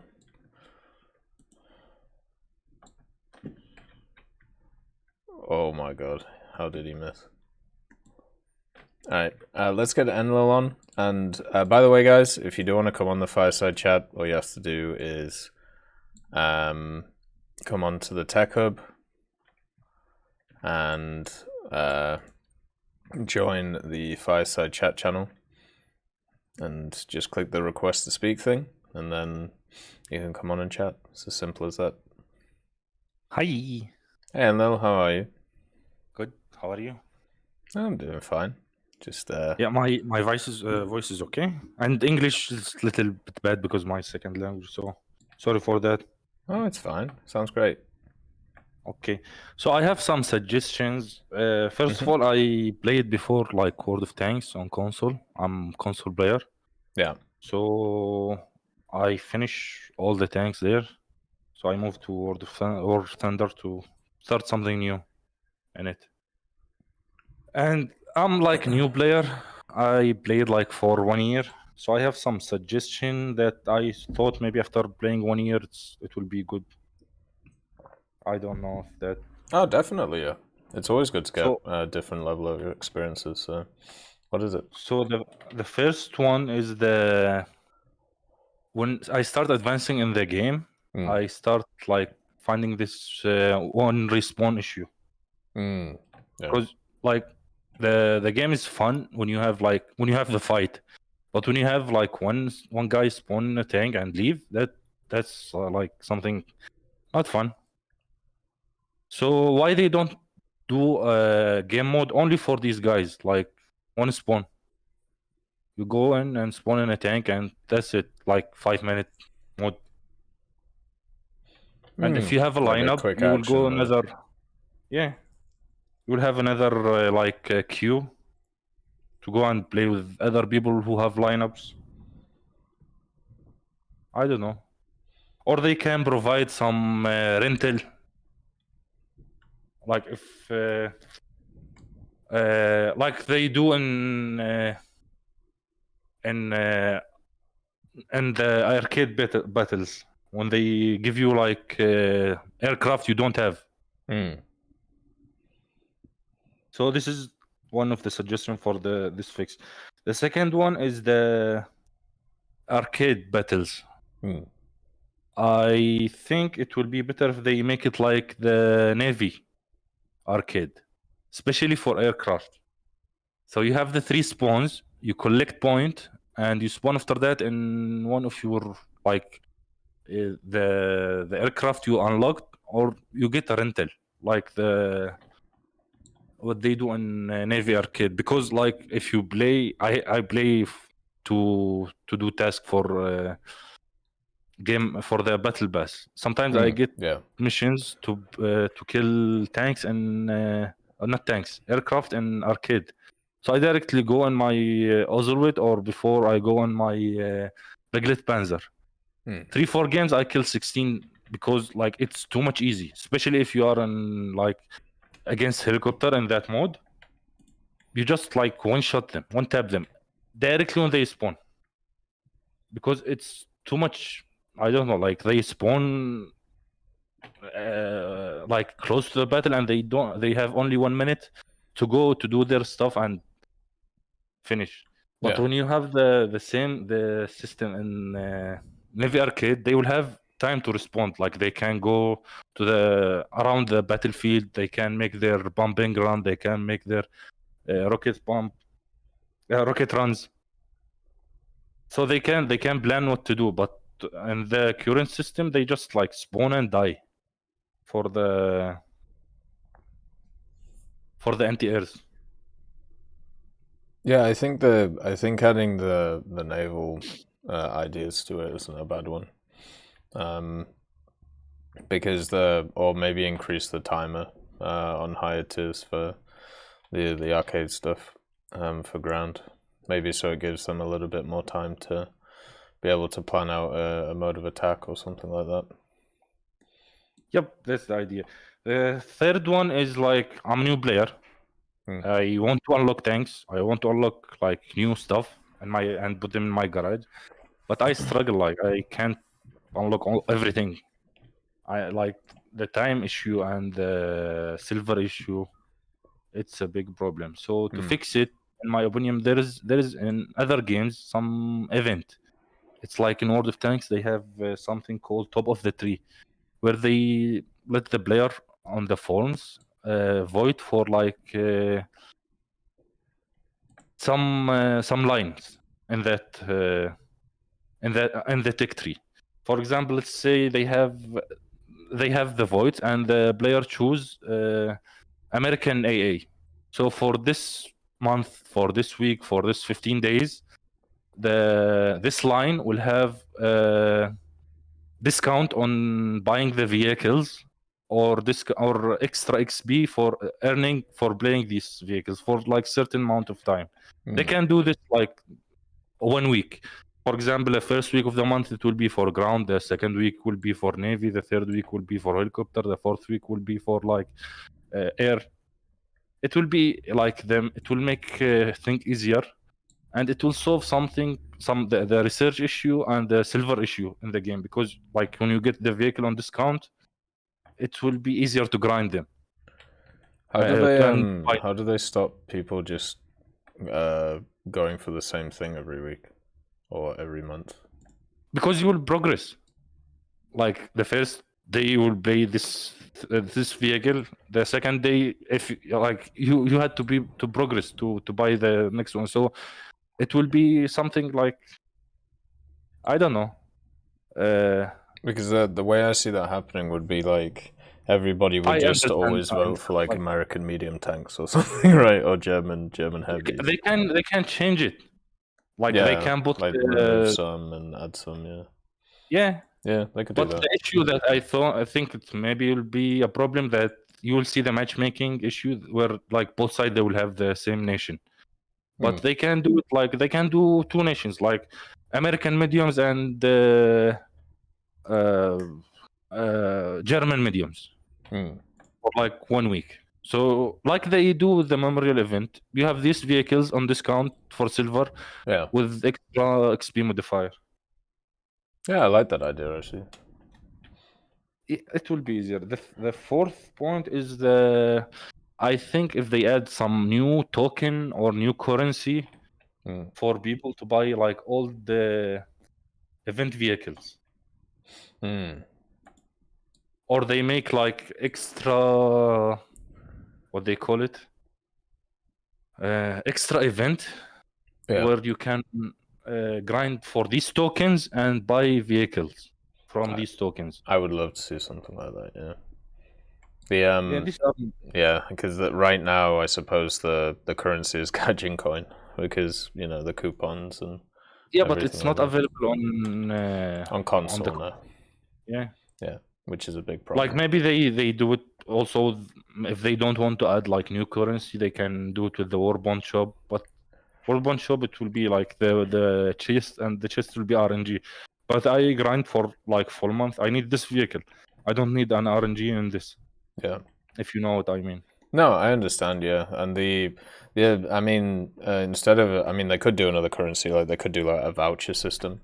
So like if you gain one voucher, you can put it on whatever vehicle you want. I always like the idea of if you get a new event vehicles, because there's a very obvious, like, this is a lower tier event vehicle, this is a higher tier one, right? Like if they made it so you could trade those vehicles that you earn in those events for older event vehicles if you wanted them, and that would mean that the supply of the vehicles wouldn't be as drastically moved around, so you don't get a lot of annoyed people on the market.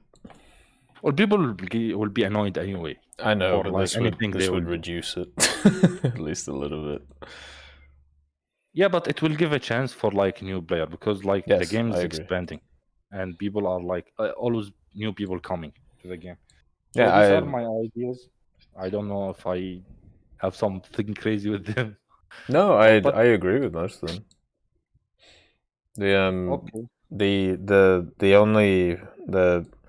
It hurts me quite a lot that just because I started playing this game earlier than a bunch of other people, I get access to stuff that they can't.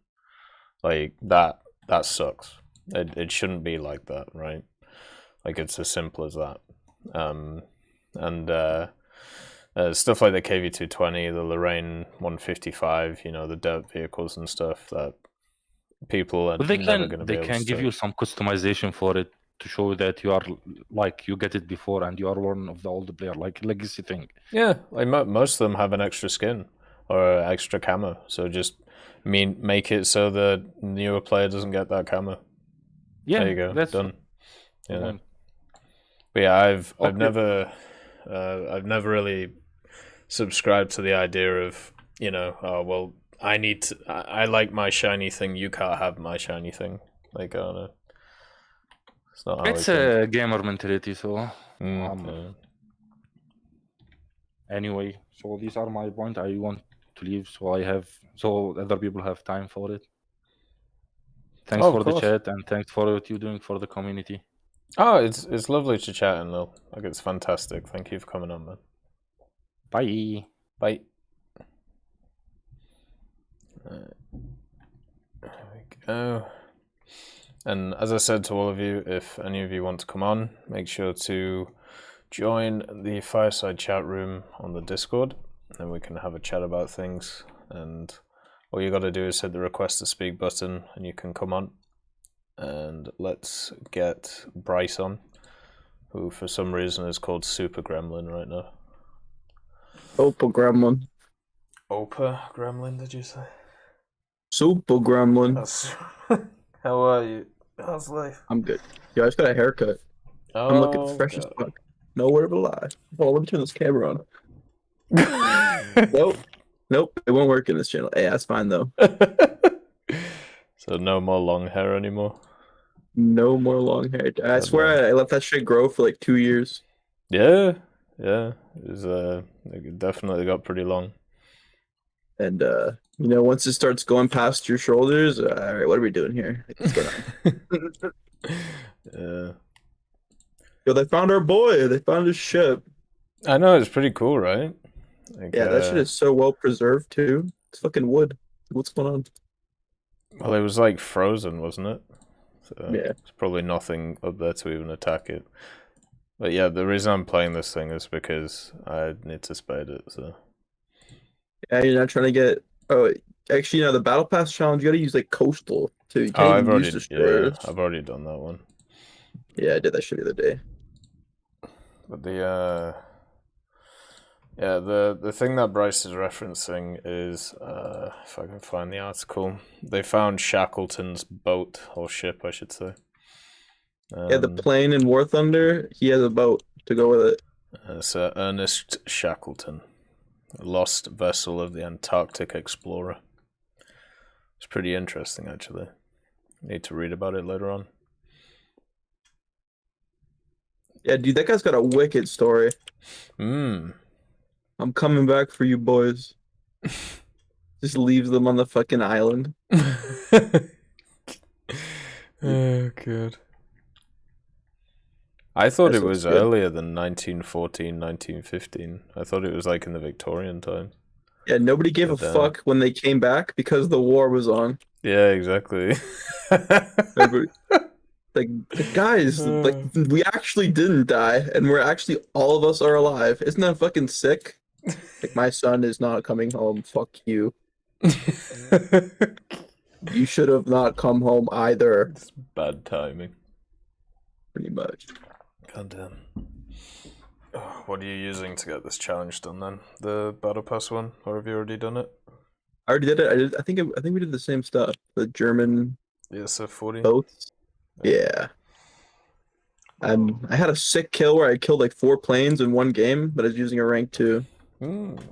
That's fair. Yeah, that's who doesn't love a good old rank 2 bamboozling? How've the chats been? How's the quality? It's actually been very good today. I thought we were gonna have more people trying to discuss the Ukraine stuff, but nobody has really brought it up. It's just more people hoping that everything's still back on schedule. Which much, I can't even read, so I won't bring that up. I promise. But it's nice to see another dev blog, and it's nice to see that we're talking about War Thunder again. And to be honest with Gaijin, they've kept up with the events and stuff. This Tailspin one's come out of nowhere, so that's pretty cool. Not gonna lie, I'm not a fan of the first Tailspin. I got quite boring after a while, I'm not gonna lie. Like doing the same thing over and over again to get the profile pics. I don't like it's just Air Arcade. Who plays that? Hey Mitch, because I know you're in here, buddy. Hey, listen, not personal, but come on, who plays that? the thing, I think they've cheaped out a little bit on some, because we did it last time to get the profile pictures, I think. Yeah, which were a total scam. Yeah, because they changed them, and now they're back again, so you can get them again. But if you already have them, you only get silver lions, which I feel like they could have been a bit more generous, Just it depends how much SL they give you, but yeah. But it would have been nice to see, I don't know, maybe they give you a camouflage or something. Maybe a loading screen. God, literally anything. Fuck. Yeah. Yeah, surprisingly, there's 2 loading screens that they're doing for this. Oh wait, they already are doing loading screens. Yeah, for 2 sets of challenges, you get loading screens, Okay. which seems odd because I only remember one, so they must have got another one. What I really would have wanted is like models of the planes, like to be able to put them in the hangar or something. Because they look super cool. Like you know, I know it's kind of, you know, cartoony and obviously based off a kind of kids show that I've never really watched, but it's super. I don't know. It gives a little bit of more vibrant color to the game, which I think is really cool. The Borderlands shit. Yeah, pretty much. Oh, I got a Borderlands 3, by the way. Nice. Through the Humble Bundle choice stuff. So probably be playing through that at some point. That should be quite nice. Nice to see you, Swaggy Days. Hopefully you're doing alright. Did that game come out when a bunch of other games come out? I swear I don't even remember. Like people talking about it. It came out on Thingy Games. Epic? Epic, yeah. Oh, right. That's right. Yeah, and then it had the Steam release a little bit later on. That's exactly what happened. I was going to say, I don't remember people talking about that shit. So a little bit rough, that one. And yeah, I mean, after the pre-sequel or whatever, I'm not sure how the hype was, and I'm looking forward to playing it because I've played through all of them, but I don't know. It's kind of on the back burner right now. Yeah. Pre-sequel. See, I don't think I've ever played a single Hey, shoot me. I haven't played a single Borderlands game. Oh, fair. Yeah, I've played them all. The first one's really good, but I bet you nowadays if you played it, the controls would feel really janky. The Borderlands 2 is the one which is, you know, highly regarded. Like I've played that one up to like the first boss, but like I've never really finished them or. But yeah, those things are critically acclaimed if any game is. Yeah. Have you played Elden Ring or Ender Ring or whatever it's called? Elden Ring? No, Ring, but yeah. I feel like if you're gonna play a Souls type game, that's probably the one to do. You can just farm. If you get stuck on a boss, you just farm up. Or just like all the mobs and stuff around? Yeah, it's like open world, I guess. So you can just run around and do your thing. If you're hard stuck, you trash. I remember in the other ones, you could kind of do that too. But I think they made it in Dark Souls 2 or 3 that you can't keep respawning at a campsite because eventually the mobs will stop spawning. So yeah, I think it's like 7 times or something like that. We have been watching a little Elden Ring streams, if you know what I mean. Mate, I don't know how you find these people, by the way. I'll tell you later. But she sounds, as I said, she sounds like she's Scandinavian or something. But then the stuff, the words come in, you're like, oh, that's a British word. What's going on here? Yeah, well, it says she lives in London, so she's obviously lived there for a while.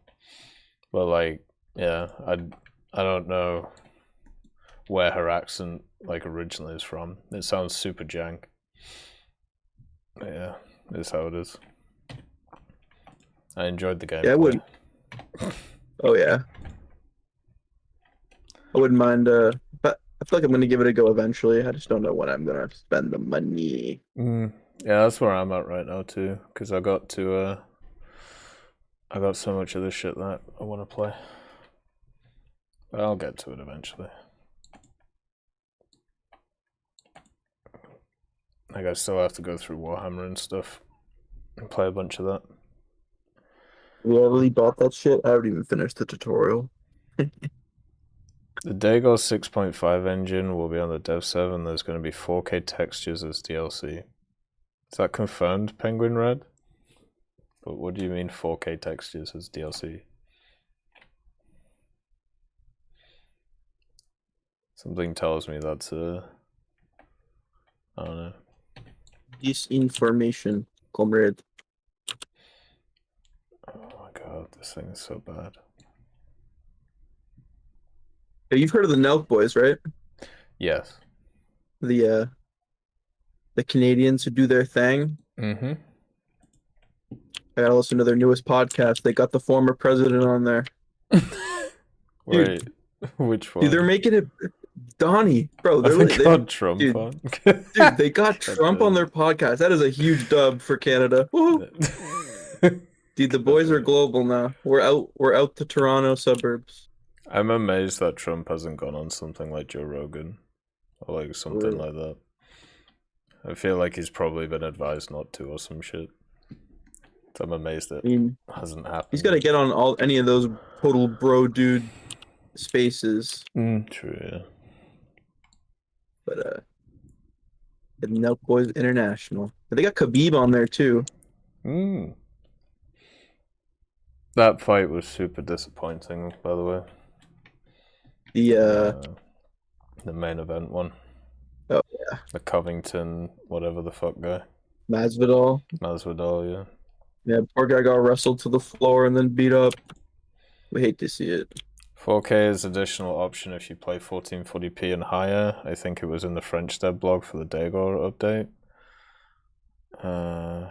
Let's see. Oh no, I should play the game. That would be super weird. Go ahead, sorry. Have you got those light tank kills? No. For the... That's I what I've been doing all today, day. Right? Yeah, that's what I've been doing. Still got to get the rocket kills for the one before. Oh, I think you can do that in naval, right? Yeah, that's what I'm doing. Tiny Tims. Yeah, those don't count. I'm pretty sure. What? Maybe they do. Do they count? Have you been tracking them? I have no idea. This is my first so time. I tried tiny timming a kid in ground RB and it didn't count. I have no idea why. And I tried it again and it didn't work again. It was with the F6F, so. Oh well, we'll find out. But, I missed it. What's the word? I used the F4C with its Zunis, and then what was the other one that I used? The AD4, I think. Yeah, I ended up doing I just flew with the Mosquito at 3.7 and RP3 at Panzer Force. Like a Chad. Alright, so I just got a kill with a Tiny Tim, so we'll see if it counts or not. So I'm on 8 out of 10. If it does count, I want my money back. For the battle pass. Sue for time used. Oh shit. See, one thing they should change for the battle pass, easy fix, big money. Just make it so that you can use event vehicles for those challenges. Why not? Yeah, they're already doing it for the summer events and the winter events. Exactly. Let me use the Swordfish RP3 in Naval to kill things. Hell yeah. Or something like that. Anyways, I'm going to fly. Chris, you're up next, buddy. Try to top this conversation. You can't, but you can try. All right, I'll see you later. See you later, brother. Alright. Even though Bryce said Chris was on next, Matrix has been waiting, and Matrix being an admin can't click the request to speak, it just drags him in. So if you want in Matrix, this would be a time to pop in while I read this French dev blog. See if there's anything about... I don't see anything about the 4K stuff on the French dev blog.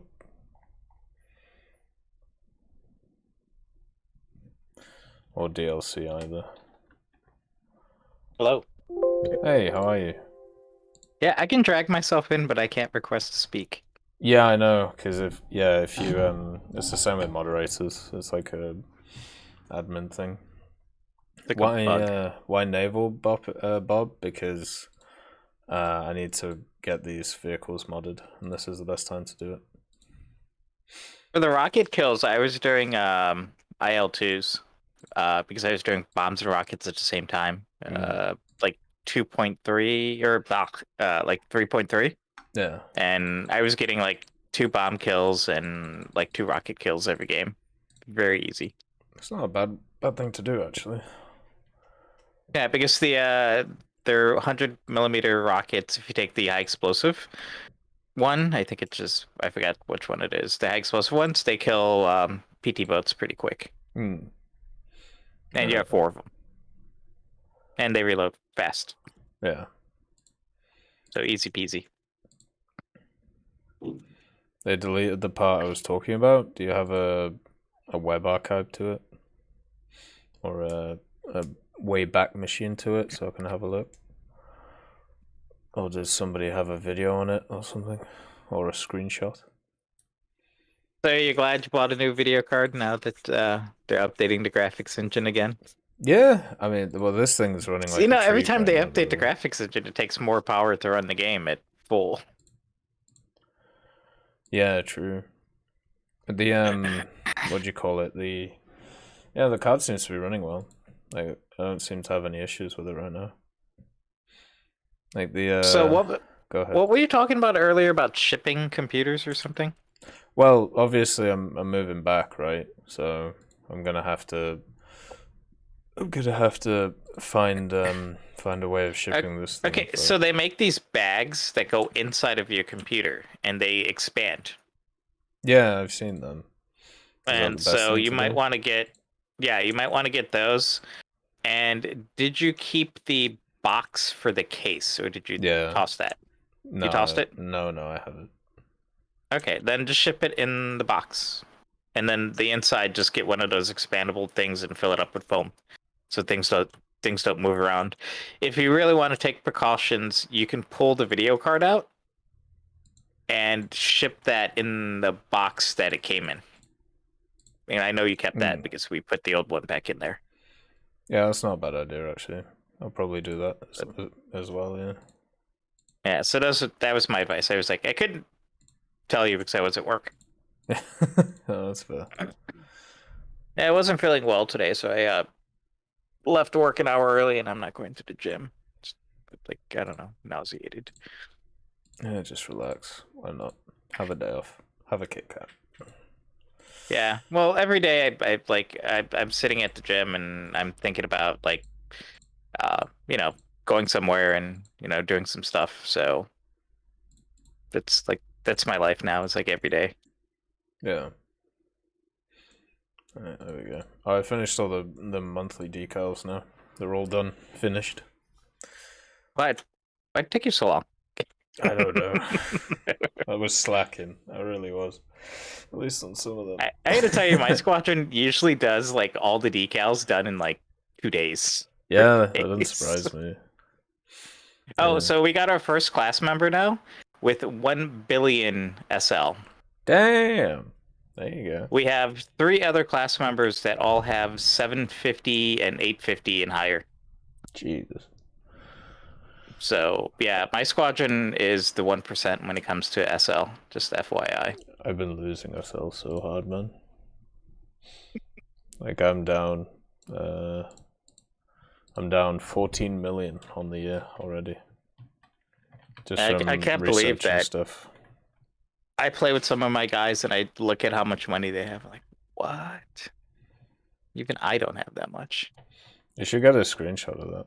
Or a video, actually. Because people just say the screenshots footage. So I gotta tell you, we've had guys in my squadron now since the beginning. Like there's some of our higher officers and stuff. Yeah, and they now, since the chat ban, they have now joined Discord after 2 or 3 years because they can't play together, and you can't talk to each other. You can't even say stuff in chat. So after years, it's finally helped us come together because now we have multiple groups of people playing at night now. Yeah. in the Discord. Oh, I didn't even think about it like that. That's quite funny. Yeah, it's pretty funny. People I've known for that's been in my squadron for 3 years, and I've never heard their voice, and now they're here. God, that's nuts. What do you think about what do you think about the chat ban thing? Like, are you bothered by it? Does it even affect you, or? It kind of does, because we have people, we're kind of friends with other people in other squadrons. Yeah. Or people that, for me, it's like, I can't even say hi to my other lab guys or other squadrons that I play with. I can't even say hi to them. Yeah. I literally have to have my separate screen and open up TeamSpeak to talk to them, because I can't even say hi in game. Yeah. So that kind of sucks. Oh, they still use TeamSpeak, don't they? God damn it. Oh yeah, there's a lab version 2. I don't know if you've seen them in lab version 3. Yeah, I've seen them. Yeah. They're, I don't know if you know, they're top 10 for Air Arcade. They're top 10 squadron. And so they still use TeamSpeak. They still use TeamSpeak, yeah. Mm-hmm. And it's crazy there. It's one of those TeamSpeaks where there's like 10 people in a room talking. You can't hear anything. Oh yeah. Yeah, I've been on a few of those back in the day. Like when I started War Thunder, it was all TeamSpeak, and then it was Raid Call, and then it was Ventrilo. Oh, Ventrilo, yeah. I forgot about Ventrilo. Oh god, man. Hello there. Old school. God. I was just in here just saying hi and trying to figure out what you were talking about, moving and stuff. That's all I wanted to ask, because I've been listening for the past like couple hours in the listening at work, and I was like, oh, what is he talking about? If it's about the computer, why didn't he ask me just yet? Well, I mean, it's because someone brought it up today, and yeah, it's 6 months away from doing it, so I'm really like I know what I want to do, but I haven't really put too much thought into it, you know.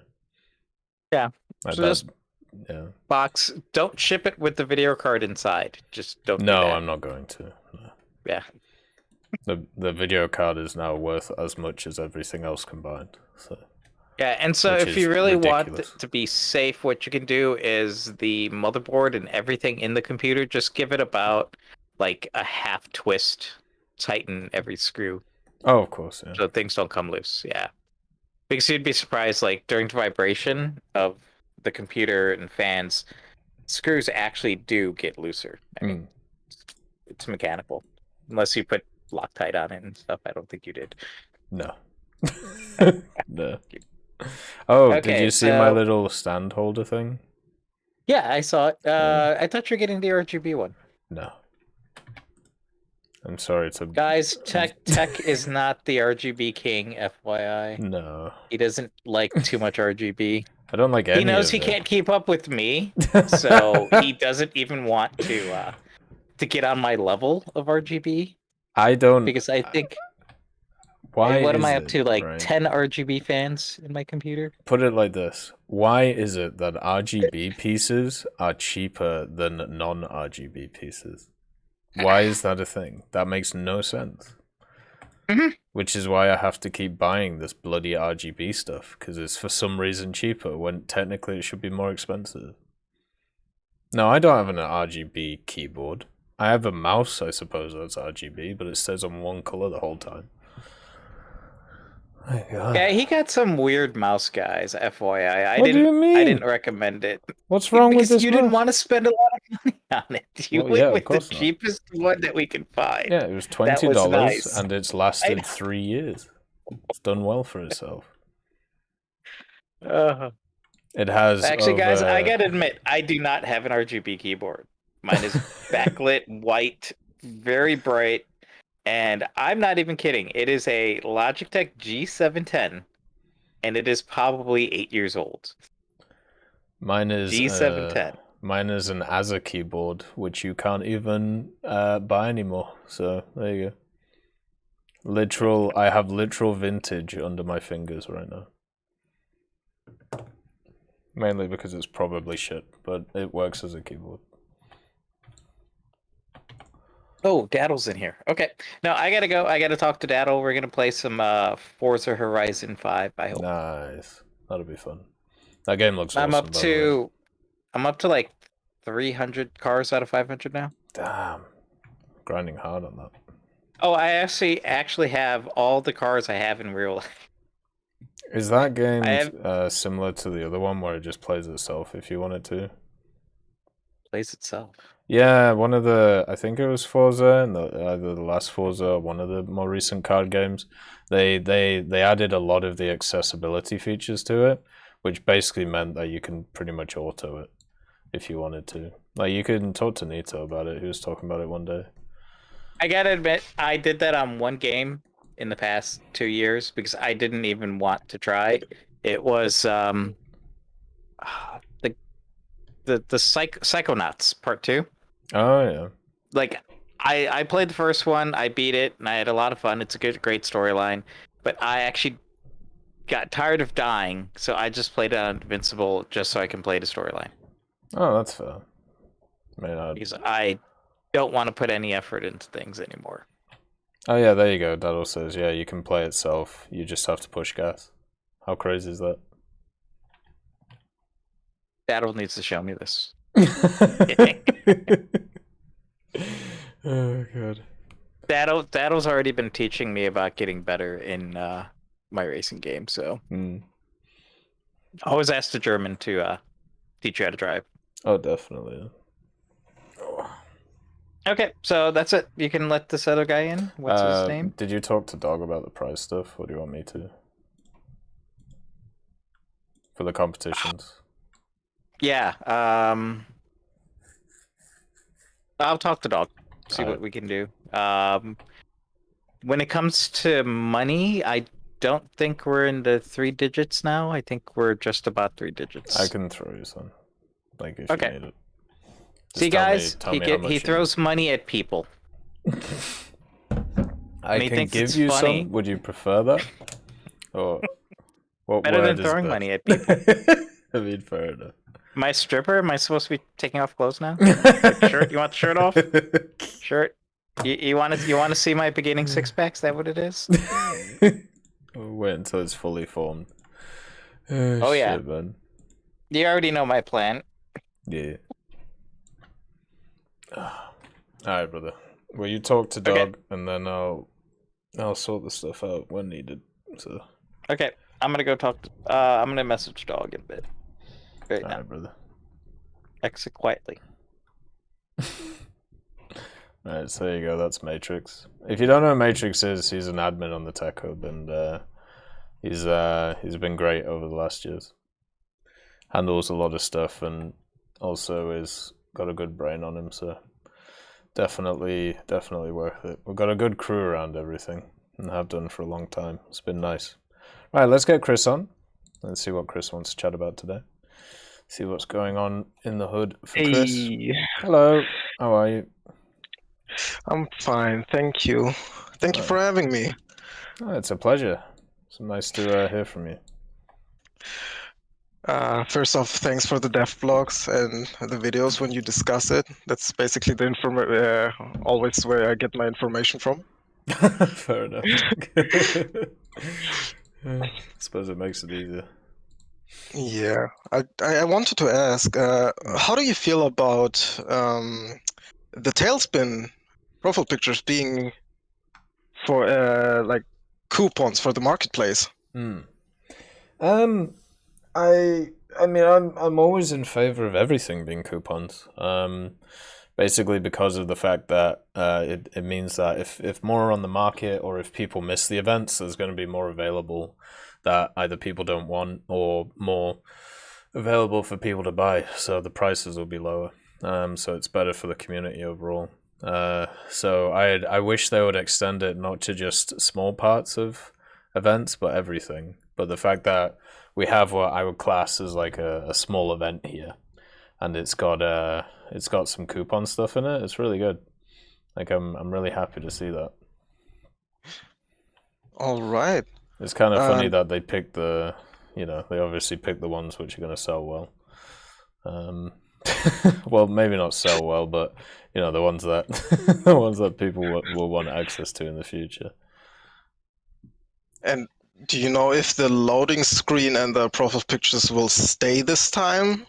Yeah, that is the real question. My guess is yes, because this seems like a much more formal event compared to the last one, right?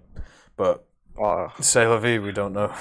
And there's no way of really finding out because, well, I mean, I could probably message somebody, but yeah, we'll have to see. It's okay. It's literally what I wanted to ask. Well, I can find out, but I would highly doubt it that they're gonna take them away, because it's a longer event and it's not like an April No. I Fool's mean, thing. if they convert them back to humans again, if that's well, again. no, they're not gonna do that. Oh, nice. No, Okay. no, because That's they're very nice. because they're doing the separate ones, right? So yeah, you'll be able to keep the bear and the fox. Even if I Which would have be them cool. already. Well, you have the humanoid versions, right? You don't have the bear and the fox. I have to do it again, don't I? Yeah, exactly. Fucking hell, no. Yeah. Okay. Okay, very sad. Yeah, so that's the problem. So now this event will literally be like the only event in those days, or will it be like 2 days for the Tailspin event, and maybe like will they bring back every event in a day? Well, this is the thing, right? So if we look at what files they've been modifying and what they've been messing around with, the things they've been messing around with are the tank football ones. So maybe that comes back. I mean, hold on. The data mine from the walkers makes no sense though. Walkers? Yeah, remember when they had a huge data mine leak and there Oh, were a yeah. ton of walkers? Yeah, like Well, that does was it mean... like that could be the April Fool's thing this year, right? Because this Tailspin thing, I don't think is connected to that. I think it's a separate event. What I thought was they said the Tailspin event will be 2 days long, and what I thought was 20 that they days. gonna on this 20. Oh wait, 20 days or 2 days for the Tailspin event? So it's 20 days in total, but each challenge for the event is every 2 days. Oh So there's 10 challenges basically that you have to Okay, complete. then I read it wrong. I thought like every 2 days they will switch the April Fool's event and bring back all the old April Fool's. No. That would have been cool though if they did do that. They would have been awesome. But I'm Yeah, sure that's- they'll bring back the April Fool's stuff. They're just yeah, we'll have to see what goes on. But I think that mech stuff can definitely still be the April Fool's thing for this year if they decide to do it. I hope so. I hope they bring like a variety for the 10th anniversary. Like they bring a variety of April Fool's events back. It would be very, very, very nice.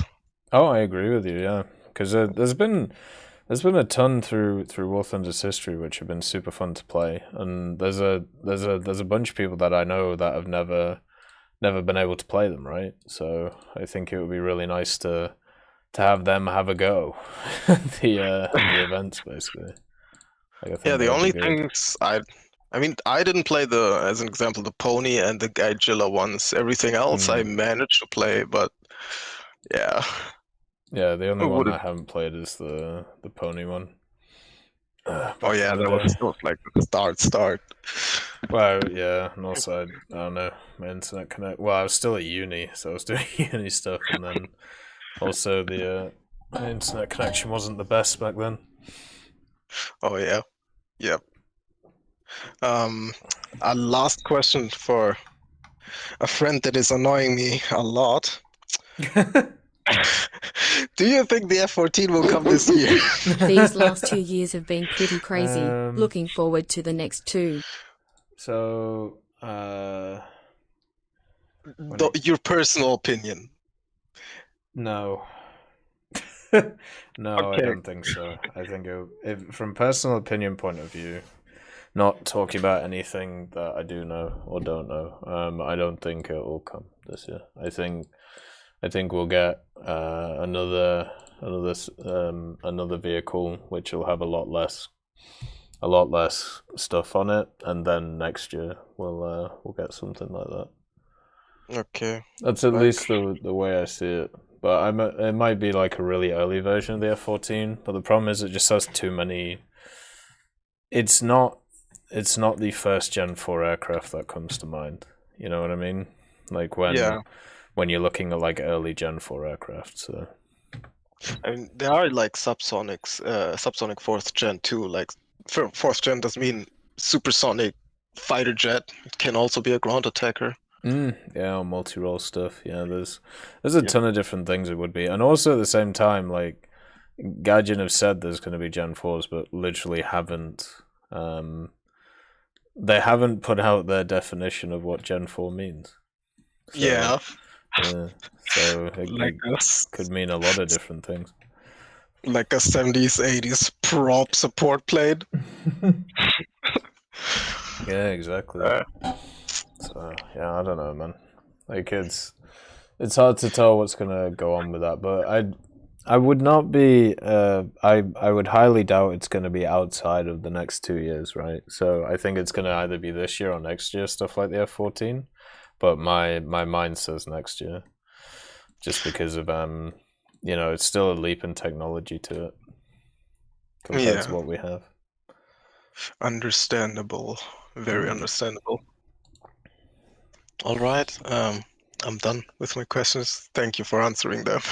Oh no, it's completely fine. It's lovely chatting. Thanks for coming on, man. No worries.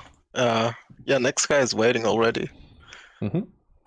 Have a nice day and see ya. See you later. You too. Have a great day. Alright, that was nice. So, first of all, thank you for the subscription, Otto. Thank you for continuing to support the channel. It's very much appreciated. Thank you very much.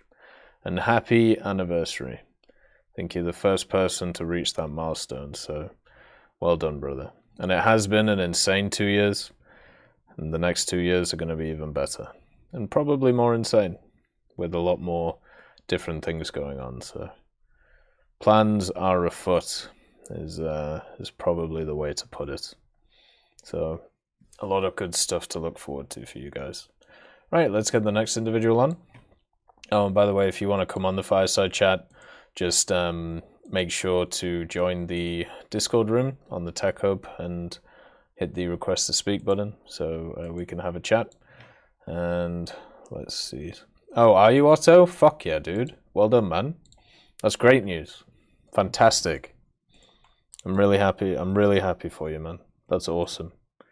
Wonderful stuff. That's great. Hello? Hey, Tech. Hey, Bulldog Chuck. How you doing? I'm cold. I'm currently walking home from baseball practice, and it's 30 degrees outside.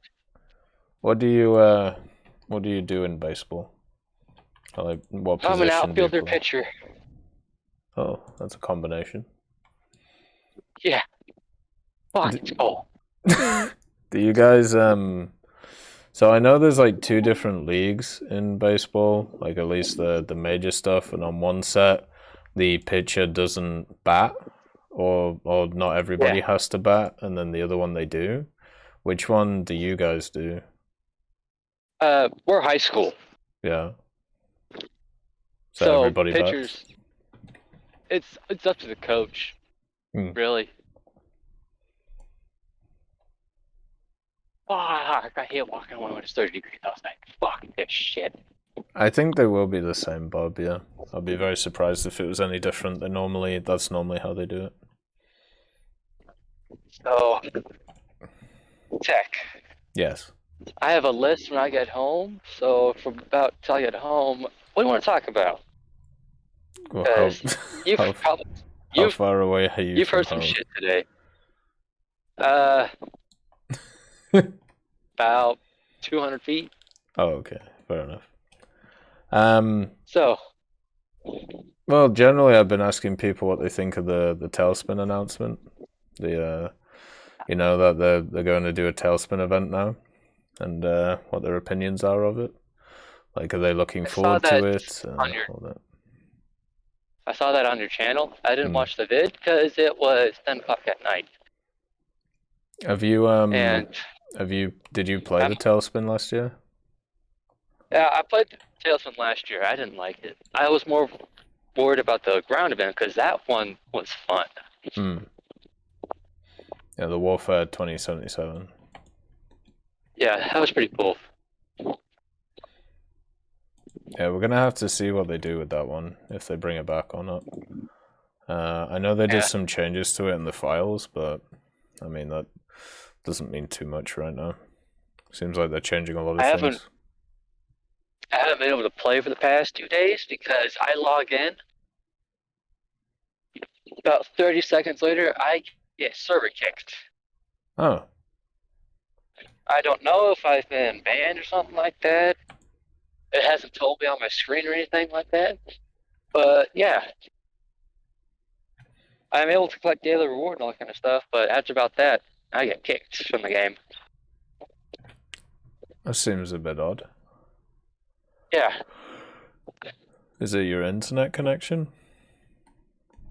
No, it's stable, finally. What does it say when you get kicked? Or does it just close the game? It just closes the game. Hmm. Does this happen with My other PS games? Or? Just War Thunder on my PS4. Hmm. Even it doesn't even do that for Call of Duty. Call of Duty crashes all the time, quits me, kicks me out. Call of Duty doesn't even do this at the time. Seems a little bit odd. Yeah. Oh. Okay. Where's my key? Please be unlocked. It's unlocked. Okay. I'm warm. You don't have to break into your own house. No. Door's unlocked. Alright, where's my list at?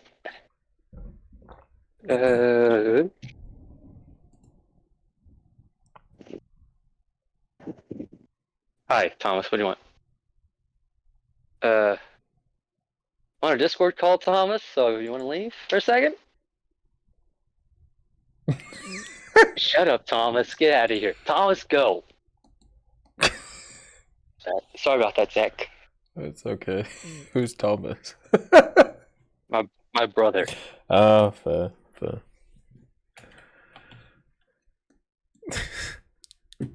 Where's the list, goddammit? We've had mothers, we've had sisters, we have brothers, we have had wives on the Fireside chat, we've had everything. I'm just waiting for the baby. We haven't had a baby yet. Oh, here it is. Oh, that would suck. What should I start with? You know what? Screw the list. Let's just go from this. I'm an advocate for full combined arms warfare. Helicopters, tanks, ships, aircraft. Right. And there's a few maps in the game I think would be suitable. Normandy is an obvious one. There's a low tier map for aircraft that I think would work. I forgot what it's called. There's another map that's in air. It's an island map, so it'd be good. I think it's the one that's got all the evolution of the airfields on War Thunder. You know what I'm talking about with that one, right? I do, yeah. That's a cool map, actually. That would work, I believe, but on airfields that can be casted at strategic objectives. Yeah. Tanks would be able to captain them. Ships and water around it, and aircraft up in the sky. What do you think about that? I've always been intrigued in combined arms stuff. There seems to be two big limiting factors. One is actually the server capacity thing. So even if it is completely combined, you can only have still 64 people. So you'll never really feel like the true huge war thing, but that doesn't matter too much. The other one is I don't know how tanks deal with ships. Tanks versus ships win. Yeah, exactly. So I don't know. That could be that's a tactic. We both know that was used in World War II. I know, but then why would you not go in a ship? Unless you put all of the cap points on the ground. And then you're basically hoping that you get the right mix of people in ships and tanks and stuff like that. It could work. Good points. Or everyone gets regulated a ship, a plane, and a tank in each lineup. Or you can take your own mix of this bunch. And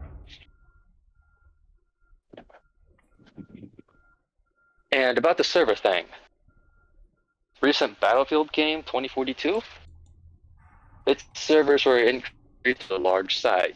How hard would it be for Gaijin to collaborate with them for a second to work out how to fix server issues like that? This is probably a terrible idea because of how the Battlefield 2042 servers work. I feel like asking Battlefield for help on how to fix server issues is like, I don't know, asking the devil how to make a good wine or something. Like the two things which don't really work too well together. Battlefield has had very, very bad issues, including server issues with 2042. And one of the major reasons is because they increased the amount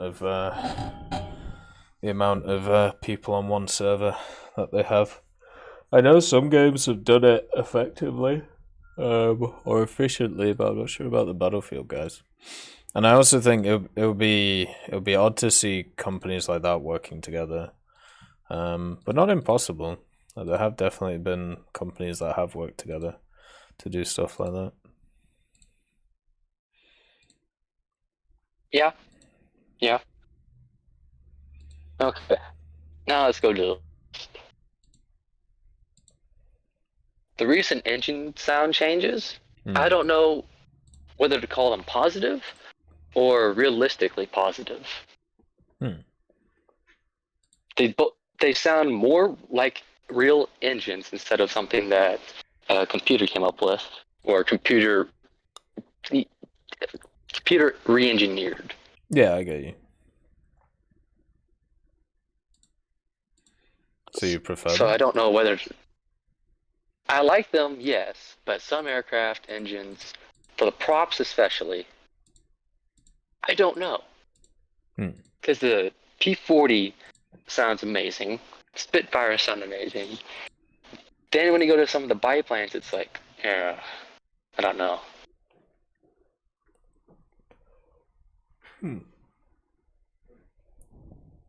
It's definitely a hit and miss thing going on right now when it comes to it. Hopefully at some point they can sort out some of the issues that they're having. Yeah. So, Tech, I remember watching some of your videos and some other people's videos and doing my own research and found that AIM-9Bs don't pull 10 Gs. They pull like 13. Yeah.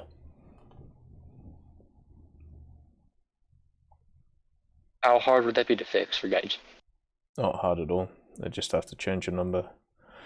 But the question is, when is it pulling that amount of Gs? Because so maximum overload is one of those things, at least in game, which is oh boy, how do you put this? Maximum overload is one of those things in game that you hardly ever hit. Like you have to hit at the most efficient point, right? So with something like that, and looking at it compared to whatever you call it, like looking at it compared to what happens either realistically or what happens most of the time, I'm not sure they can be compared. So it's kind of like how, so when an AIM-9B is first launched, it's got obviously the propulsion behind it, the motor and everything, and with the Fixed cage seeker. Yeah, but it actually has it has the fuel to propel it, to the target. But then, as it loses that, it can still maneuver itself, but not as much as before. So, is it maximum 13 Gs the moment it's launched? Is it halfway through flight? Is it when its engine burns out? Like, what is it? And that's the question. They could also change them and make them better, but then you'd have a whole bunch of other balancing issues, because a lot of them are very strong, and 8.7 is quite a low BR for missiles. There's even some at 8.0, if I remember, like the Seahawk, or maybe 8.3. I thought the Seahawk was got moved up to 8.7 because of the AIM-9B. Otherwise, it would be at like 8.3. I don't know where it's at the moment. I am not on my game right now. I can check. I think it is 8.0 right now. Big ups, Liquid Tech. 8.0? Okay, I was way off. Yeah, it's at 8.0 right now. Thank you for the subscription, Alex. Thank you for continuing to support the channel, man. That's very much appreciated.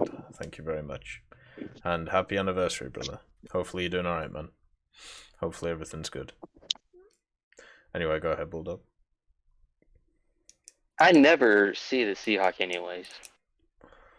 Yeah, I haven't seen it for when a while, I play 8.0. actually. Most I people think the just last run time I saw it the was about 3 months G91R4. ago. Well, there are just better G91R4? options for it. Yeah, exactly. Yeah, I see it occasionally. Mostly in the tank RB. Yeah, I think And that's we it. both know what happens in tank RB. Yeah, it can be quite messy.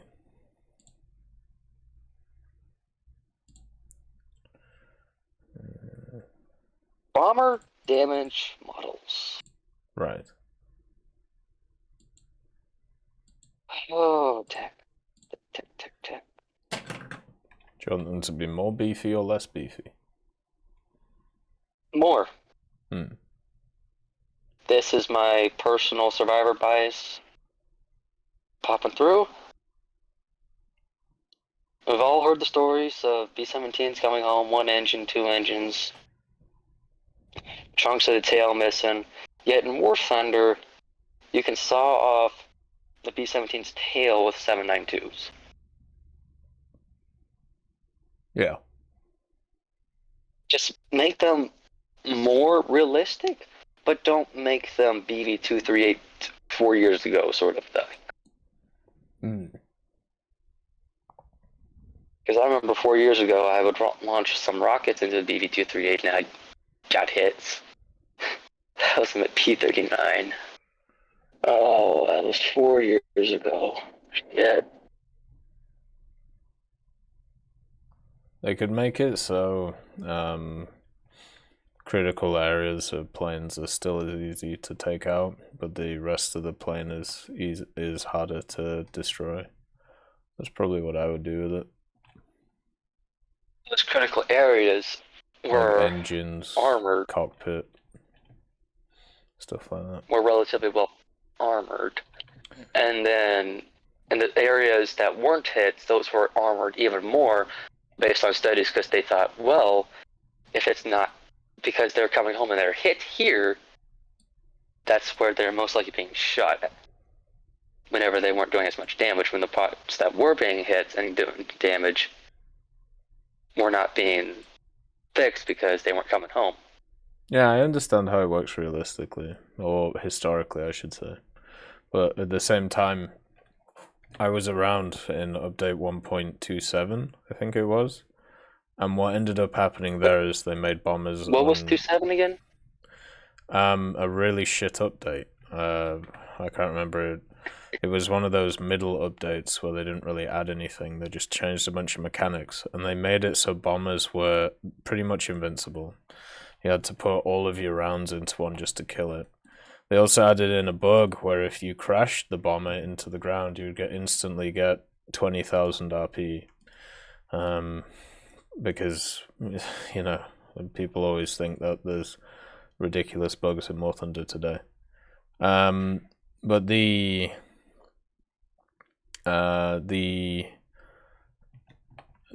problem with that update was, and it only lasted literally 2 days before they fixed everything. It meant that you didn't have any. It meant that you'd never had enough ammo to kill more than one person like even at mid tiers. So if you could put like full belts of 20mm Hispano into something and not kill it, and it just became really annoying because Hispanos back then pretty bad anyways. Were bombers back then bad? Hispanos. Oh, Hispanos? Well, yeah, Hispanos were bad, but you know, change it with anything like 50 cals.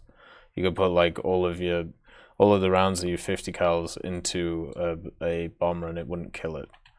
And it was really, really annoying.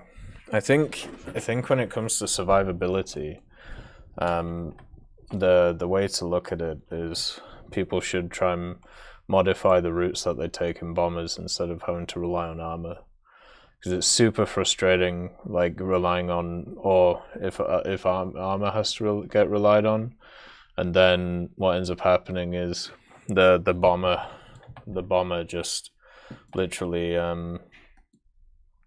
what's the word? He can just sit there and just kill you with his gunners. It's not really fun to play against, you know. Last time I played bombers and planned a route, everyone was screaming and yelling at me in the chat. Of course, I don't care what the chat says. But they were calling me space climber, all that kind of shit, saying that this is why bombers should be removed. And I'm like, dude, I'm just playing smart. Going around you. And if that's what people think and that's what people do, then they'll reduce something on the bombers. I don't know what's... I'm not that smart when it comes to balancing stuff out. I just think of ideas and say, you fix it. Yeah. But yeah, I mean they could do, but if they were gonna do something like that, they would have done it many years ago. So I wouldn't worry too much about that. Like bombers right now, even though people whine about their uselessness and stuff, they're in the best place that they've ever been, because a lot of fighters have been grounded now, or a lot of strike aircraft have been grounded. So this gives the bombers a little bit of space, and also at the same time you have way more targets than you had before. Before you would have like 2 or 3 columns of two or three columns of tanks to shoot at, and that was it. Now you have like the bases, you know, you got the airfields, all that stuff. I'm Fields playing. aren't hittable. Say again, sorry? Like, you can't bomb airfields anymore except for on like 2 maps. Yeah, I know, but the fact is, like back in the day, like you got 3 bases that was super easy to take out, and then you had I believe it was like 3 1,000-pound bombs per base. It depended on what BR bracket you were in, but you had that, and then you had the airfield, and that was it. Yeah. And now you got bigger maps, so there's more space for people to basically not be seen. Is another thing as well. There's a lot of positives that bombers have got recently. But yeah, it does need a definite play style on how to play it, but it's still feasible, and it's better than them being removed from the game. Whew. I agree, Tech. I know this stat off the top of my head. My first B-17 in the tech tree, I have 1.3 million SL earned on it, and I never took it out in Sim.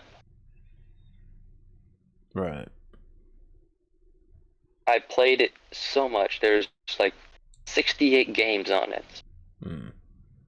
With a win rate of like 45%.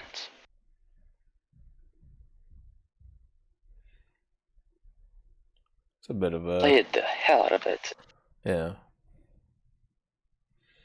Did you enjoy it? That was when I had played War Thunder for about 2 years, and I'd gotten to like the historical part, like where everyone knows this, that knows a little bit about history. Yeah. Like the stuff that people joined War Thunder about for World War II stuff. Mm-hmm. That's where I'd hit. And I was just having fun, enjoying it. I was like, oh yeah, B-17, let's go. Every other game, 2 kills and shoot down 2 fighters, get shot to hell, somehow land with no tail control, then blow up and take off. Those were the days.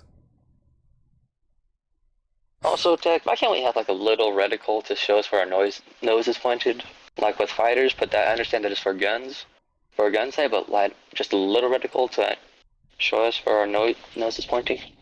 What do you mean? Like in what way?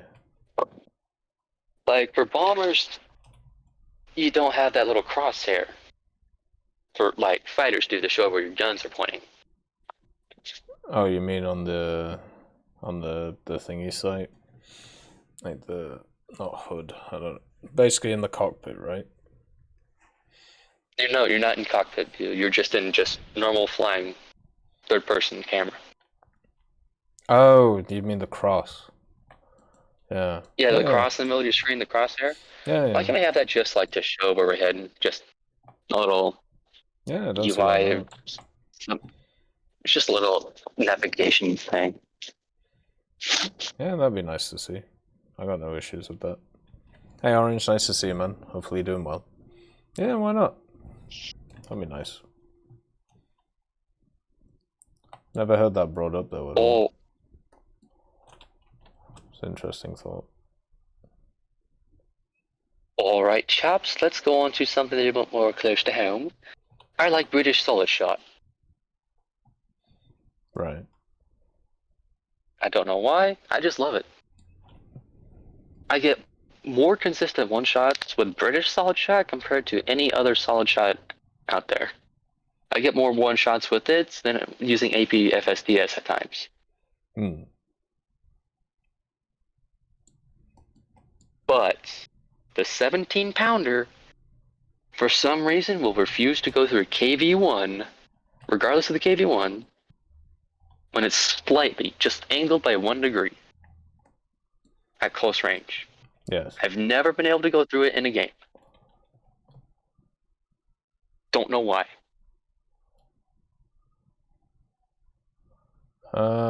Maybe it's I think angle is not very good. Like its penetration when it's angled is not good, or maybe it just ricochets a lot. I don't know. I'd have to look into it. It just shows non-pin. It never shows shell shattered. Anything like that just shows non-pin. Yeah. And the 17-pounder up close up against the Panther can go through. And I'm like, that's more armored, less armored, but at a steeper angle than the 75 that's basically flat.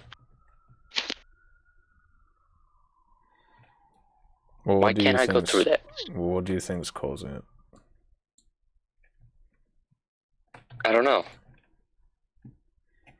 What do you think? At close range, you would have the most amount of penetration possible at close range. I won't say that. That's not true. Do you think it's bugged? Have you looked at it on protection analysis? Yeah, protection analysis, it goes straight through most of the time. There'll be that occasional, it'll hit the driver's port and do something.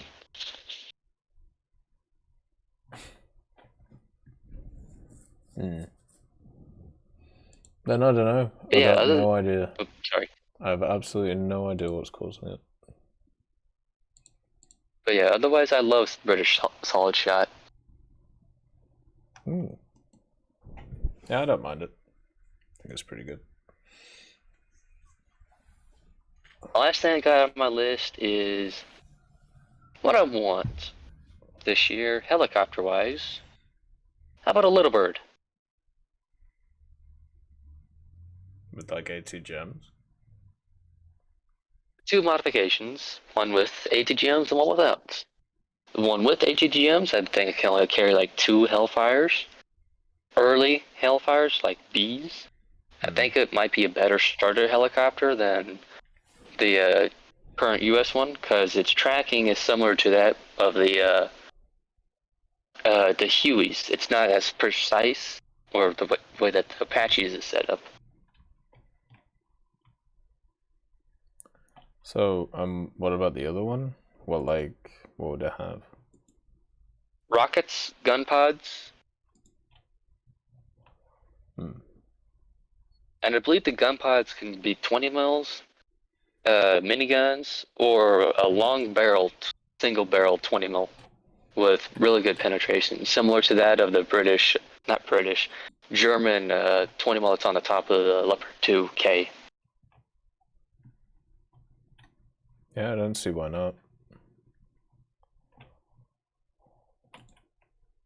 And then that would give the USA a starter helicopter with ATGMs. Does it?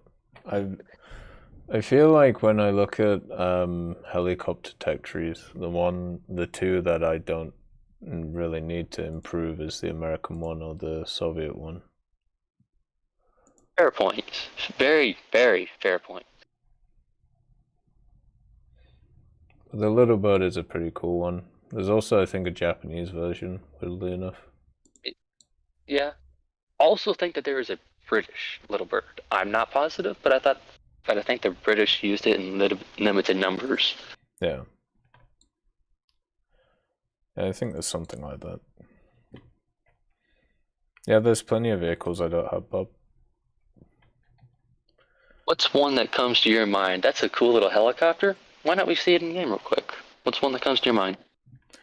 What, for helicopters? Or just anything in general.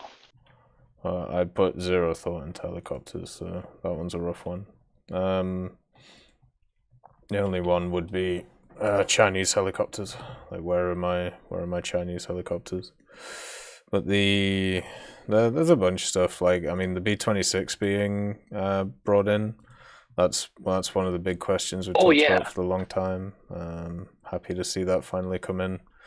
So that was always a where is this? The Whitley is probably the where is this, or the there's a few other machines like the Centaur. Where's the Centaur?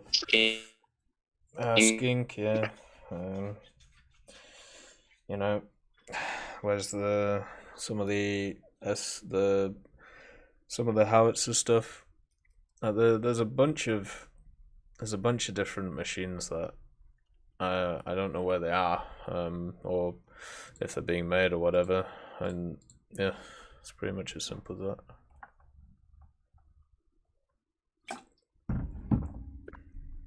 The last one for the craze. Okay, this one will never come to the game in any way. It's a Wunderwaffen. The direct launch V1. Direct launched.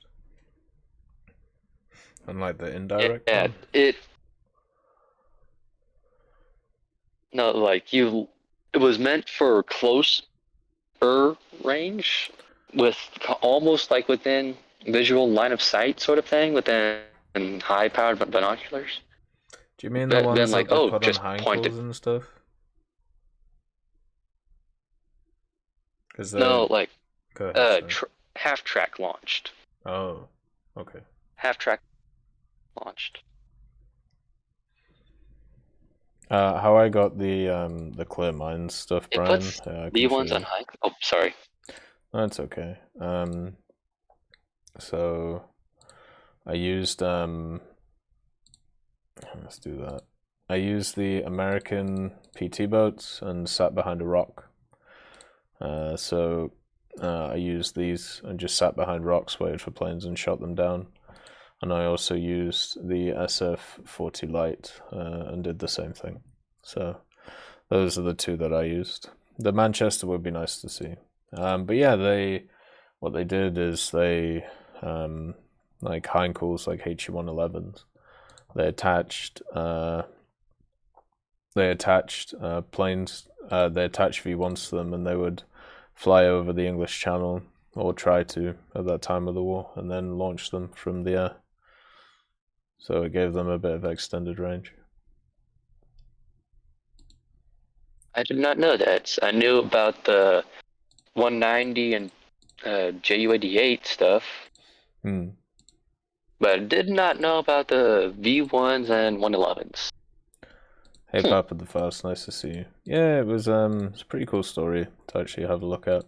So I was reading a book recently about some of the airfields in the southwest of England, and they were talking about they had scramble squadrons which used to be there in 1944, and they would be scrambled if there was any of these planes about, and they had to take them out. It's kind of cool, really. You got any suggested reading that I could probably find in a local library or something like that, so I can just read a book? I don't know about local libraries, but Tank Men, that one's really good. Let's see who it's by.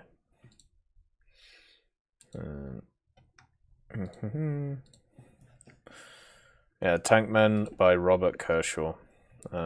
Basically, it goes through the beginning of tanks and all the way through past. It's really good.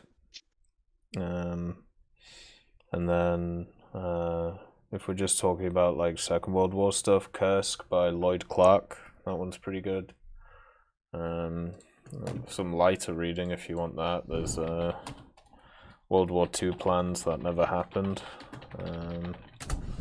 That was by let's see, by Michael Kerrigan. I think I read that one. Not positive, but I think I did. Yeah, there's that. Yeah, I mean, what's that book Rommel wrote? Oh, I don't know. Rommel wrote a book. I can't remember what it was called. Infantry Attacks. Looks like, yeah, Infantry I thought it was Attacks. I thought it was Tank something. Maybe. I don't know. Probably a translation thing.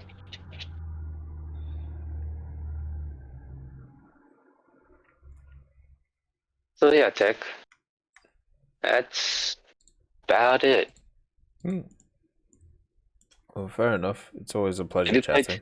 Have you What, been sorry? playing Tailspin? It starts tomorrow. Oh, tomorrow? Yeah, so I'll be playing it tomorrow. I'm gonna do the event. It shouldn't be too hard to do. I haven't been on in 2 days. Well, yeah, Baseball's been kicking my ass. I'm getting home at 6:30-ish most of the nights. Tonight we got off early. Practice starts at 3. When do you finish school? 3. Oh. Get done with school, go straight to practice. I used to finish school at 4. It's weird. 4? Yeah, we started at 8. Well, you did go to finished at school 4. I guess you did go to school in the UK. No. Start at 8, end at 3. Except on Fridays. On Fridays we get out at 1:55. That's nice. Jesus. What? And then you don't go to school on Saturday or Sunday? Nope. Yeah. Well, on Friday we're supposed to get like 2 feet of snow. I don't like snow, Tech. I'd rather it be 100 degrees and I'm out sweating my ass off at baseball. That is fair. Well, thank you, Bob. That's very kind, man. But it's always a pleasure, Bulldog. So, thanks for the chat as always. Hopefully, we can catch you next time, brother. Yep. See you next time, Tech. See you, bud. Enjoy. I will do. All right. So next we have Pinoy on, so we can let's see what Pinoy wants to chat about. Hello. How are you? Hi, Tech. I'm doing all right. Good to How hear, about Pinoy. yourself? I'm a bit tired, but I'm doing okay. Surviving. That's great to know.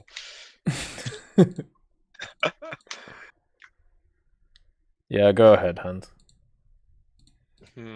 I actually came in here thinking about what to talk about other than Enlisted, which the only thing that I've been doing was playing a lot of Berlin Axis, and I finished the entire campaign for that faction. So Damn, you got the tiger. I got the tiger, and I filled all my rifles with FG-42 Model 2. Oh yeah. True is- scumbag gameplay. Yeah, I do that too. It's super good, man. God, you can absolutely just annihilate whole teams with that stuff. Like, it's nuts. Definitely. It's also fun when you're playing with another person who has a tiger, so you both spawn in. It's pretty menacing to see. Yeah. Oh god. Problem is most of the maps are so like close quarters, and there's only like one road like Wamstrasse, so you're basically trying to fight for tank kills with the other Hello tiger. there. Just like how I was with Freeman the other day. Are you looking forward to the new campaign? I'm kind of on it. I'm like, do I really want to play Moscow 2.0 again? Yeah. Like, yeah. Depends on what we'll see. Maybe if they introduce like something ridiculous, like a belt-fed MG42, I'll probably consider. Don't give them ideas, man. Well, they did say ideas. that there was not going to be. Well, I should say, Keo Fox said this, and I don't trust Keo Fox as far as I can throw him. But he did say that there's going to be less assault squads in this campaign. Then what are they being replaced by? More radio operators? Well, you got the medic squad, and then Yeah, that's... I don't know if they're going to add other squads in. I don't know. Yeah. Probably another rifleman with, like, I don't know, the AT grenade launcher attached. I'm like, what kind of joke is this? Like, I tried that, like, the M1 Garand version on Normandy, and I'm like, this thing I can't even pen a Puma from the side. I'm better off just, throwing a TNT or getting into a tank and using the 50. I'm like, bro, this is a joke of a weapon. Yeah. Yeah. Just completely ridiculous. Completely ridiculous weapon. I they added. mean, what was the perk for that for a Trooper 3? Like medkit usage speed? That's pretty good. Pretty nice, yeah. What they should have done, and I tried to ask it on that terrible Q&A they did, but they got the question wrong, or the guy interpreted it wrong. But it was, are they ever going to add campaign levels to the middle of campaigns instead of at the end of them? So will you be able to research out, like let's say you've researched, I don't know, campaign level 25, and then they add like a campaign level at 18. Will you be able to go back in the campaign and research it? Yeah. Because those Trooper 3s, like literally they could just have made them Trooper 2s, and then just like swap them or put them before the other one and make them Trooper 2s. Then make the other one Trooper 3s. And push everything up by a level. Yeah, I see what you're trying to get at. Actually, no, I take that back, because you know of how simplified like the reason, like everything is in the game. Like everything is so linear. Like I mean, I can't even think about how we could just like extend out in branches for a little bit, because I'm like, this is just too simple. Yeah, that's fair. They might want to try and keep it as simple as possible. But I feel there's got to be at some point, like, you can't. if what you're starting with in the campaign is going to be all the stuff that is seen as, you know, the best or whatever, how do you ever add in anything which is worse than that?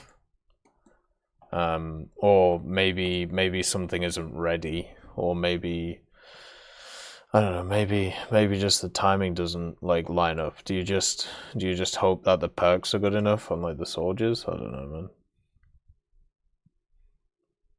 Just have a game mode with no perks, and then let's see how we go with that. I don't know, like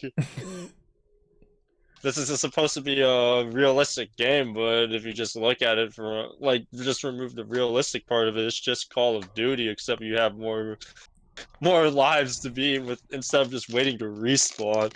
Yeah. What do you think of the medic class then? I mean, it's all right.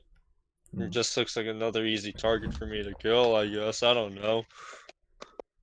I think it's nice they gave them submachine guns. Yeah, I suppose so too.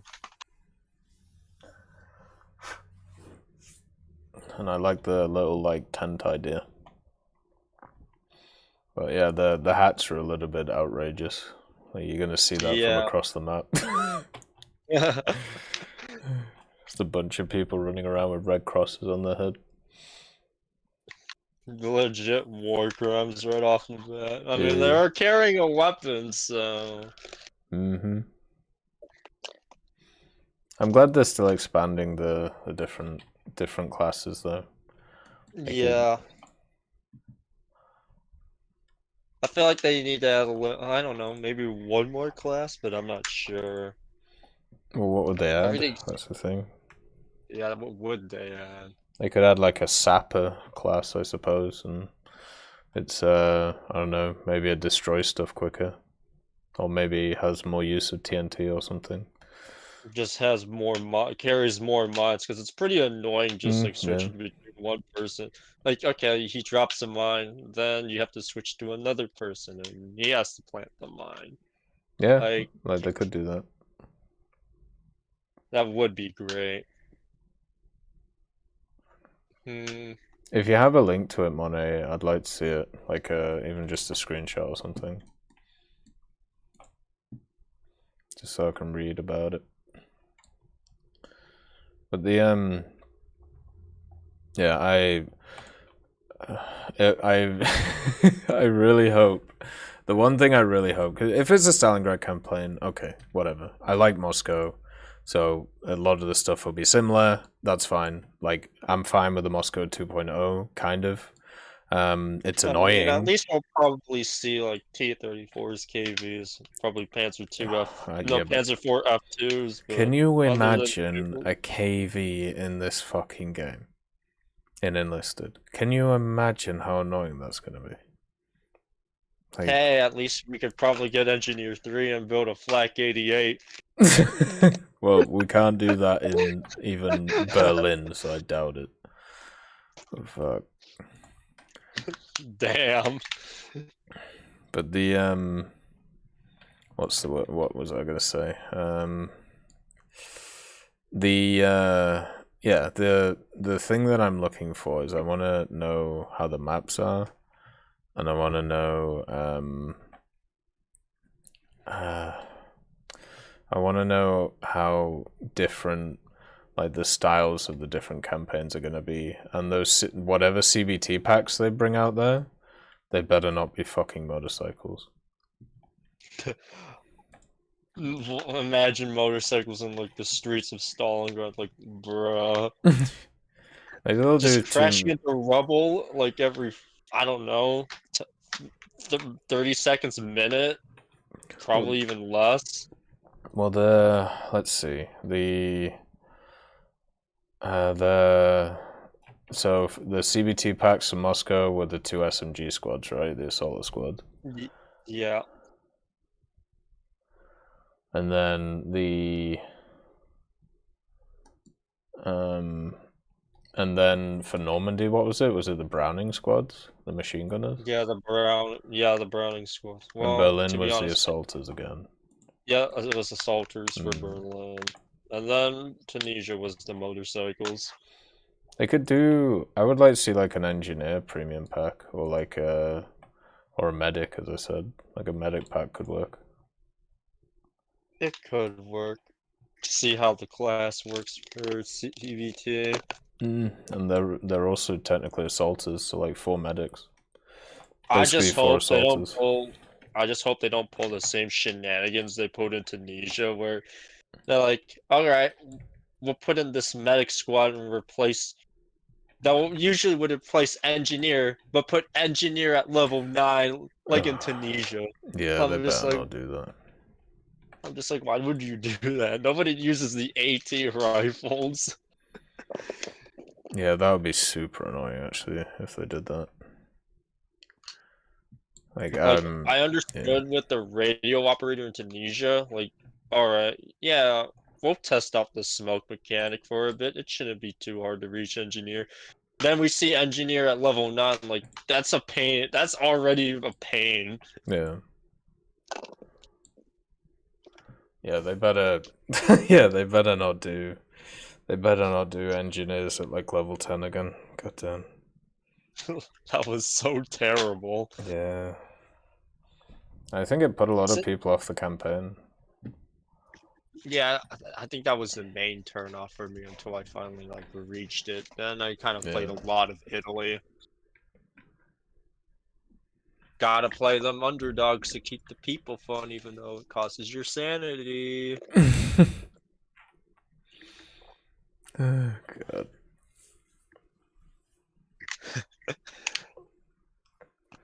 Yeah, I remember that first week where I did 1 full day of Germany and 1 full day of Britain. It was just 2 completely different experiences. It's crazy. So you're doing Zion Cross. Have a nice rest, man. I'm just like, man, Britain just feels easy. I'm gonna see how it feels like to play Italy, and then I just get like, I don't know, steamrolled until I actually start putting more effort than usual. Even then, it's still like, eh. Like seeing that Grant for the first time, I'm just like, oh man, there's no way I'm going to live. Yeah. And I'm like, oh, he's gray zoning? Nice. No way I can reach him unless I fly. I wonder if they're gonna do anything about that, or if they can even do anything about that. Honestly, don't think they can do anything unless the only counter is just getting into a plane and just bombing them. Unless they do like, you know, they do a countdown for like, oh, you're out of the zone, get into the zone. Something like that. Yeah, they could maybe do that.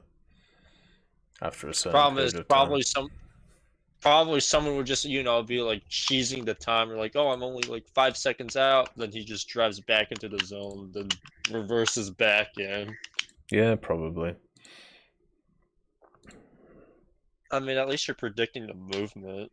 All you gotta do is just drop the bomb on him when he's driving forward. Then his reverse speed is just slower. Yeah, exactly. Won't be too hard to deal with. And they're closer this time, so maybe you could just throw TNT or 3 at them, depending on who you are. Imagine just like people just running around with large explosive bags and carrying 3 TNT. Oh my god, that was terrible.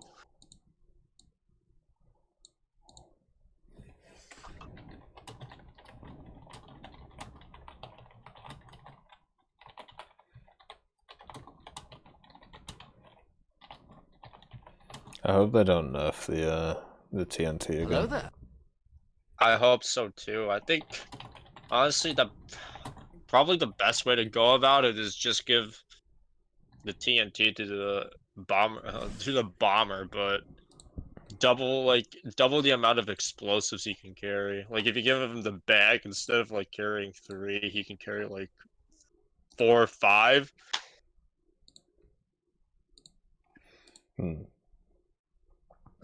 I mean, there's a lot of ways to go about it, but nerfing is definitely the route I do not want to see. No, I don't want to make vehicles more powerful. I'm already sick of the infantry game getting taken over by them. Yeah. Maybe add, like, it subtracts stamina. Like, if you throw the first one, you lose a certain amount of stamina. And if you try throwing a second one, it doesn't travel as far, but you still lose stamina. Yeah. That would probably work.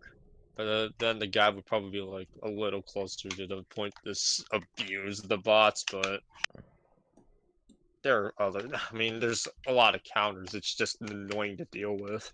Yeah, true.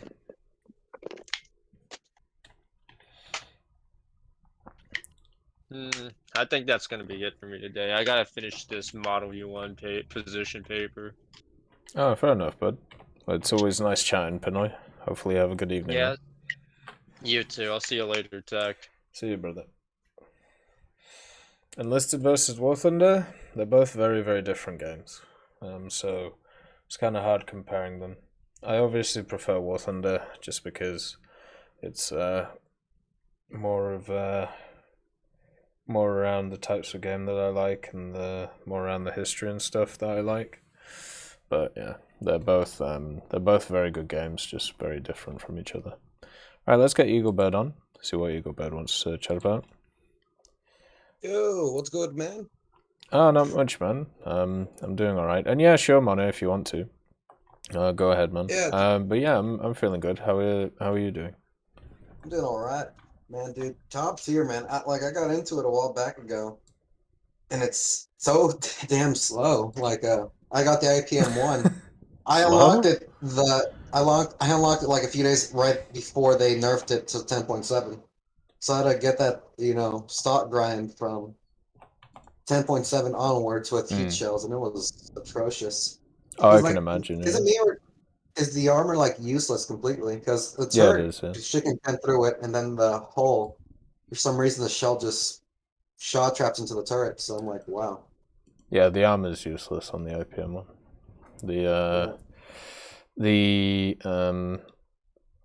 The only thing that what's the word? The only thing the reason why it's up there is that round that they gave it and the reload of the gun. So yeah, Dude, it's amazing. yeah. I unlocked yeah, it it is. earlier this week, dude, and it's real fun to use.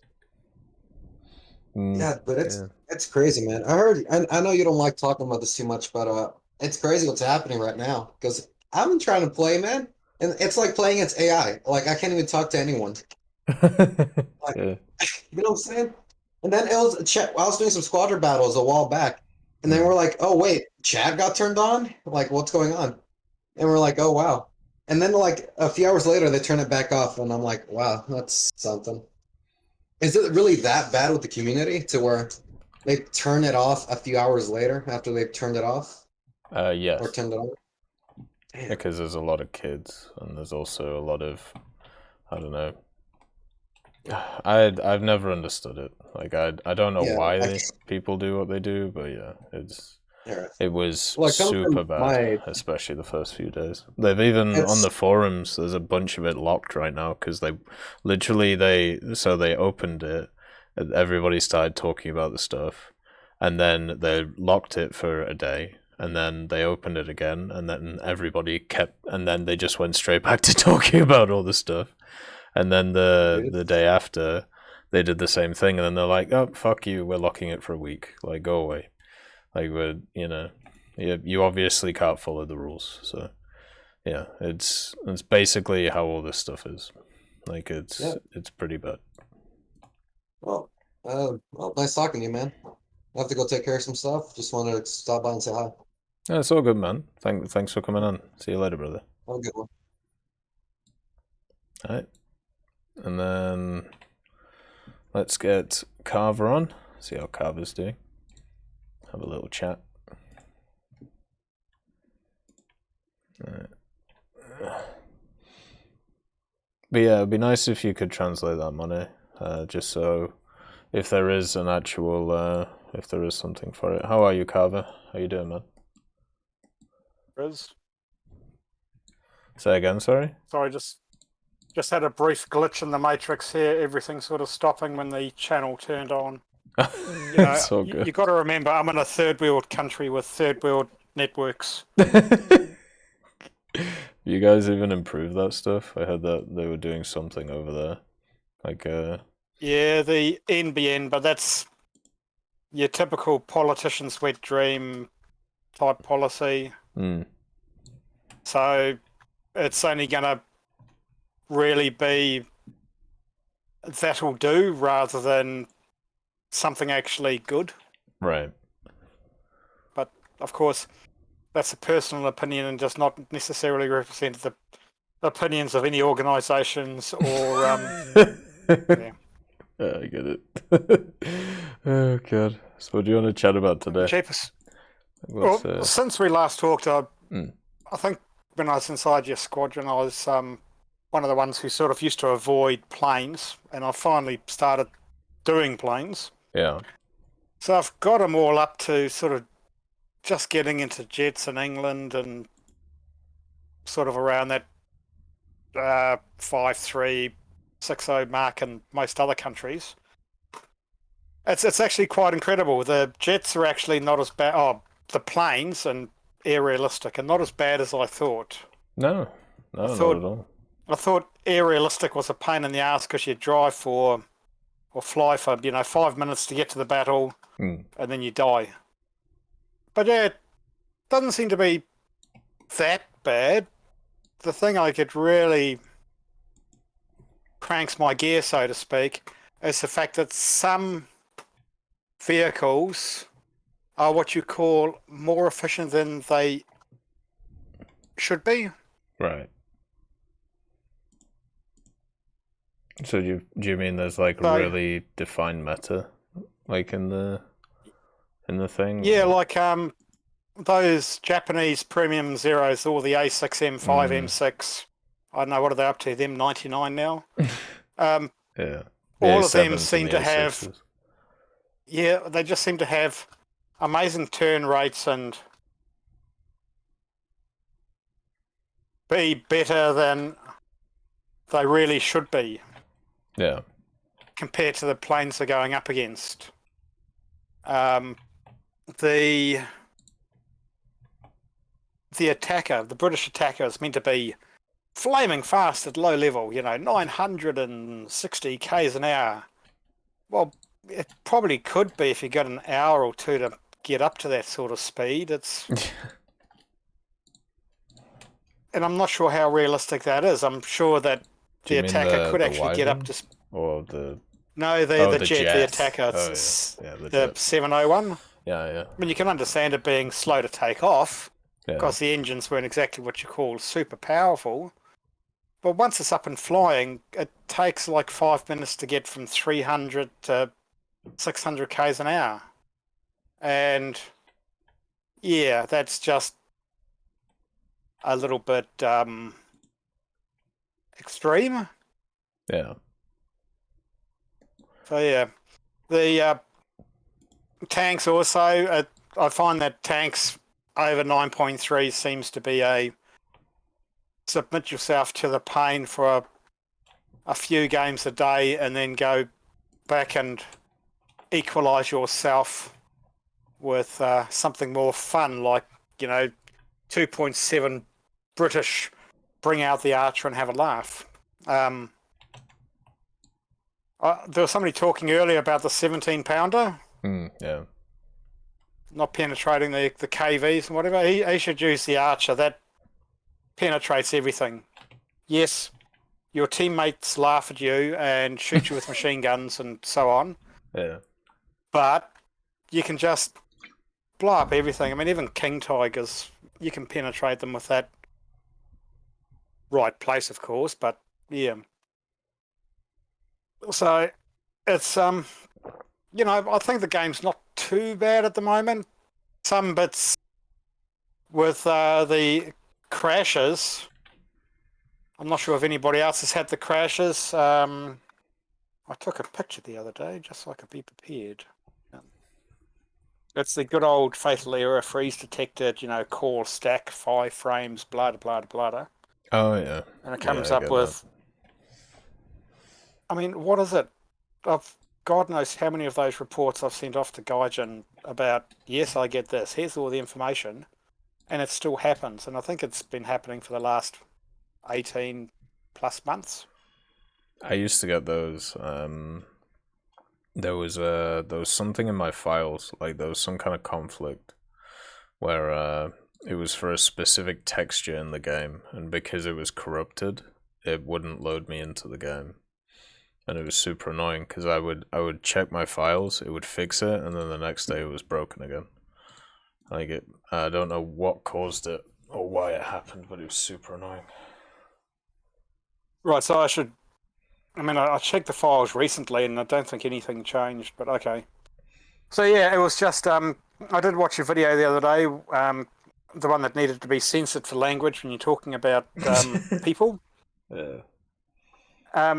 I think you're pretty right there. I mean, it's amazing how many people just accept things. And I will put myself into that basket, because when you get shown a Apple or this or that agreement that's approximately the same size as Lord of the Rings, the original 3 in a book, it's a bit hard. And it's just amazing that people forget it's a game. Chill out. It's a game. Yeah. Have your, political leanings, chuck your Ukrainian flags all over your vehicles like I have. But just leave it like that. It's, unless you're actually over there fighting, unless you're a person in political power, there's not really much you can do about it apart from donate. I'm not going to say offer prayers and support, because that's even less useful than donating.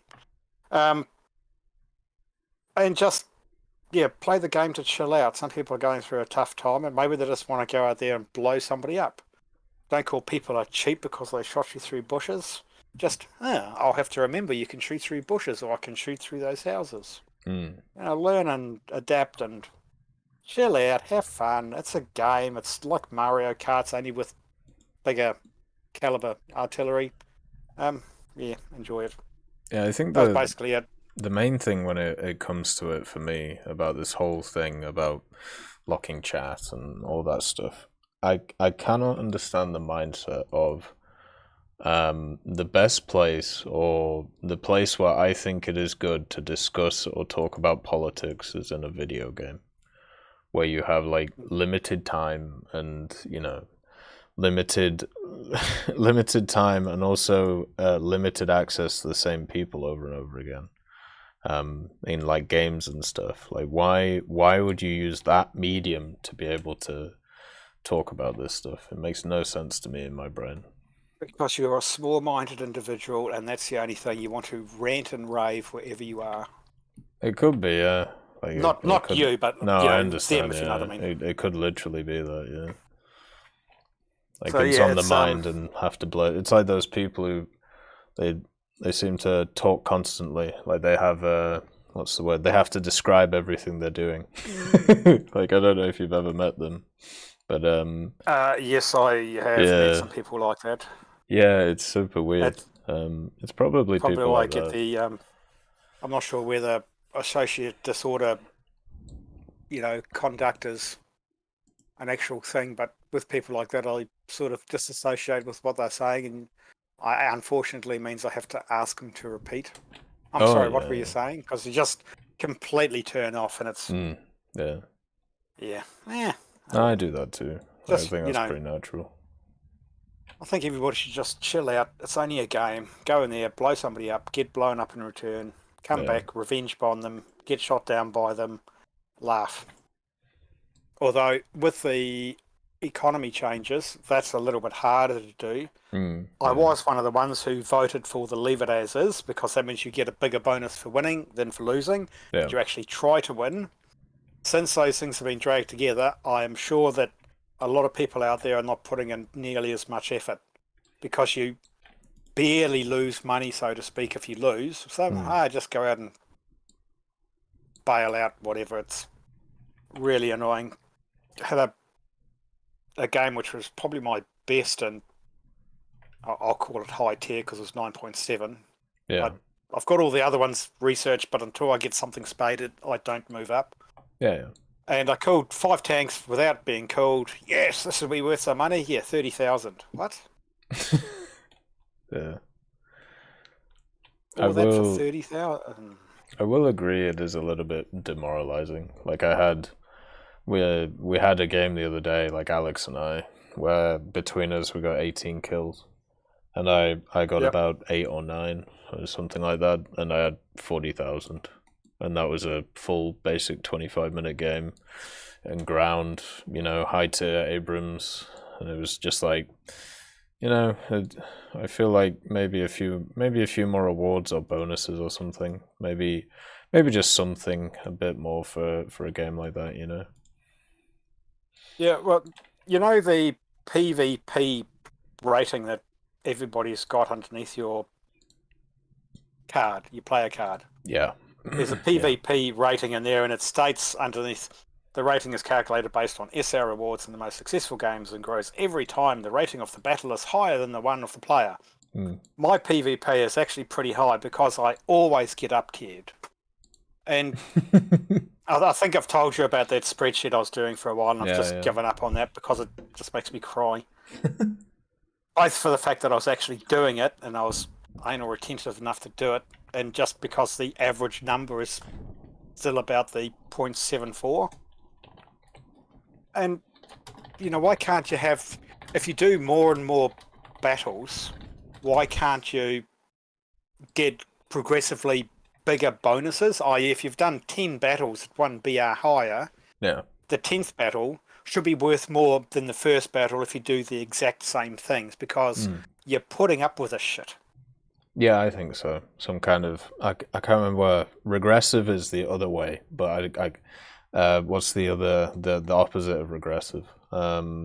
Progressive. I suppose. Yeah, I mean, but there should be like a progressive increase in rewards if you keep like on a chain of that. Yeah, I mean, the system records quite a bit of information. Maybe it should have a little factor in there alongside you, which is, say, the average BR compared to you over the last 30 battles, so that if you're playing at exactly your BR, it's a 1. If you're playing over your BR, it might get up to, if you're always up tiered by that 1 BR, it would be 2. And at the end of the battle, your normal reward times your multiplication factor. So if you always get down tiered, yes, you'll get less. If you always get up tiered, you'll get more. And if it changes every 30 battles or something, then it pays for people who have actually done this shit. Yeah. Yeah, I'd be fine with that, because you definitely do get a little bit more from killing stuff that's higher BR than you do lower BR stuff. Yep. But it's minuscule. Yeah, but it's only a little. Yeah, exactly. It's not enough, really. That's why the Archer's quite fun, because the Archer actually does work quite effectively up to about, well, I haven't tried it at 7.7 or anything, but I have taken it up to 6.3 and 6.7s. And for a couple of shots before people realise you're there, you can actually do some good shit. It's really quite excellent. But the money you get is only because of that skill matters or whatever it is. Yeah. It's not God mode, unfortunately. Nobody like other YouTubers who go out there in a 1 point something or other and kill a 10.0 tank. I'm not like them. But yeah. The stun pandas and stuff, yeah. Yeah, so I'll pretty much sign off. Just remember, if you haven't got your health, you haven't got anything. And people need to just chillax. Agreed. It's time to relax at this time. Yep, thanks for the talk. Have a good rest. Catch you later on. See you later, Carver. Have a good time, man. Cheers.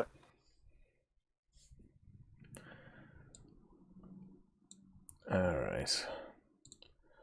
So, I think what we'll do is we'll